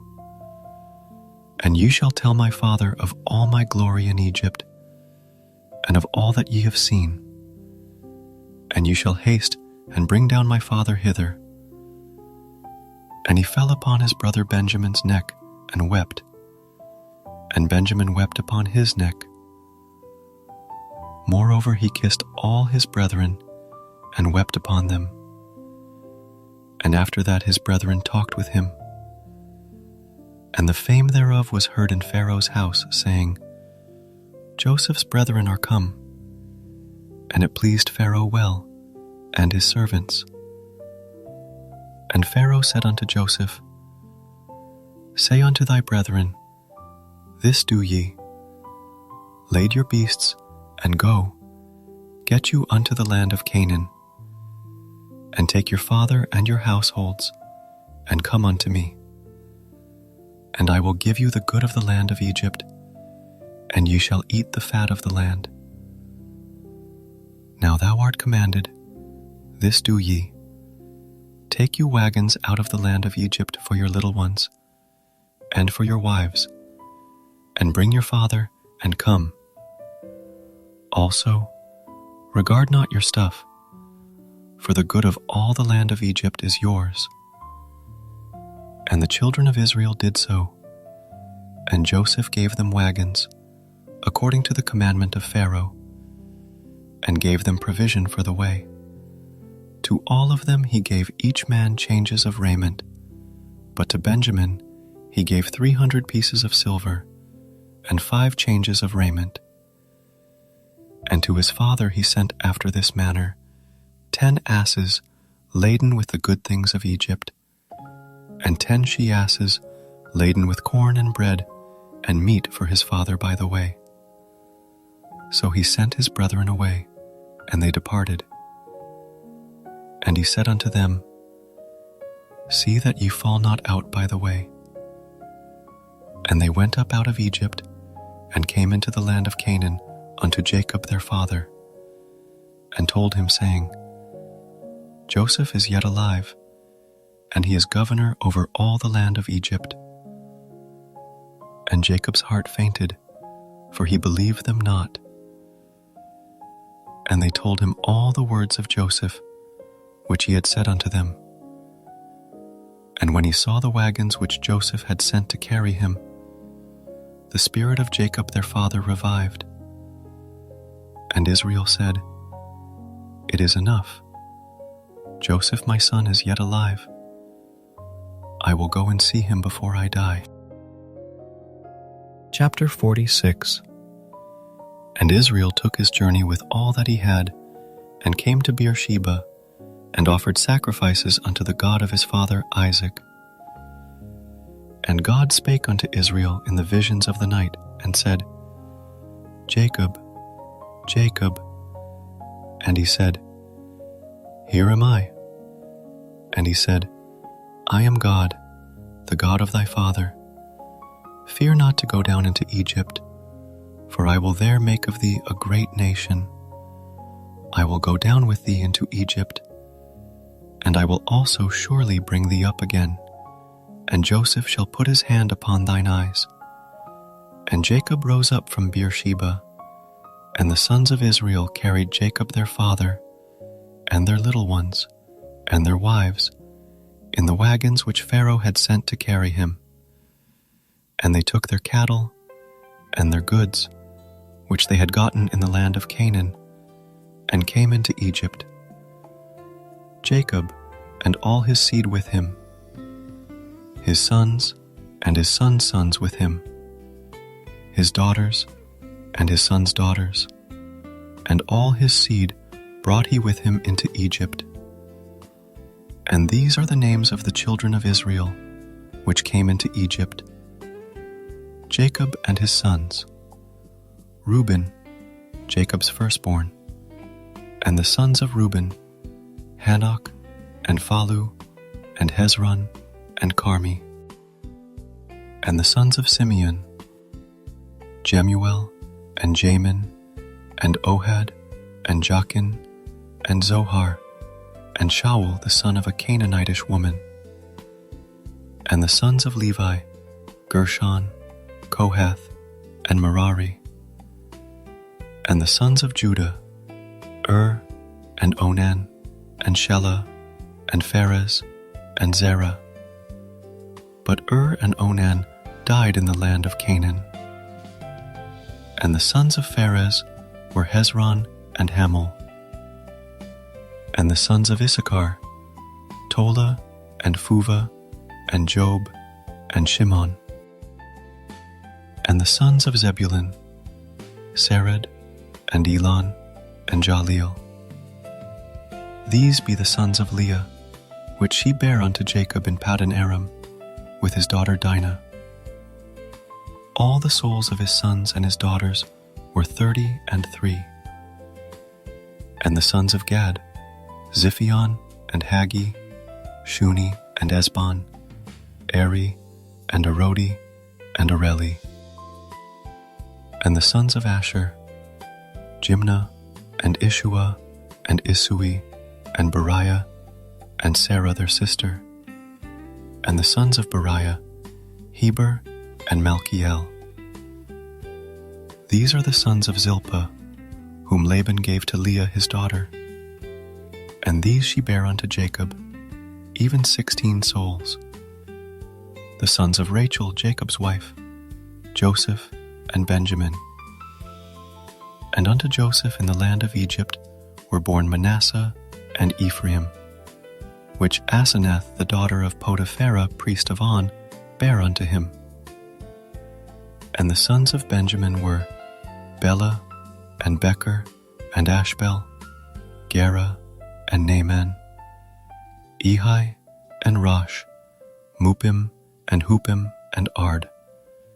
These are the sons of Rachel, which were born to Jacob. All the souls were 14. And the sons of Dan, Hushim. And the sons of Naphtali, Jahzeel, and Guni, and Jezer, and Shillem. These are the sons of Bilhah, which Laban gave unto Rachel his daughter, and she bare these unto Jacob. All the souls were 7. All the souls that came with Jacob into Egypt, which came out of his loins, besides Jacob's sons' wives, all the souls were 66. And the sons of Joseph, which were born him in Egypt, were 2 souls. All the souls of the house of Jacob, which came into Egypt, were 70.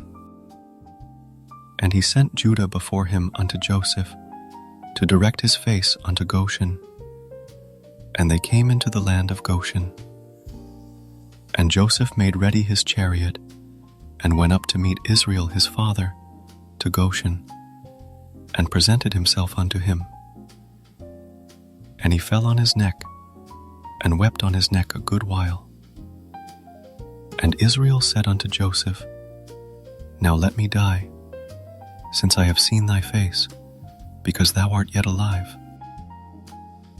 And Joseph said unto his brethren, and unto his father's house, I will go up, and shew Pharaoh, and say unto him, My brethren, and my father's house, which were in the land of Canaan, are come unto me. And the men are shepherds, for their trade hath been to feed cattle, and they have brought their flocks, and their herds, and all that they have. And it shall come to pass, when Pharaoh shall call you, and shall say, What is your occupation? That you shall say, Thy servant's trade hath been about cattle from our youth, even until now, both we, and also our fathers, that ye may dwell in the land of Goshen. For every shepherd is an abomination unto the Egyptians. Chapter 47. Then Joseph came and told Pharaoh, and said, My father and my brethren, and their flocks, and their herds, and all that they have, are come out of the land of Canaan. And, behold, they are in the land of Goshen.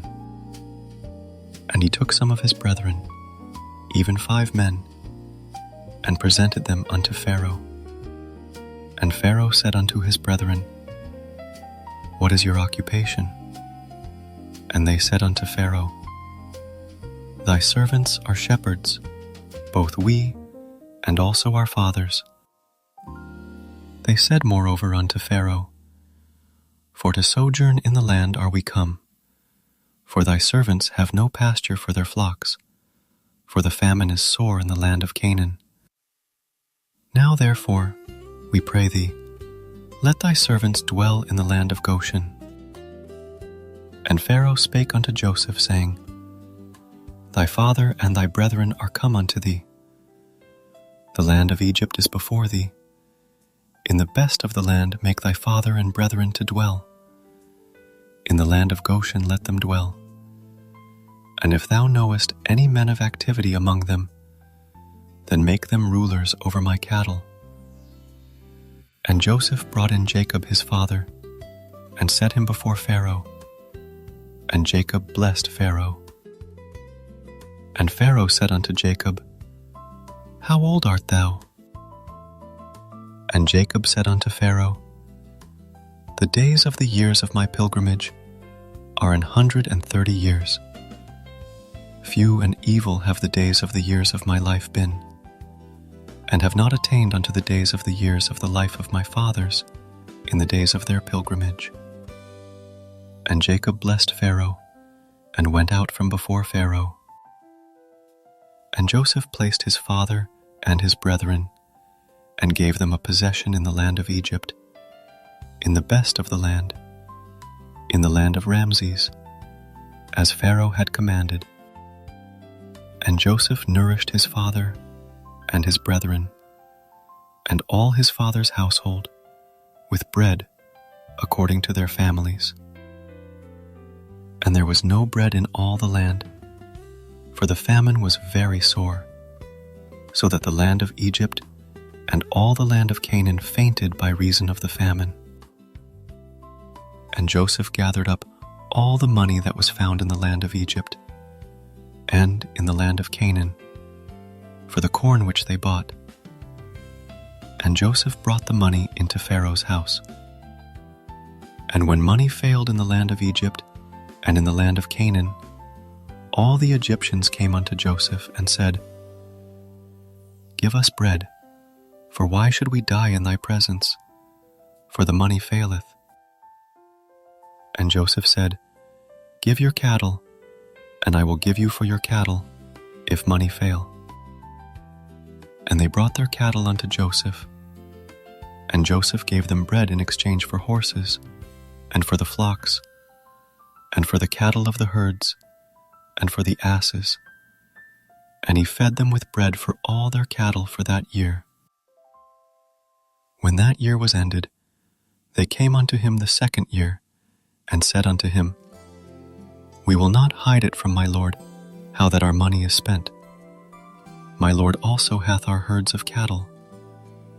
There is not aught left in the sight of my lord, but our bodies and our lands.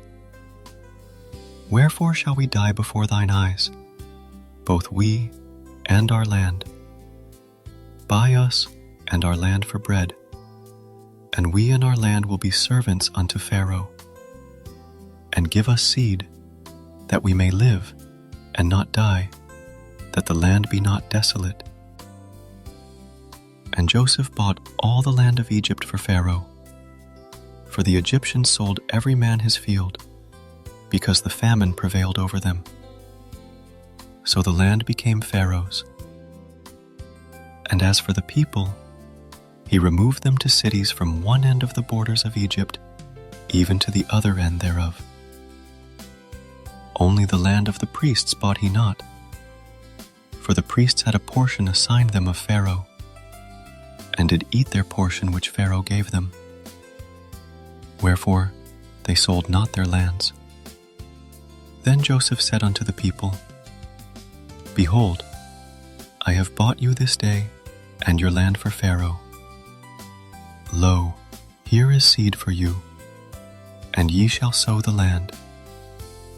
And it shall come to pass in the increase that you shall give the 5th part unto Pharaoh, and 4 parts shall be your own, for seed of the field, and for your food, and for them of your households, and for food for your little ones. And they said, Thou hast saved our lives. Let us find grace in the sight of my Lord, and we will be Pharaoh's servants. And Joseph made it a law over the land of Egypt unto this day, that Pharaoh should have the 5th part, except the land of the priests only, which became not Pharaoh's. And Israel dwelt in the land of Egypt, in the country of Goshen, and they had possessions therein, and grew, and multiplied exceedingly. And Jacob lived in the land of Egypt 17 years. So the whole age of Jacob was 147 years. And the time drew nigh that Israel must die. And he called his son Joseph, and said unto him, If now I have found grace in thy sight, put, I pray thee, thy hand under my thigh, and deal kindly and truly with me. Bury me not, I pray thee, in Egypt, but I will lie with my fathers, and thou shalt carry me out of Egypt, and bury me in their burying place. And he said, I will do as thou hast said. As he said, Swear unto me. And he sware unto him. And Israel bowed himself upon the bed's head. Chapter 48. And it came to pass after these things, that one told Joseph, Behold, thy father is sick. And he took with him his 2 sons, Manasseh and Ephraim. And one told Jacob and said, Behold, thy son Joseph cometh unto thee. And Israel strengthened himself, and sat upon the bed. And Jacob said unto Joseph, God Almighty appeared unto me at Luz in the land of Canaan, and blessed me, and said unto me, Behold, I will make thee fruitful, and multiply thee, and I will make of thee a multitude of people, and will give this land to thy seed after thee for an everlasting possession. And now thy 2 sons, Ephraim and Manasseh, which were born unto thee in the land of Egypt, before I came unto thee into Egypt, are mine. As Reuben and Simeon, they shall be mine. And thy issue, which thou begettest after them, shall be thine, and shall be called after the name of their brethren in their inheritance. And as for me, when I came from Padan, Rachel died by me in the land of Canaan in the way, when yet there was but a little way to come unto Ephrath. And I buried her there in the way of Ephrath, the same as Bethlehem. And Israel beheld Joseph's sons, and said, Who are these? And Joseph said unto his father, They are my sons, whom God hath given me in this place. And he said, Bring them, I pray thee, unto me, and I will bless them. Now the eyes of Israel were dim for age, so that he could not see. And he brought them near unto him, and he kissed them, and embraced them. And Israel said unto Joseph, I had not thought to see thy face, and, accord, God hath showed me also thy seed.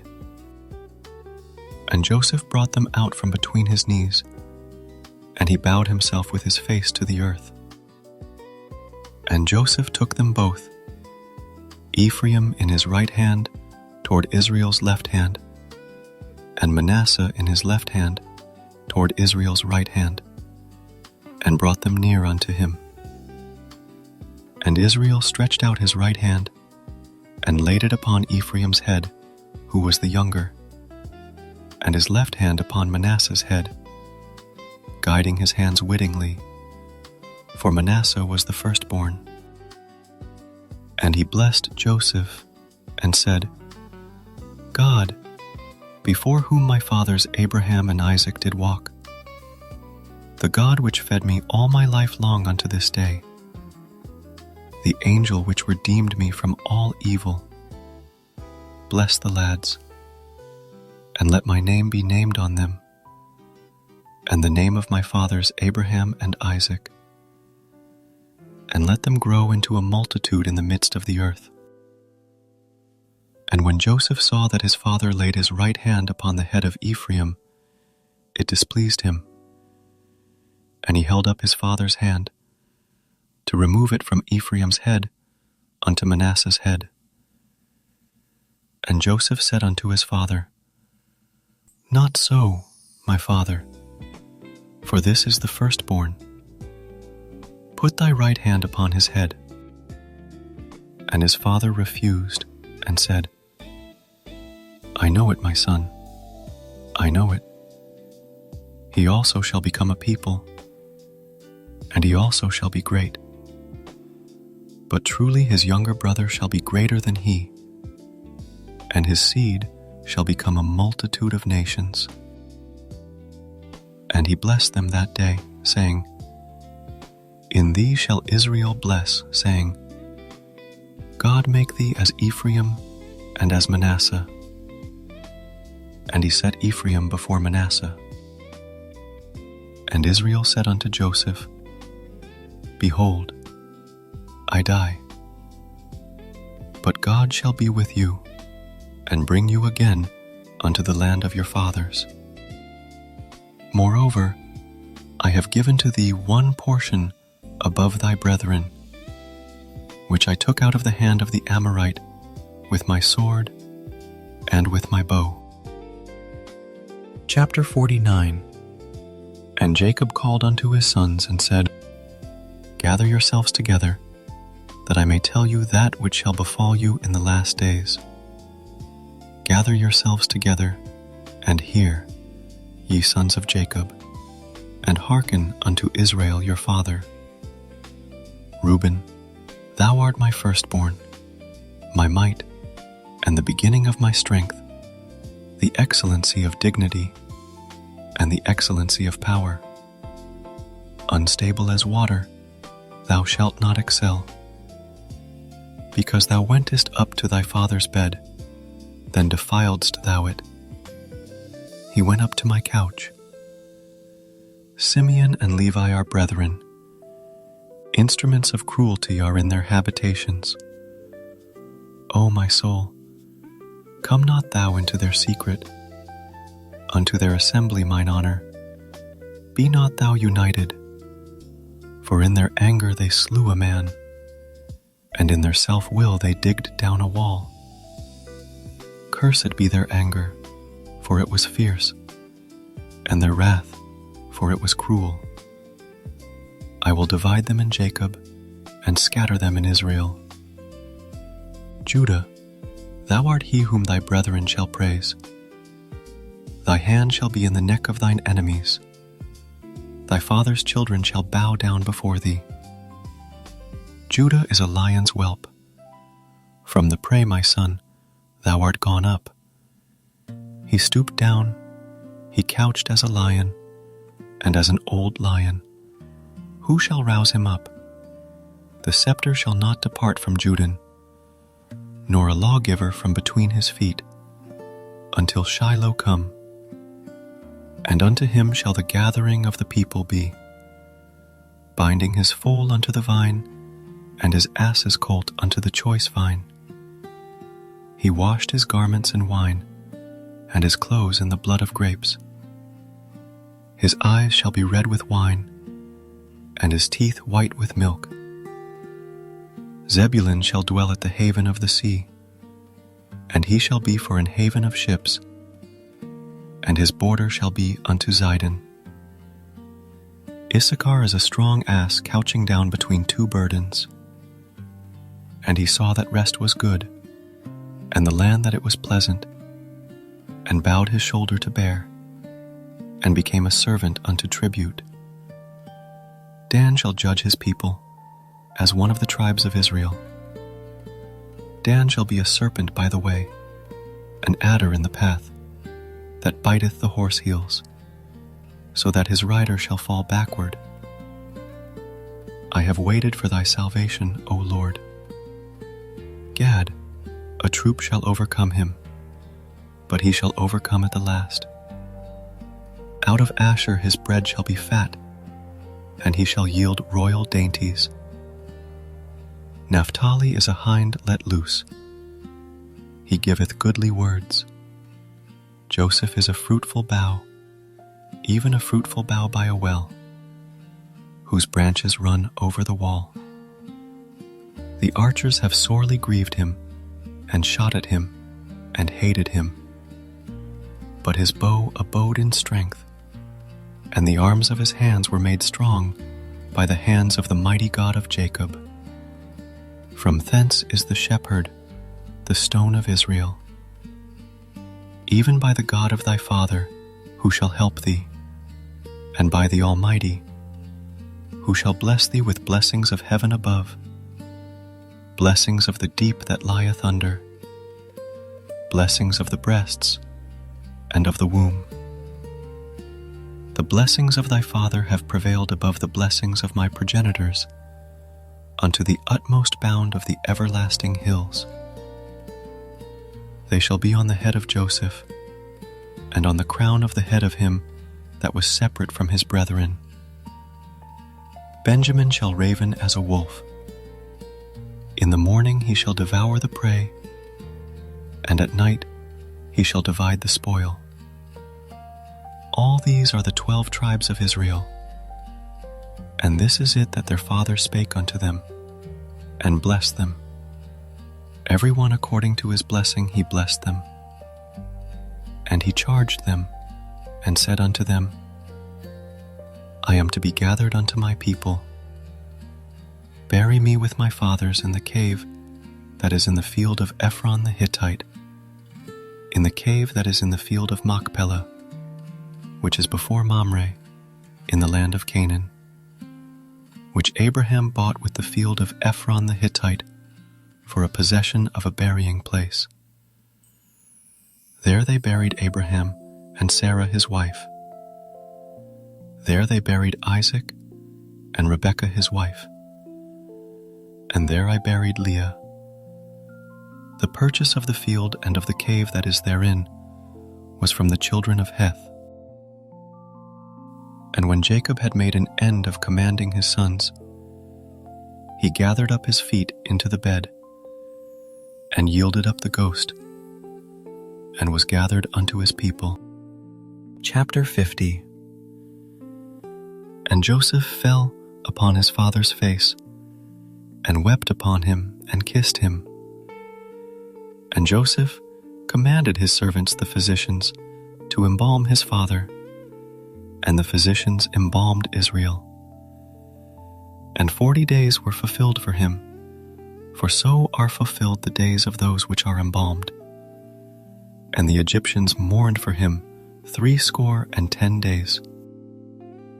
And when the days of his mourning were past, Joseph spake unto the house of Pharaoh, saying, If now I have found grace in your eyes, speak, I pray you, in the ears of Pharaoh, saying, My father made me swear, saying, Lo, I die.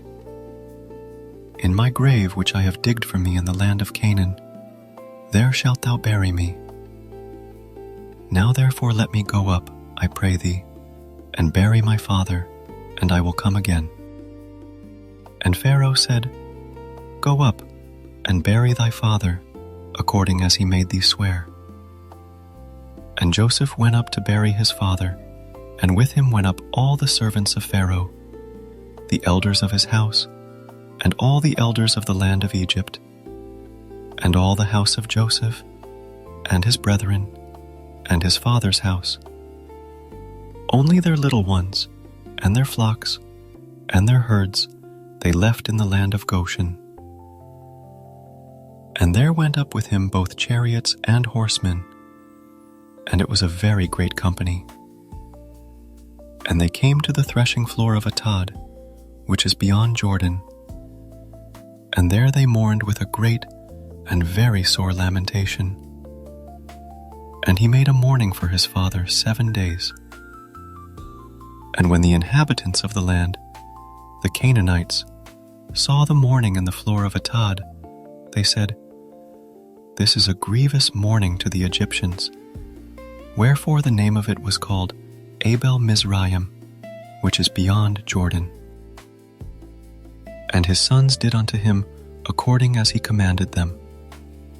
For his sons carried him into the land of Canaan, and buried him in the cave of the field of Machpelah, which Abraham bought with the field for a possession of a burying place of Ephron the Hittite before Mamre. And Joseph returned into Egypt, he and his brethren, and all that went up with him to bury his father, after he had buried his father. And when Joseph's brethren saw that their father was dead, they said, Joseph will peradventure hate us, and will certainly requite us all the evil which we did unto him. And they sent a messenger unto Joseph, saying, Thy father did command before he died, saying, So shall you say unto Joseph, Forgive, I pray thee now, the trespass of thy brethren, and their sin, for they did unto thee evil. And now, we pray thee, forgive the trespass of the servants of the God of thy father. And Joseph wept when they spake unto him. And his brethren also went and fell down before his face. And they said, Behold, we be thy servants. And Joseph said unto them, Fear not, for am I in the place of God? But as for you, ye thought evil against me, but God meant it unto good, to bring to pass, as it is this day, to save much people alive. Now therefore fear ye not. I will nourish you and your little ones. And he comforted them, and spake kindly unto them. And Joseph dwelt in Egypt, he and his father's house. And Joseph lived 110 years. And Joseph saw Ephraim's children of the 3rd generation. The children also of Machir the son of Manasseh were brought up upon Joseph's knees. And Joseph said unto his brethren, I die, and God will surely visit you, and bring you out of this land, unto the land which he sware to Abraham, to Isaac, and to Jacob. And Joseph took an oath of the children of Israel, saying, God will surely visit you, and you shall carry up my bones from hence. So Joseph died, being 110 years old, and they embalmed him, and he was put in a coffin in Egypt.